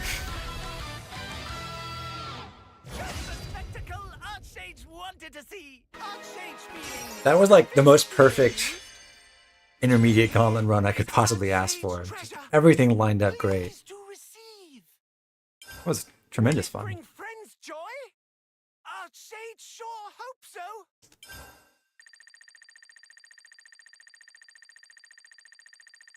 Yeah, it was like, it looked like 9.8 million or something. I just saw it for a split second. And yeah, the cap is 10 million minus 1. Excellent. So I neglected it before, but I'll go check out the Archsage's page shop. Supposed to do beforehand. Because this shop lets you turn in your blue Nopon stone for accessories. Some of them are very good, but we're going to get all of these for free, so we won't buy them here. But the interesting mechanic on this side with the blue Nopon stone is you can buy early upgrades for emblems. So for example, if we pay to raise the rank of the max HP up emblem to +1, that doesn't mean we start with the +0 version, but the first time we see it in the shop, it'll already be +1. So you can pay to get these preemptively upgraded so that you get stronger emblems earlier in your run. The other thing you can buy here are certain emblems that are locked, like defense up. This doesn't show up in the shop until you buy it in this shop. So you don't see this in Gauntlet until you unlock it here. I think some of these are better than others. In fact, most of the locked ones don't really seem especially important to me. But at the very least, I mean, Roll Unity is kind of interesting. That's for Talon Arts. Boss HP down can be very powerful, though. Reduced boss HP. That tends to be the biggest obstacles in the pro mode of the Gauntlet. Paying for early upgrades on discount card makes it a more valuable proposition early, so that's kind of nice. Is the Lucky 7 license is in the other shop, I believe. Am I right? Or is that over here? Oh, it's over here. You can also pay 60,000 blue Nopon stone to allow the use of the Lucky 7 Talent Arts. For whatever reason, they also prevent you from using Infinity Blade. But yeah, you can use Unlimited Sword and Infinity Blade if you buy this. But otherwise, it's banned in the hard mode of the Gauntlet. So what I was going to buy in going into the intermediate mode, but forgot to check out the shop first, is I would unlock defense up because being able to apply damage reduction to yourself is very good. And the other one I was going to unlock was the yellow emblem ticket line, which would give you, as it says, a chance to receive a shuffle ticket for free whenever you visit the shop. 15% at the base level, that's a really good emblem. Slow Knobwatch is also, kind of interesting. But these were the two I was going to buy, so I'll get them. And then we'll consider what else to buy when we come back later for the pro mode.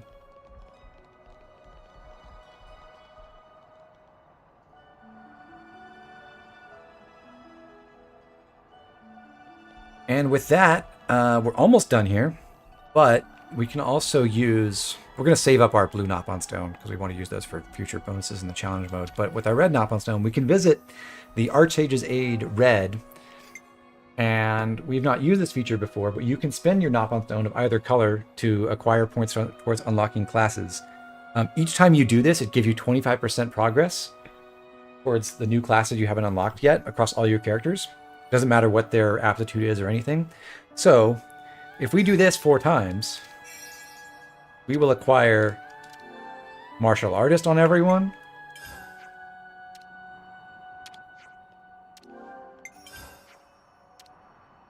And Seraph and Troubadour on everyone. Which means, well, already at this point, the thing I would do is, if I didn't have access to that mechanic, I would pay right now to raise Ion's rank in Seraph to 10. Because as soon as you get Seraph to 10, we already have multiple people with Flash Fencer at 10. But once you got Flash Fencer and Seraph at rank 10, you can bring Kamaravi back to Colony Omega for his ascension. However, we don't have to do that on Ion now, and that would be kind of a waste because you're paying to raise the S aptitude person in a class, and that's, well, why would you do that when the D aptitude person costs the same amount of silver Nopon coins but would cost twice as much CP to raise? So instead of raising Tyon to rank 10 in Seraph, I'm going to raise Noah in rank 10 to Seraph. Rank 10 in Seraph.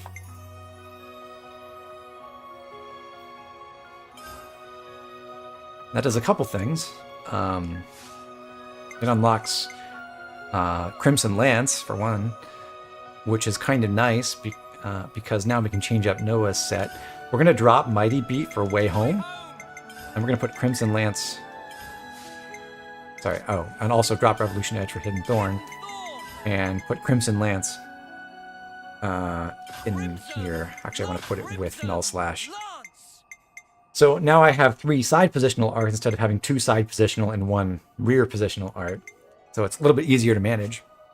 And if Noah's knocked out of Lucky 7 for whatever reason, he can continue to contribute with everyone else's combo chains with the burst, and also break and topple. So our basic combat goal for the next, basically the majority of Chapter 6 is going to be burst with everyone else, and then get Noah's final Lucky 7 charged up and finish fights with the smash combo that way. And while we're waiting to that, it's fine if we just burst things and get more materials and stuff.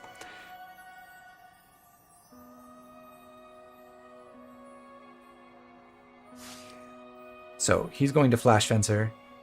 We will also take Mio out of Troubadour and put her in Flash Fencer. The reason being that we can make Troubadour a lot better if we unlock capable hands, and we're about to be able to do that. So I'm going to change up Mio's whole loadout here. Hidden Thorn, Null Slash, Cross Impact, and let's go with Way Home, Wide Slash, and Resonant Flag, so that Mio can share Power Charge with everyone. We'll also give her Dominion Flower. Ultimate Qigong, Fighting Prowess, and Protector's Pride. We want Analyze Weakness, Empowered Combo, and Disperse Bloodlust.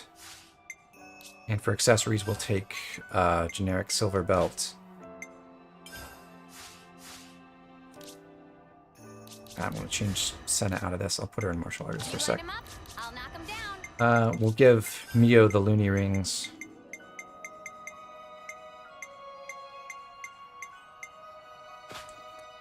And a Fraternal Badge.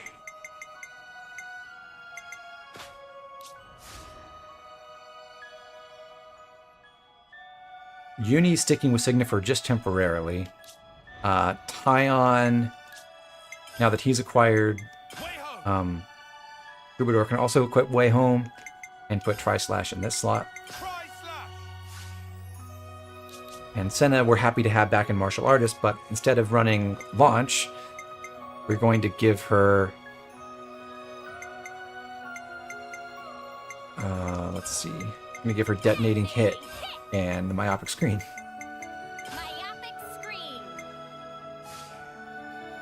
She's still got the Mercury Rings, Break Brooch, and Gust Bracelet. And everything else looks good. So the entire rest of the party is set up for Break, Topple, Daze, Burst, and then whenever we want to finish a fight, we just charge up Unlimited Sword on Noah and go to town with that.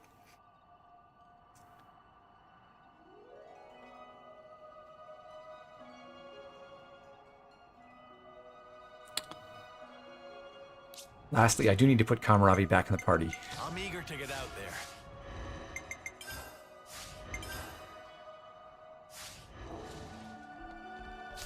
Let's go someplace else. And now let's go back to Colony Omega.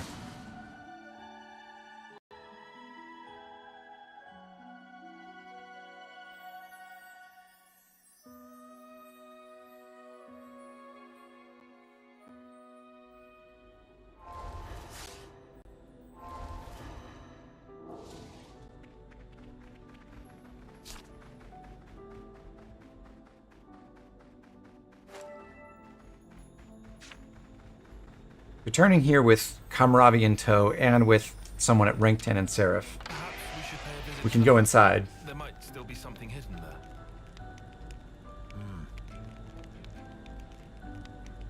there. Also, if you don't know, the game does tell you how to get a hero's hero quest. It's in That should make life a bit easier for us. What is it? System hero roster. Then you go to there, and then Ascension quest condition: have Ethel undergo the maturation process. So that's your prompt to go back to Colony Omega.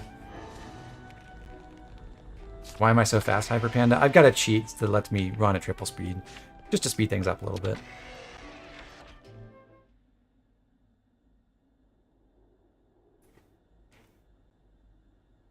What is this place? And is that a cradle?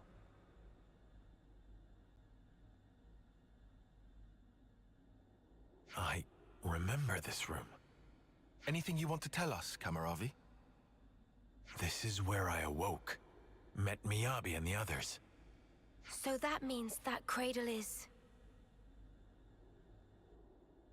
It is no simple cradle. Fitted inside is a device which matures a life to a state close to homecoming. That makes sense. So that's what Y used when reviving Mwamba and the others. Kamaravi, is that cradle still usable? The installation works, just barely. Why do you ask such a thing? Ethel, you're not thinking... Our enemies are supernatural beings. Monsters who use human lives. It's weird seeing the fully read term mark, because you hardly ever see that in the whole game. I'm kind of striking. able to protect myself. All I can really do is hang back and watch, so as not to be a hindrance. But suppose I was to use this cradle. Ethel, you don't have anything to prove. As far as the choices available to you go, you could also return to the city and live a peaceful life. And yet you're saying you want to throw your body back under war's grindstone and spend your life fighting.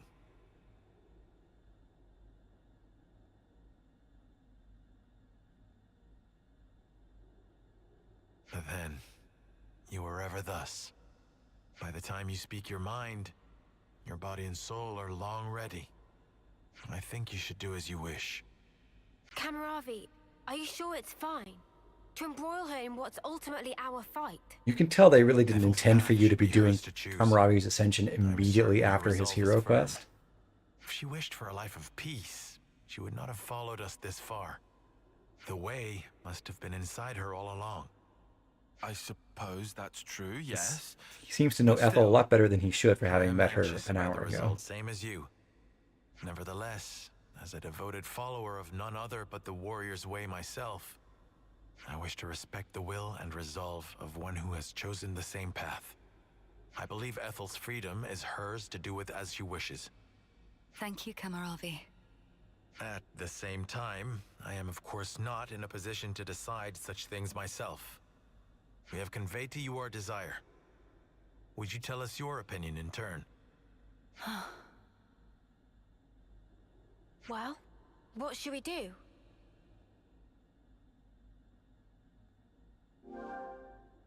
Yeah, you could talk about the moral implications of doing this, but the gameplay implications weigh heavily on the side of yes, so yes, please. Hi, Grant. I'm glad to have you here. Just been enjoying Katy Perry's new album. Cool. Of the heroes you currently have access to, who's your favorite?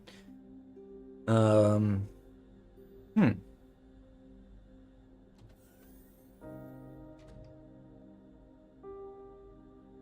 think the best way to do that is from a character perspective as opposed to a gameplay perspective. Who would I say in that case?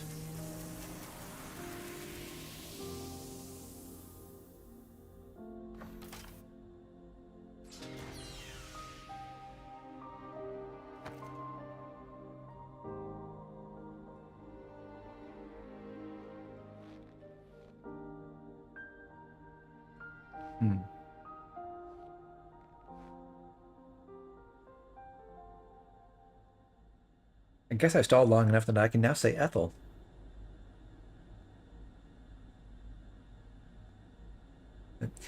Anyway, congratulations to Kamaravi on the easiest fatherhood the world has ever seen.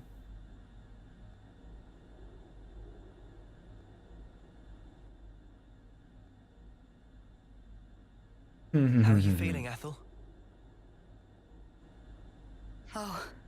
I think never favorite better. hero is Triton. I mean that literally. It's as though new strength is welling up inside of me. This way I'll be able to fight by your side too. You have my thanks. Huh. Although Ethel What's wrong, genuinely is a Hammurabi? real contender. Silvercoat. Oh. Silvercoat? What does that mean? I'm not sure. When I saw you just now, the word simply came to me. As though something Hammurabi was noticed the clothing guiding thing me. too. What in the world? This sensation. From where did it spring? Kamaravi. I can explain. What we should be thinking about now is the future. What we can achieve in unison, no? Huh. I said I could be your eyes. That has not changed. Just as you showed me the way before, let me now be your guide. You are right. Yeah, You Kelly, can I was just see thinking about which that. I cannot, indeed. Yeah. Ethel saw Noah and Mio in that I wanted to live life awesome true to silver myself, long coat, but the went into the answer is pod still and was not like, clear. give me some of that too. Perhaps by working together with you.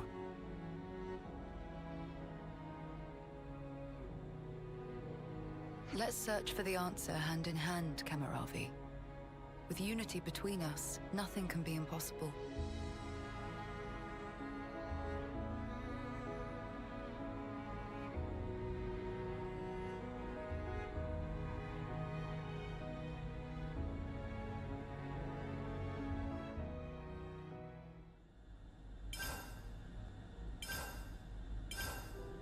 Double ascension.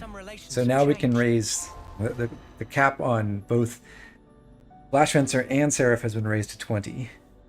Which means Noah can keep right on trucking with Flash Fencer all the way till he gets capable hands and Mio can come along for the ride. Now, we're not using anyone in Troubadour or Seraph just yet. We'll actually put someone in Troubadour very, very soon. It's just kind of an accident of the class routing that we don't have one yet. With Seraph, we're going to put Tyon into the class eventually, but we're actually looking to get him to rank 10 in War Medic first so that he can carry the advanced cooldown art into the Seraph class to stack some damage reduction. So that's why he's not going into it just yet.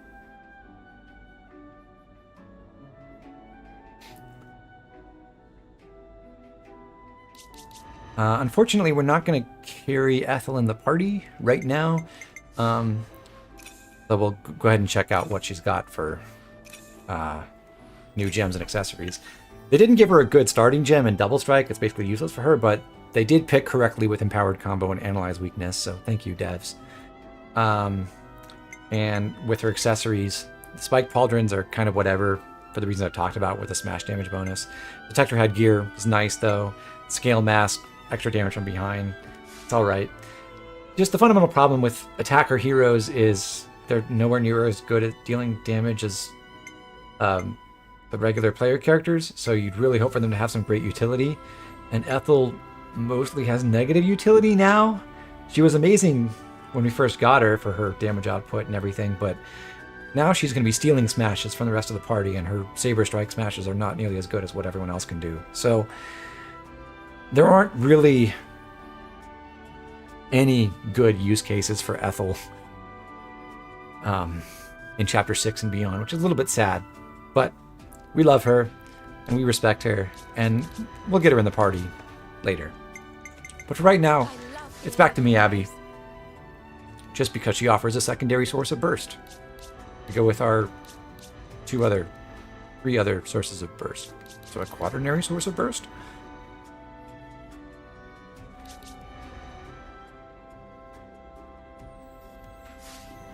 It's good to keep a record.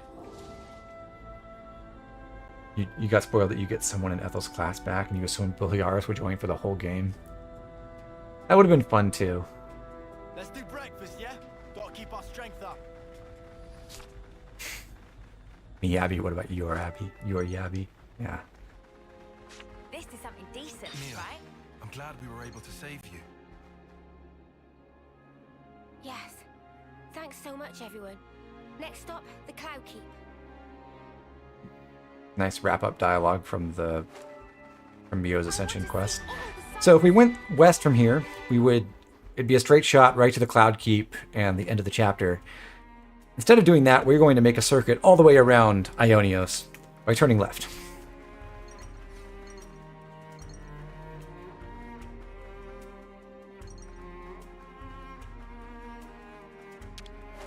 I'd better send them off. Look, they match.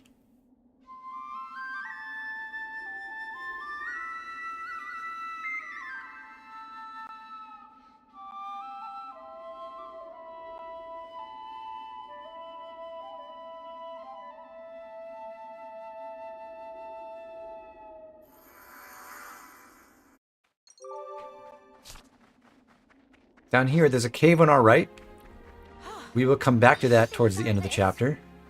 But for now, we're just going to continue downhill.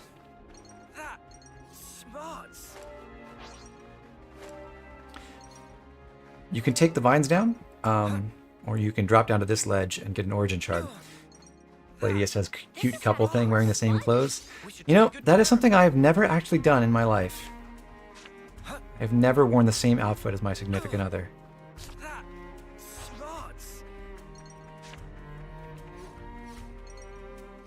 You'd find another husk behind these skeeters. We'll try to sneak around, but it probably won't work. Yeah.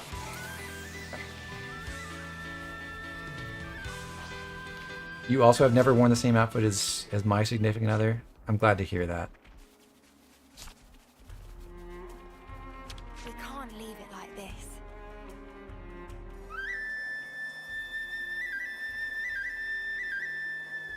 But how do you know? You think you're all that, do ya?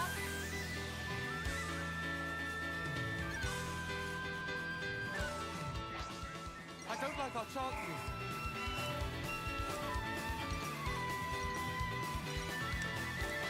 We've made our way out of the snowy area. In fact, we are right at the boundary of Upper Isha now. Hear that? Over there is Cooley Pool, where we went with Tisha's Ascension quest. Ooh, did you see that? This upper level is Cooley Lake. And we are officially back in Lower Isha. We can finally explore this segment that's been shrouded in fog the entire time. There's also a super boss flying around up here. That's Peril Wing Ryuho, the white and purple and gold wool gull. Ryuho is very dangerous. We will endeavor to avoid him.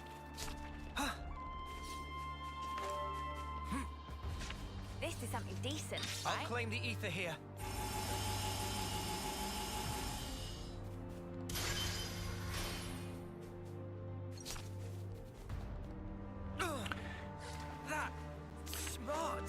The supply drop that dropped over there might be undefended. There's a chance.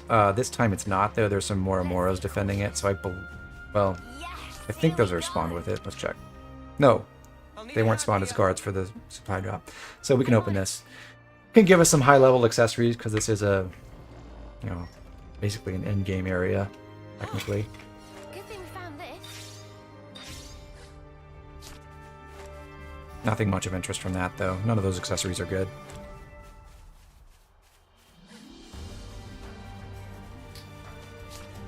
Over on the west side, you can find a container. I guess this technically isn't an endgame area, it's just, it has a super boss, because all the enemies are just level 56 or 57 or so. Which is not too impressive. I have a bad feeling about this. It's really annoying to get that container without super speed, and we might not even get to it with it, just because of the way the enemy throw ranges overlap around it, and how you try to run away from the skeeters and run into more and more and stuff like that. Did get there. And then lastly, on the other side of this waterfall are some husks. We're really going in here?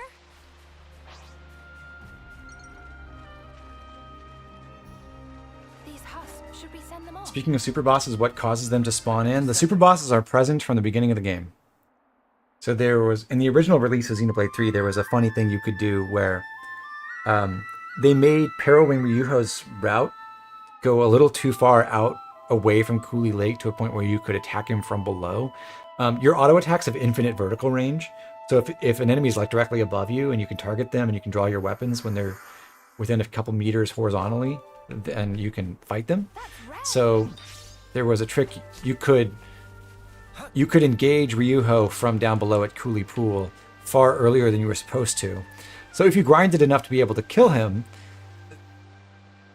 early in the game, then you could warp to his grave up here and access Upper Isha long before you're supposed to get here. You couldn't skip any like story stuff because of that. That's not the way the story events are programmed in these games, but yeah, you could get to a Chapter 6 location far earlier than intended. So yeah, they all exist except for the final super boss. That one only spawns once you've killed all the others.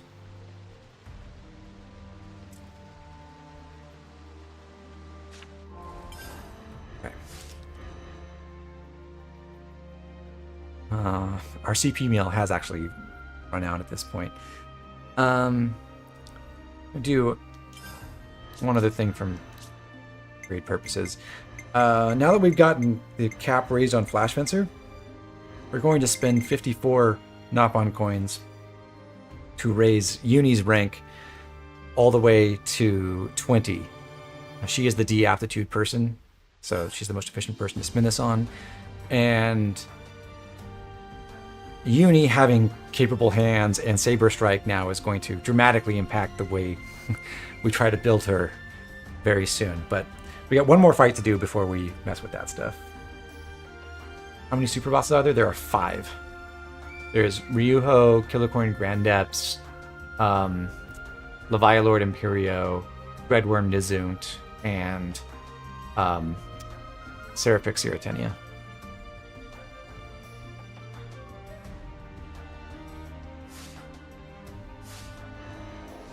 I don't think I missed anyone. Your dad is a super boss? Congratulations. Are you gonna kill him?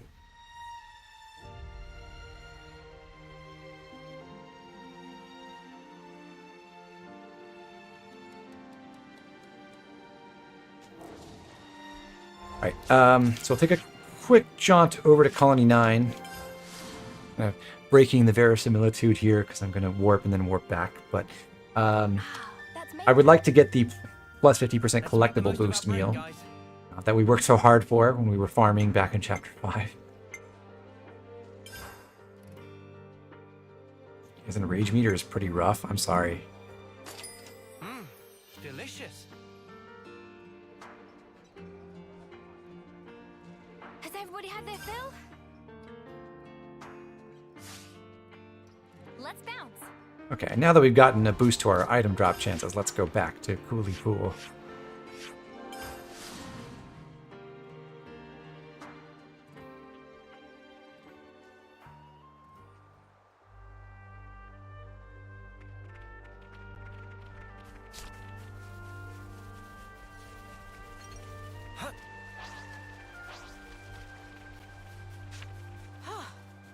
We are finally going to take down the unique monster who spawns over here. This is one I think I mentioned a lot earlier in the run because he drops an accessory that can improve the... what it does is it raises the aptitude you have in your classes, so it can improve your CP gains in classes where you don't have S aptitude. And that was one mechanism that I was originally trying to use when planning out how to do this run. And then I realized that seemingly if you are dead when you killed the enemies, you don't get credit for having the accessory, and that became really annoying, so I decided not to plan around that. What am I doing? I want to pull the party away from the cliff so that if they burst Judamar, he doesn't get blown off the side and totally reset the fight.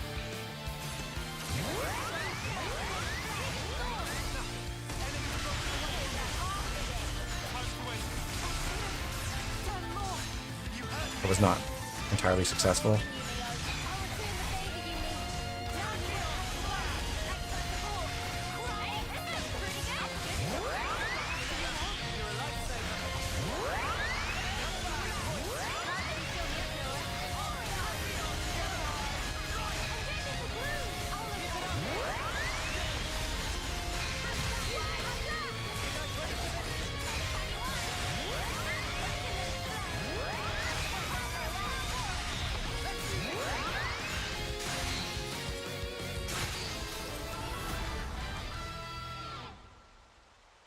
let's see. Did we get an extra mastery necklace?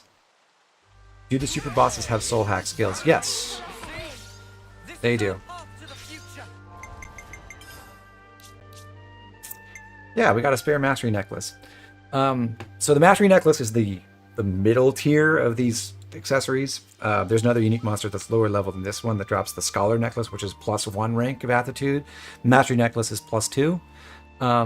The scale for CP gains is 50% at D aptitude, 65 at C, 75 at B, 85 at A, and 100% at S. So the mastery necklace is most efficient in terms of like the gross amount of CP you gain by having it equipped. If you are at naturally at B aptitude, raising you from 75% to 100%, or if you're D aptitude, raising you from 50% to 75%. Whereas going from C to A is not quite as good because that's only a 20 percentage point difference. So I could equip these. This is one way that I could maximize my CP gains, but I'm not going to bother with that.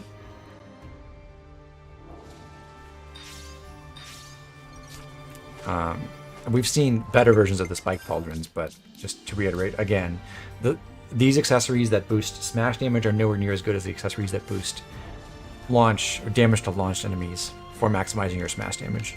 I'll claim the ether here. Seems like the ring. Wonder what's inside. This container gives us some detector headgear, which is a worse version of the generic thermo headgear we bought from the camp at Upper Isha, unfortunately. So we could have gotten that a lot earlier, but we didn't. All right. But now that that's done, we'll change up Uni. She's going to Troubadour now, and because she has capable hands, or access to capable hands, she can use... what was that? She can use Glittering Melody instantly, which is awesome. We love that. And she's got full power capable hands, 100% talent art recharge from the start of battle. These arts are fine. We've not taken Uni to rank 10 in what's it called? In War Medic. So she doesn't have access to advanced cooldown. So she's going to use Energy Grenade as her second field art. You got muted from a Discord once by a bot because you were talking about CP. Yeah. It's unfortunate.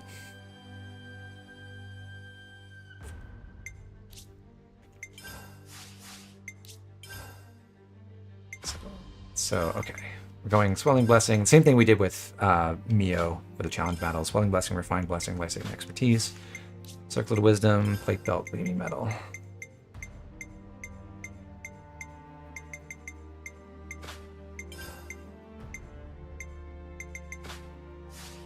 Actually, I don't want to give her the... Well, yeah, it's fine.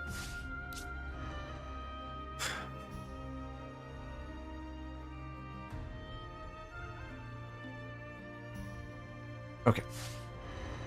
It's good to keep a record. Do offensive fields count for healer roll action? Yes, any field art will.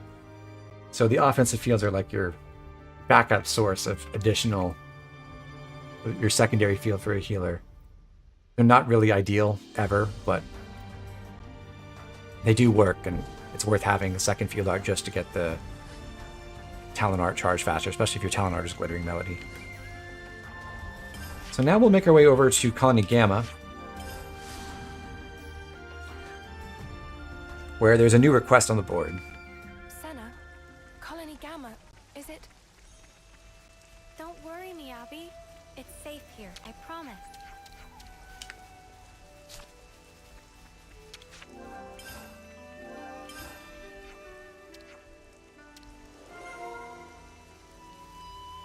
Kyrie wants to be tutored by Mio. Can't underestimate a bit of good intel.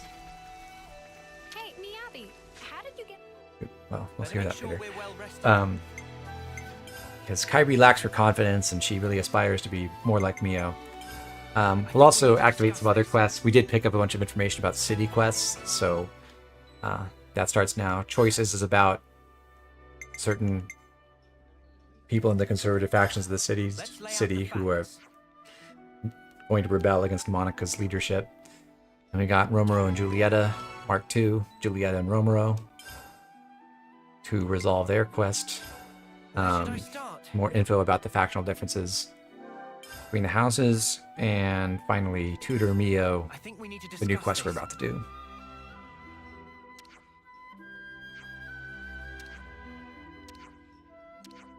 So apparently there's been a lottery in the colony to decide who gets to request Mio's assistance, particularly because they all want to be trained by Mio.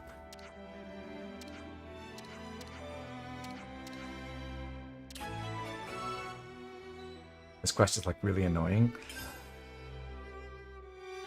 I don't find it too bad. You gotta follow Kyrie for a while, but it's alright. How did you get into cooking in the first place? I learned from Boxy. She's a really good teacher.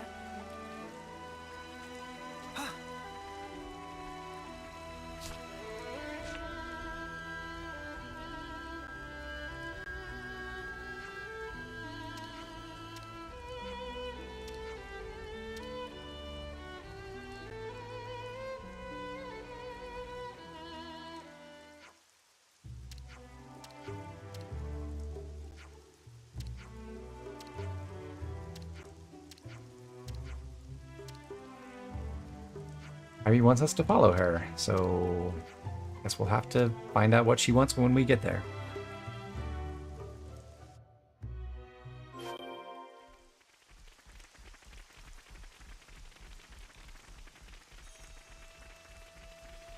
Happily, because we're so over-leveled, the enemies can't attack us. And also I have speed boost.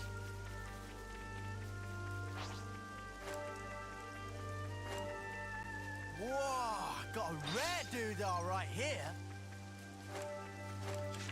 It's good to keep a record. Now when you get to this spot, you get a dialogue choice, where Kyrie spots something and wonders if we should investigate or not. We're going to choose go and take a look. This choice dictates which kinds of monsters you end up fighting. Hesitate to go that way puts you against some weaker enemies, but we're actually going to fight the stronger ones by going and investigating.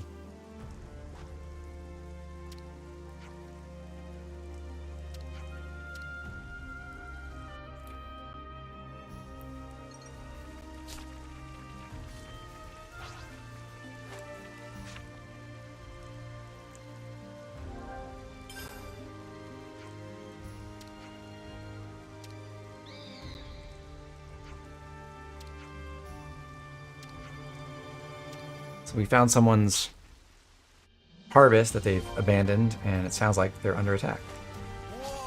Got a rare doodah right here. It's good to keep a record. I'm gonna switch to... Well, okay, I've got Perilous Presence on land, so I should be alright. Hope I don't get instantly killed while controlling Noah here. Doesn't really matter, though. I just gotta win the fight.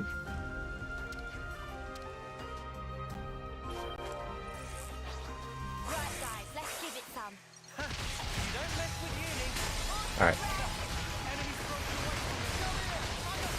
So I switched to Uni to activate Littering Melody so that I would preserve my invincible buff on Noah. So he's totally impervious to damage and will be for a good amount of time now.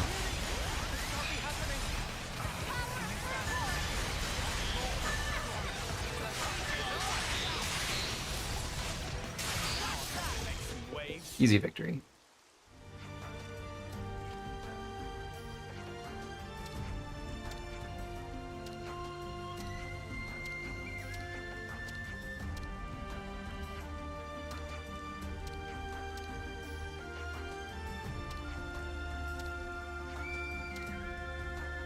So Mina and Zakir have been helping out with foraging because the colony is in a bad state without full resupply from the castle structure. Although we have liberated Agnes Castle, so you'd think we could help with that, but what can you do, really?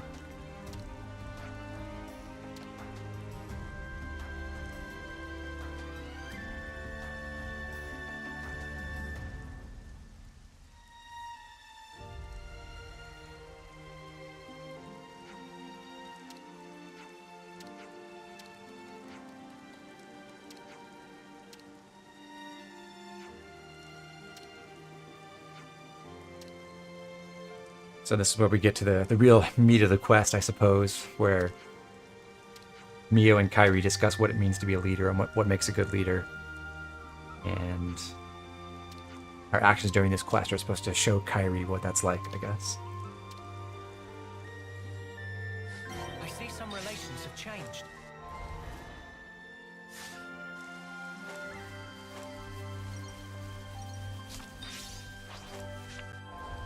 One more fight up ahead, and we'll have to fight a bunch of Volfs this time.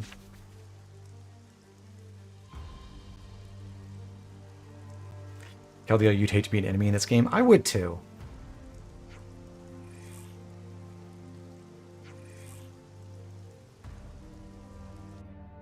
I mean, in the early chapters, you could have some fun against the squad, but at this point, no thank you.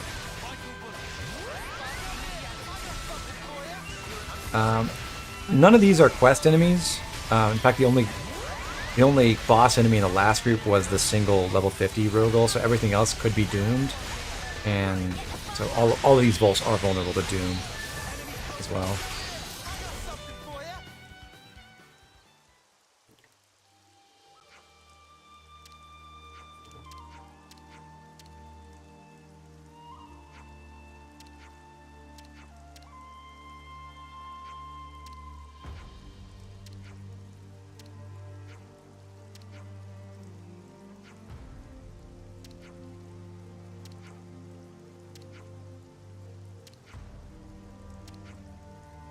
Kairi's got imposter syndrome.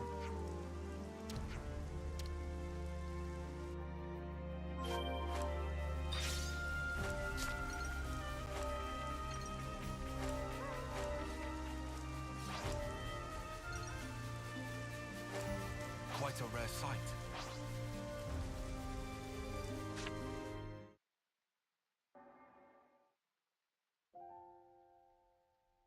Ah, memories of this place. Glad the rain stopped.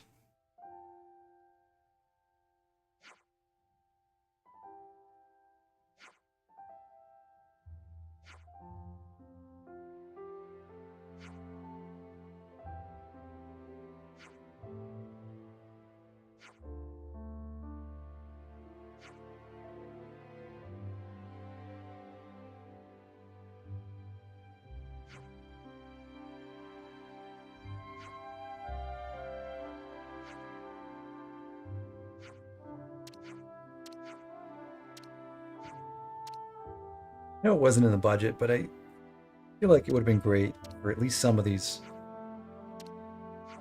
side quests that are focused on, you know, the impact our characters are having on the people they know. Like, if these could be voiced, that would be fun.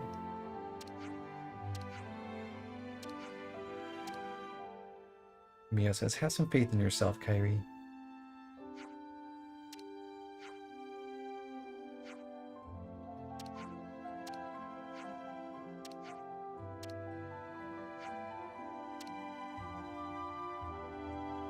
It's a race back to the colony. I actually wish this was a game mechanic and you had to run back to the colony. I think that would have been kind of amusing.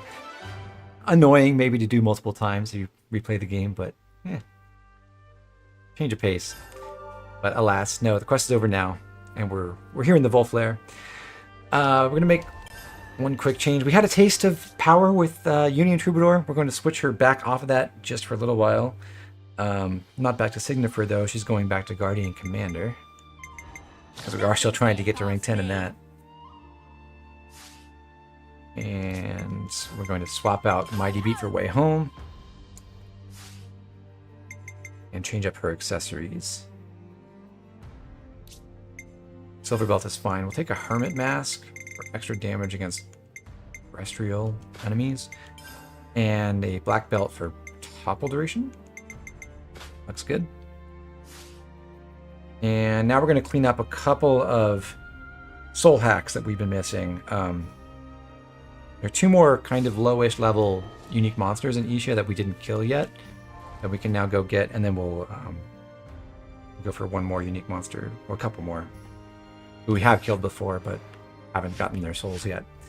So first up, we'll make our way back to Murmur Rise.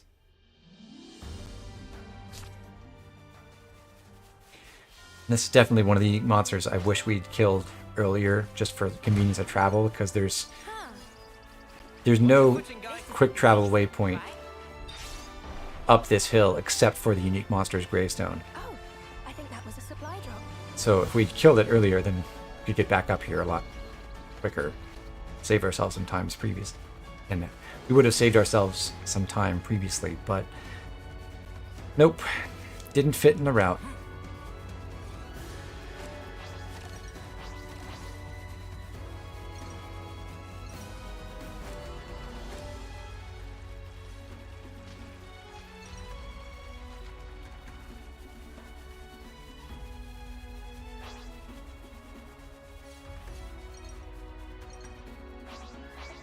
Here's altruistic Maribel. She's sparkly right now. Cool. Hope we can burst.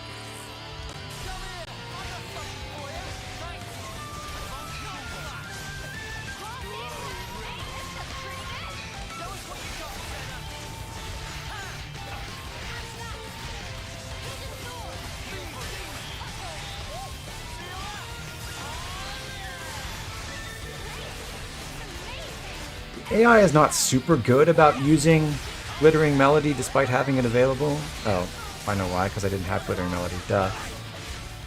Forgot. I made Uni a Guardian Commander. The point is true, it's just not relevant right now.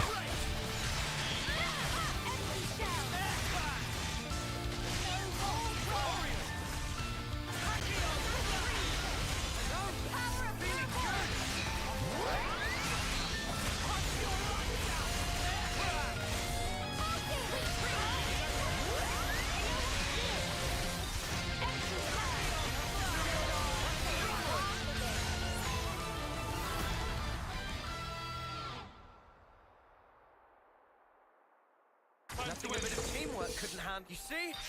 This is our path to the future. Unlimited sword, more like 90-second sword. So true. I hope we can make use of this. Nowhere near as unlimited as they said. It'd be so stupid if it was permanent, though. I mean, it's already stupid, but just more so. Okay, for the next kill,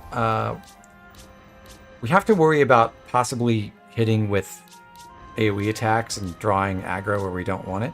So, I'm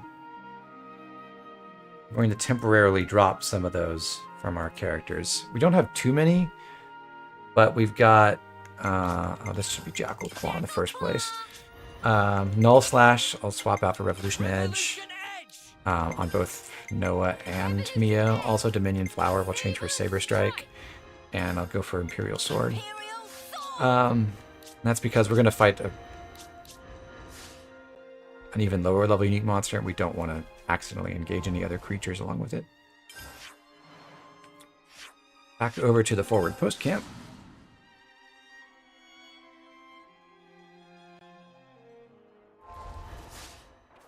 Say hello to Mimo. Hello, Mimo.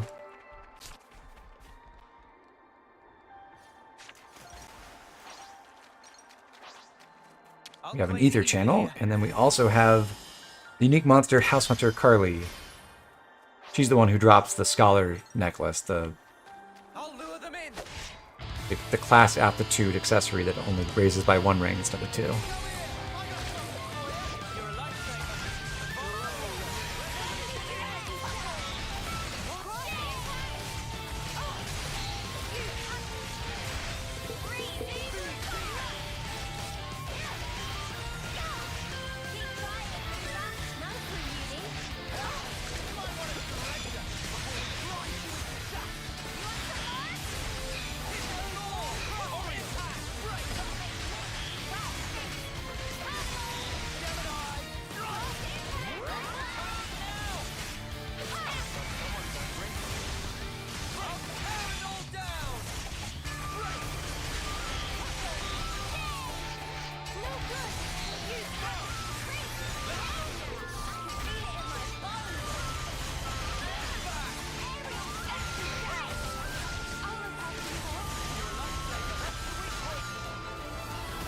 Easy enough.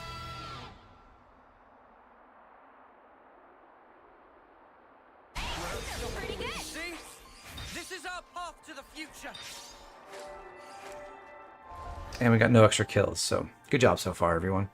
But with that, we can change put our AoE arts back on, so I'll get Null Slash back. I actually messed up at the beginning of that fight and tried to use Revolution Edge from the side. Dominion Flower, Falcon Swoop. Should be everything. Okay, so revisiting 2 other unique monsters. We've got... where are we? Migratory Circe.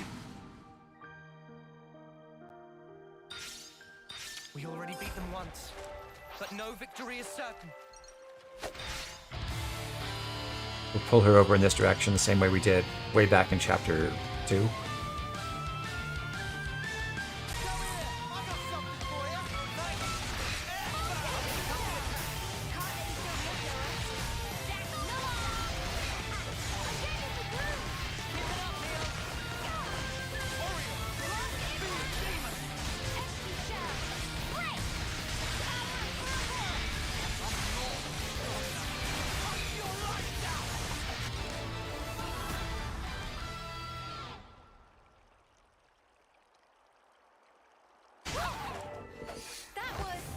Okay, not bad. And next up is in Fornis. Take on Sharp-Witted Tracy. This was a pretty tough fight when we did it way back at, what, like level 17 or something? With Ethel in the party? It will not be a tough fight now. You have this access to the secret area above the waterfall area? Yes. This will be a challenge. Don't lose focus. Oh, above which secret area? Do you mean the one with the special vaults? Because that is no.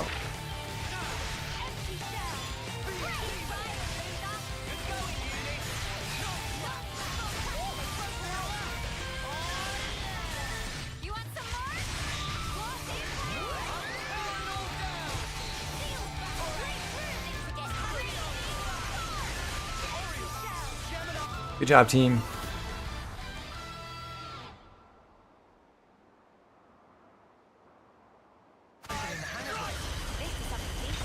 Pretty much what I expected. You see? Okay, so those were really easy, but now it's time for a genuine challenge. We'll switch back to Troubadour on Uni right now. And then we're going to explore the western part of Fornis from this side. We've been into the Elase Highway from the Colony Iota side, but we didn't go all the way through to where it connects. This is way back where Tyon suggested we should go near the beginning of the game. We would have had a bad time running through this area when we were in our teens and level, but now we're beyond the enemies, which makes it a lot easier to run around and pick up the collectibles here. Mostly there's a bunch of ether channels that we didn't go to before. You can never go wrong with some ether. But also a few containers. And husks.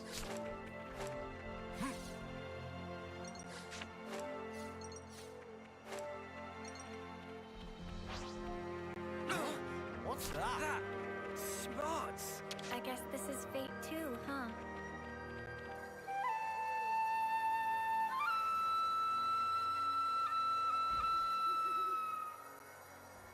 See that cave over there? That's where we're headed.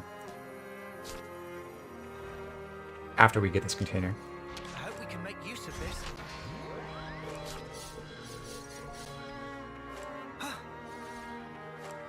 I want to see all the sights.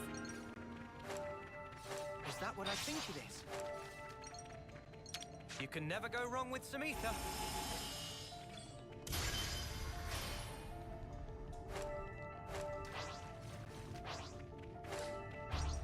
Whoa, got a rare doodah right here.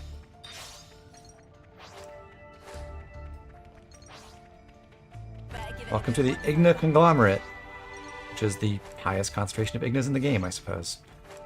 Our target here is the villainous Igna at the back. He's pretty tough. He's only 6 levels below us, so he's still not like pushover. And if we end up pulling any of the other Ignas near him, he'll become very difficult. we will try not to do that. But that means we need to pull him through this side wall, ideally. And he has an annoyingly high attack range, which makes it so that we can't pull him too far, normally.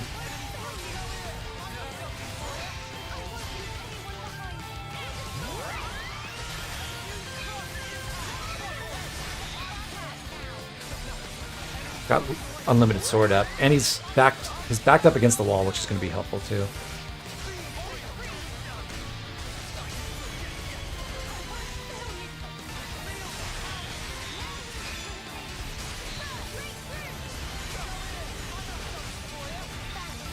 What song from XE1 was that one? I'm not sure.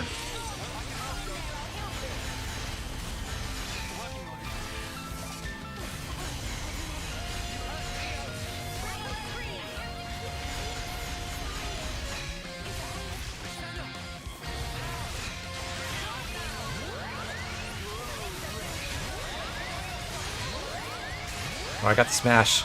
That's really good. I got the smash into the final Lucky 7 combo. Very good timing by the team. Sometimes that works against me because if they were to daze, that could mess up the whole sequence for the chain.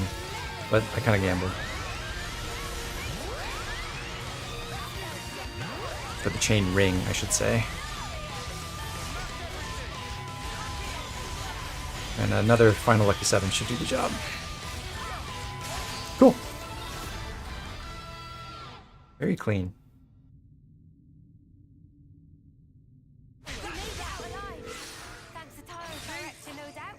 And no extra casualties, because I'm such a nice guy. Poor Villainous Signa had the misfortune to be a named enemy.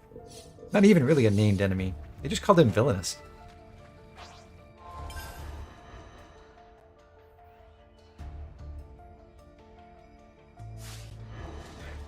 Next we'll explore a different cave here in Fornis. We went to the Taurus Hollow before, but, well, we'll stop at the Hidden Stash anyway to progress a quest. But we didn't completely explore the area. We'll talk to Shell to advance the Scant Supplies quest.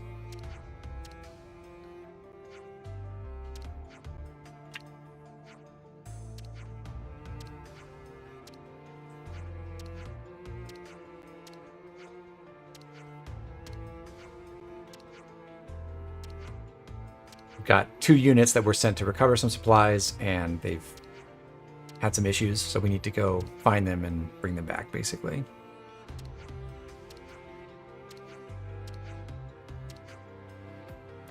And they were attacked by monsters because they were bringing back food.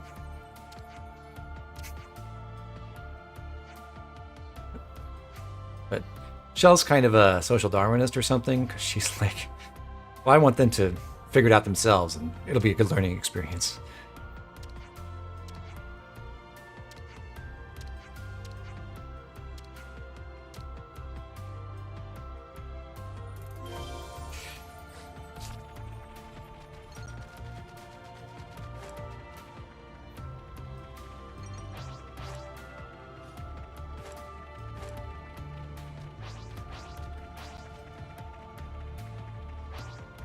I really like this area aesthetically, especially the Cadian cliffside down there, and God, I wish they had figured out a better way to make you, reward you for doing battles and stuff in these more secluded areas of the map. They did make huge strides on that for the DLC campaign, but not in the main game, sadly. Hey, that's not your everyday job. This should prove useful later. We should take good care of that. So it's our first time in this room. We're going to go down the the eastern path, which brings us to a cavern with a unique Vang. Also a bunch of caterpiles spawn around here. I think the easiest way to avoid them is to pull Velogia back to the mouth of the cavern here.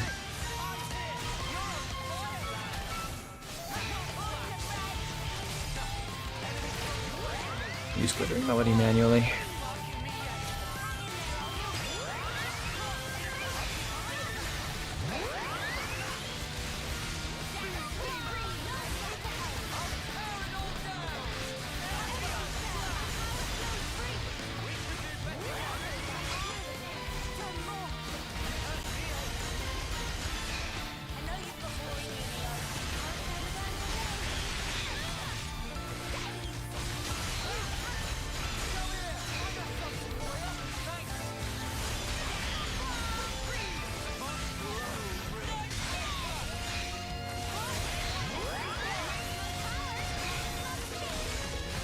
You just follow me so that no one else would interfere with the final Lucky 7, and there we go.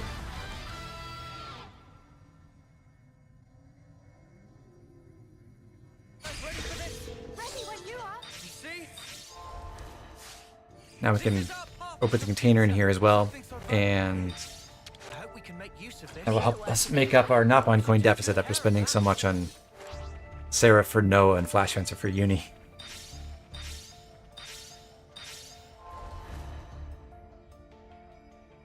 Another target.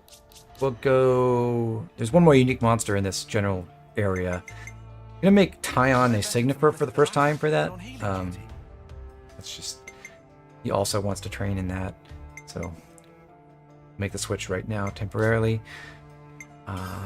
As usual, we want cross impact with Resonant Flag. He doesn't have Shadow Eye, so we'll just give him a combo art and Shield Bash. And then he also does not have advanced cooldown because he hasn't gotten to rank 10 in War Medic, so for now it's Energy Grenade on Tyon. Strengthening Gambit, and Strengthening Gambit is good, but beyond that we'll go with Natural Selection for survivability and Protector's Pride. And then Soothing Breath, Life-Saving Expertise. Swelling Blessing. Take a Devotional Necklace. Gust Bracelet. And Plate Belt.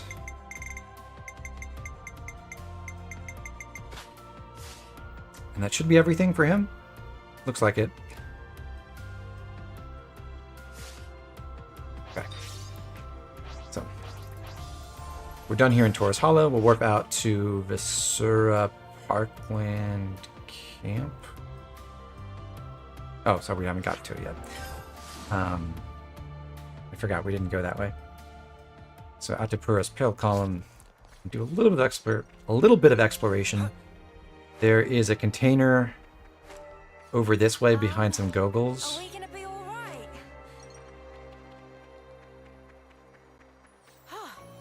Good thing we found this. Say, isn't this valuable? We should take good care of that.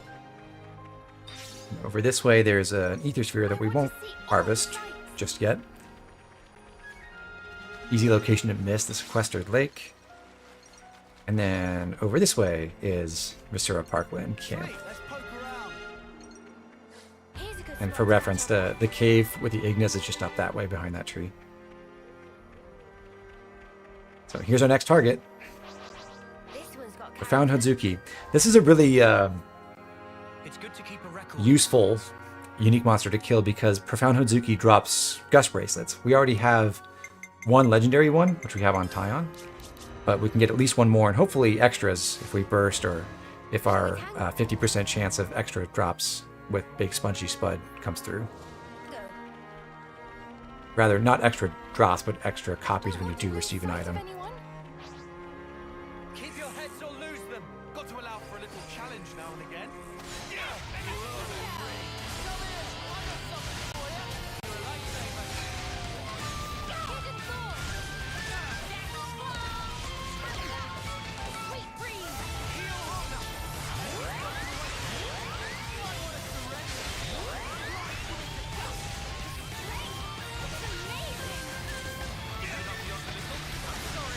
I'm a little bit mad at the AI for not getting a burst out of that.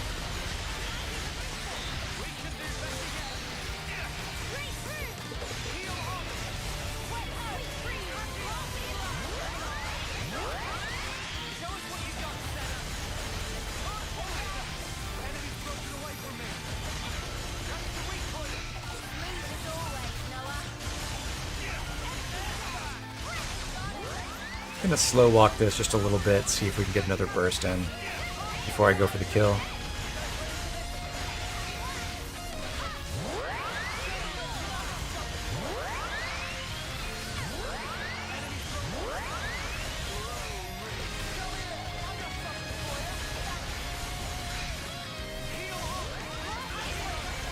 Wow, the team is not succeeding at breaking him.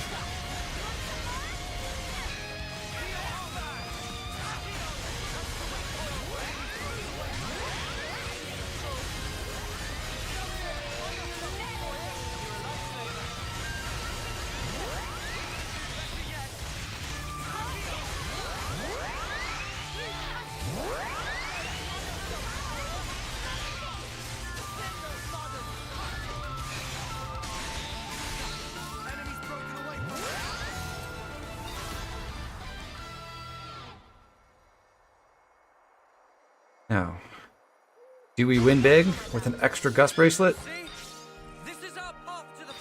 We already had one. Now we have 2. Sad. Didn't get any drops on the bursts, and didn't get the 50-50 for the guaranteed drop on the kill. Oh well. I'm quite fond of this.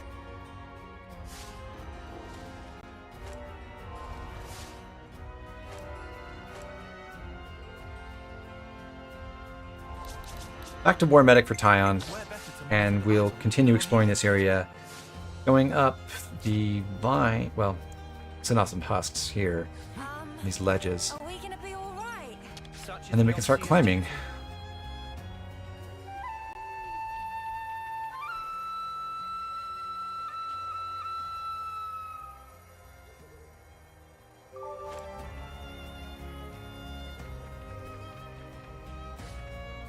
These husks. Should we send them off?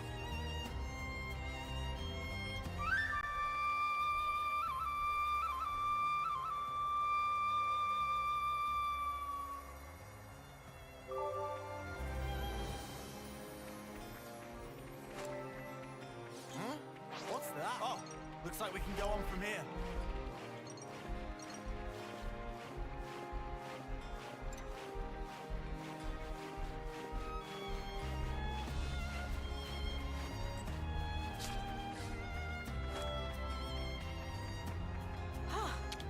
Wonder what's found inside. this. I found something shiny.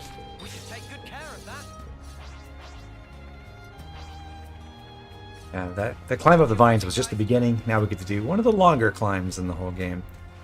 It's not too bad, but it can take just a little while. This location should be very familiar to all the Xenoblade 1 heads out there.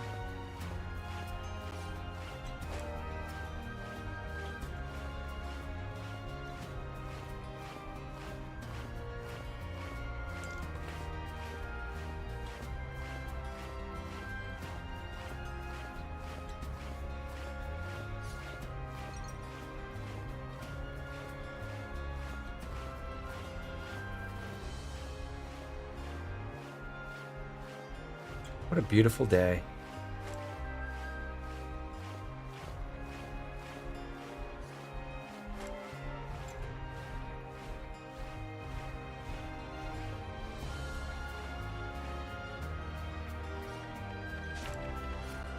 Something so valuable here. Easy does it.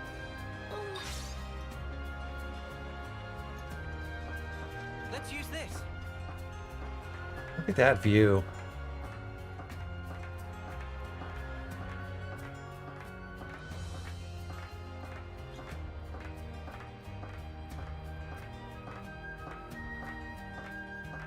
This would be terrifying in real life. I'm not even afraid of heights really, but climbing a ladder like this, just no harness or anything, you're just going up like 50 meters, straight climb.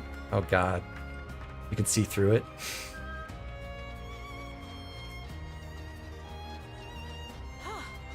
Good thing we found this. Here's good old Colony 4. Sophronia tree way off in the distance. Poor old Uriah, half blown to smithereens. It's good to keep a record. And up here, we get a secret area, and momentarily, a fight. Something so valuable here.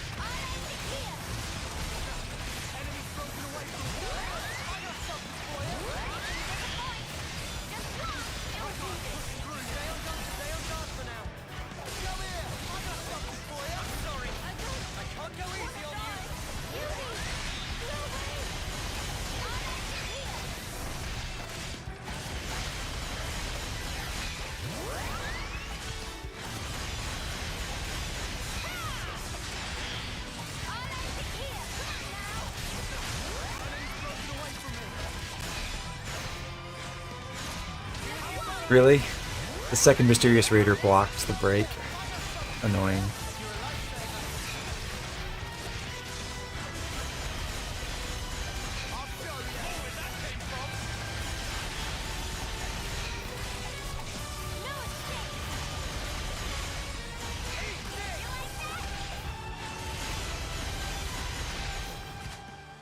You see? This is our path to the future.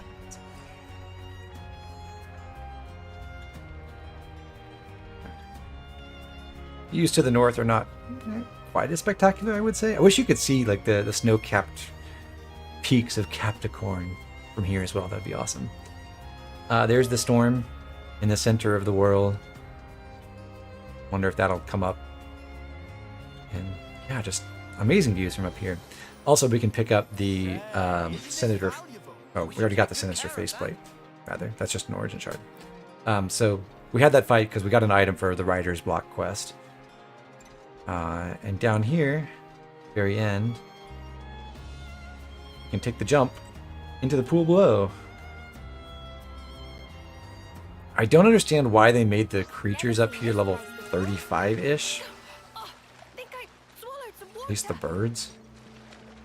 Huh?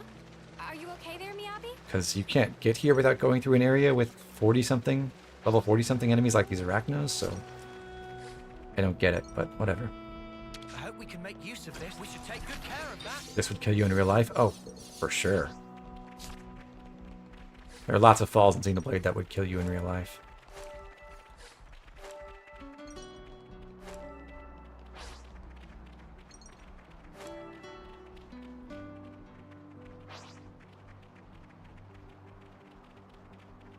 So if you were ever looking at the map before and wondering what this platform above Lake Resinto camp was, well, that's how you get to it. You have to climb all the way up the fallen arm.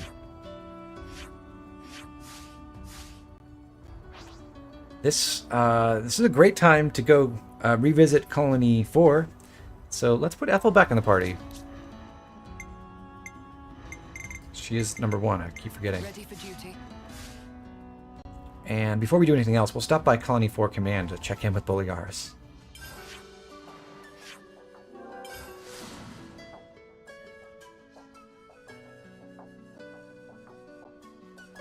He does have unique dialogue if you bring Ethel to him.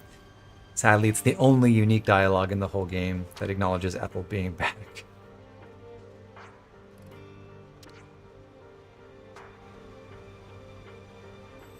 Glad we got to show you Ethel in good health again.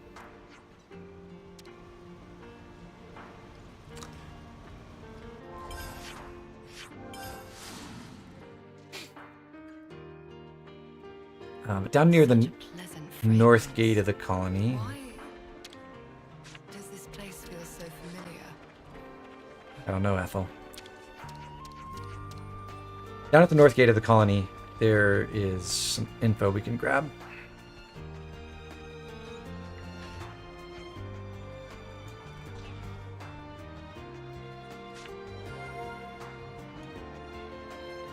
Colony 4 revitalized. And this is actually going to be the resolution to the entire quest chain we've had They say an army marches on its stomach. with the with Colony 4 and the discontents who still exist in the colony. Malcontents, I guess. I think we need to discuss this.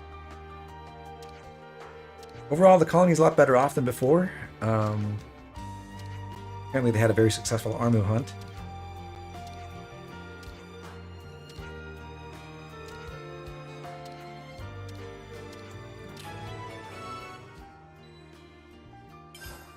So we want some.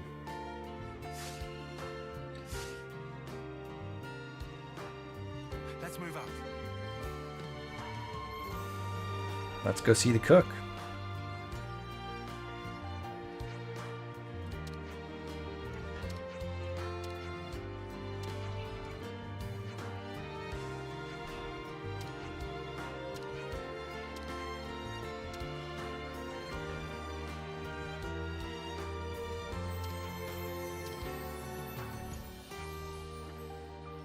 Armu sirloin does sound really good right now.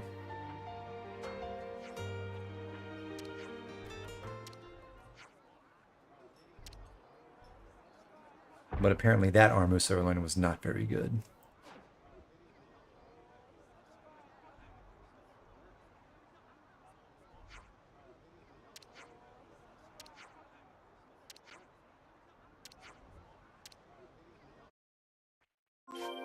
So, first person to talk to is the medic, Olashandra. Apparently we've been suffering from food poisoning, of the very literal sense. Our food has been poisoned. Boliaris is interrogating Laszlo, the chef, right this very second. Let's go check on that.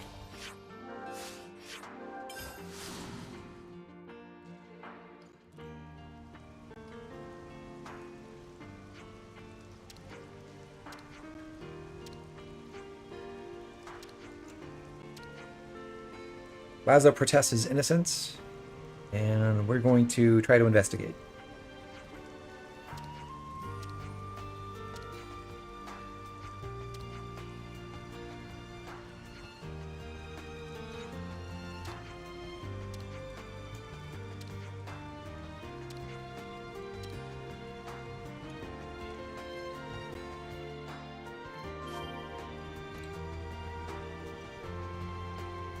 Let's go the fast way down, shall we?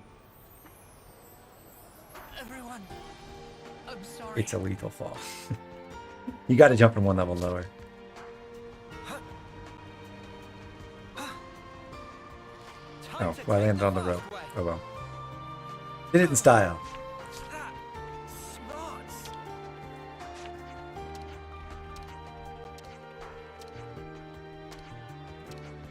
So apparently the neurotoxin came from the medical stores, and it's actually a painkiller, but we overdosed on it, which I feel like tends to be a lot more lethal than what we experienced.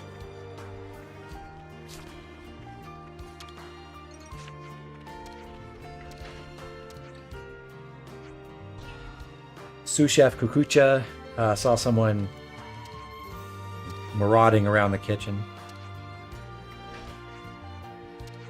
Someone who wasn't Laszlo.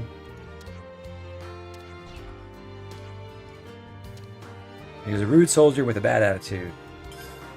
Also, the info image kind of gives it away.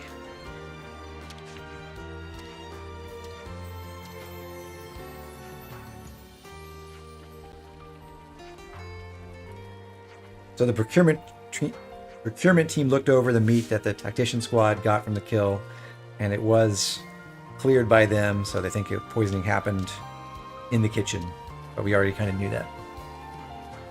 Now we have to figure out who it was.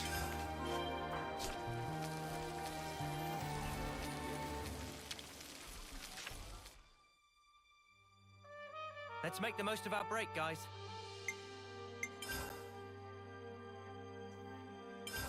Where should I start?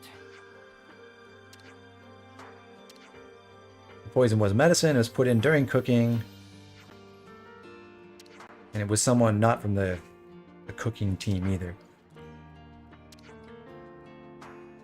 The tactician squad and the medical team are the ones who could access the painkillers. So Senna has figured it out. There's one bad-natured soldier in the tactician squad. And it is... Alright, chat, do you remember your names? Random bit characters from Colony 4?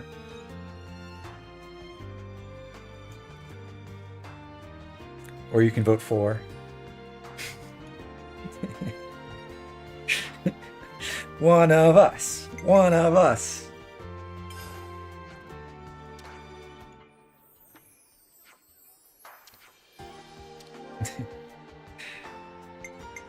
One of us. No one else really likes Lance's joke. We already discussed why it shouldn't be Laszlo. So we narrowed it down to Maxie or Jeremy. Maxie is the head of the tactician squad. He's the one who was giving us all the quests to get the tactician squad on our side. So he's a pretty decent guy. So the true answer is Jeremy, who was the one who came up to, I believe it was Mio and Senna in the cutscene after Chapter 2, and basically told him he would never accept them because they're Agnian.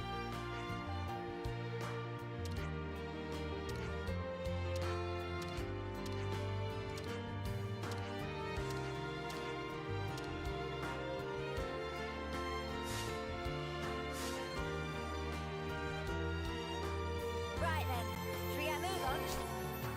Okay, so we check in with Laszlo one more time. And Boliaris.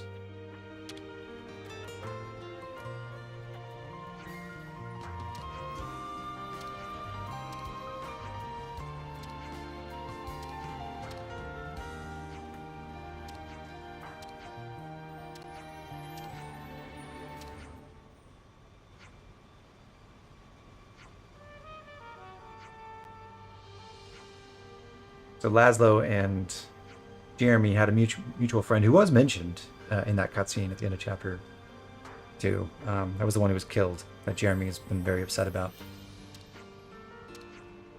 Boliaris releases Laszlo, and we need to go, since we're planning to go hunt down one of the members of the Tactician Squad, we're going to talk to the leader of that squad first, which is Maxie. I see some relations have changed. That sparks.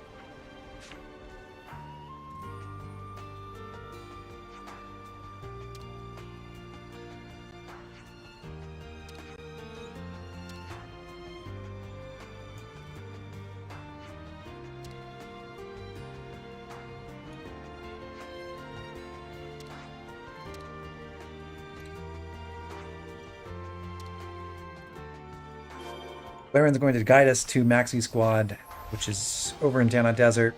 Fastest way there is to warp to the Desert Piranhas Hulk.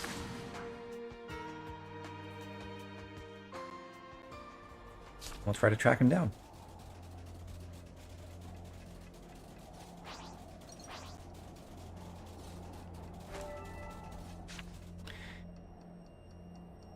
So Yord has been injured. She was the other Tactician Squad leader, along with Jeremy and Flaren. So apparently Jeremy panicked when he saw us and attacked Yord.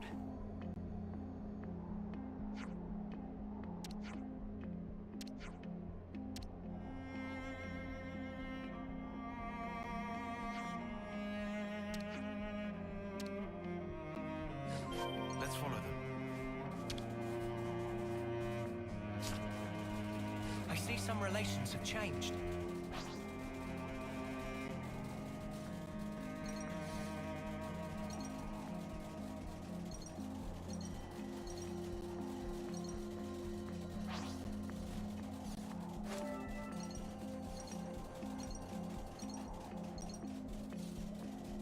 Looks like he's gotten himself into a bit of a pickle. It's good to keep a record.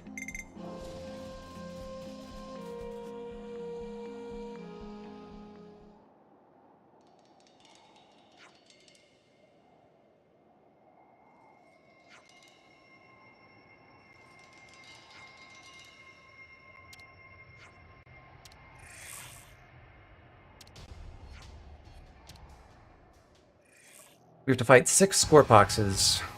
One level 50 and the other 5 level 48. Shouldn't be too much of a challenge.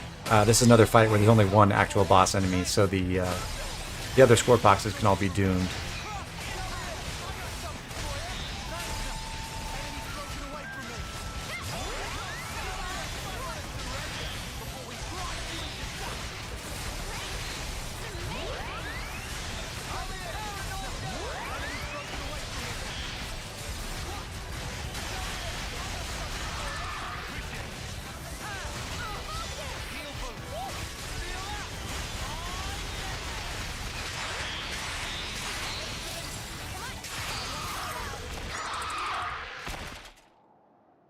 What a satisfying kill.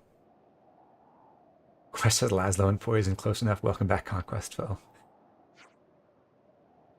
One of the best chapters in the game. You gotta love it.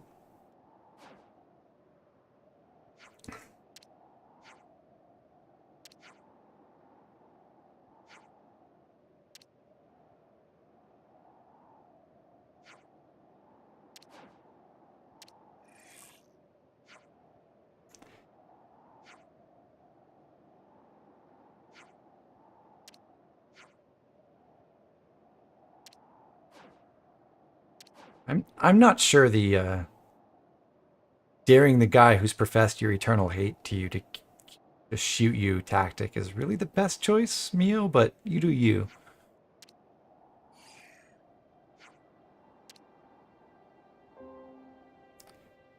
I guess she had the right read of the situation, though.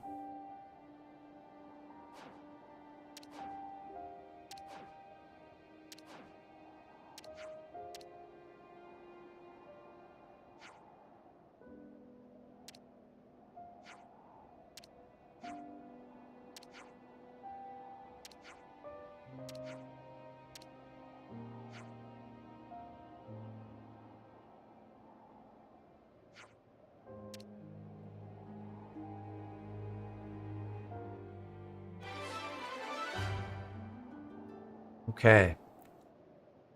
Beyond mercy and revenge. Hopefully one day he'll put aside his grudges and choose peace.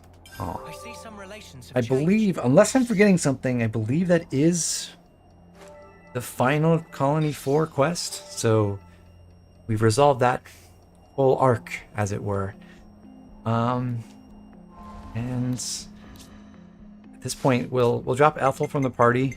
We'll put Alexandria in because we're going to do her colony's quests, including that scant supplies quest right now, or coming up. Also a couple class changes to do. Guardian Commander for Uni once again, and Signifer, another pit stop for Tyon, basically. But there you have it. So that's the end of the Colony 4 arc. The next things coming up will be finishing up everything with Colony Iota, and then a whole bunch of unique monsters, and then Colony Lambda, and then Colony Tau, then Colony 11. So we're going to cycle our way around the map from here, more or less. So through Fornus, and then Pentalas, and then Caddis Castle region. Killing a bunch of unique monsters along the way. And then we'll do some more city quests. Several more city quests, really. Oh, and I lied. There is at least one more Colony 4 quest now that I'm looking at the list. Yeah, and then Agnes Castle quest, and that will take us to the end of Chapter 6. But that's all for the future. I think we're in a great stopping point now, so we'll pick up here in Dana Desert next time. Go ahead and save the game. It's not be good. It's good to keep a record. And I'll see you again when we resume our adventure. So thanks for watching, everyone. Appreciate having you. Thanks for the support. Love having your participation in chat. So looking forward to the next one. Have a good night, everyone.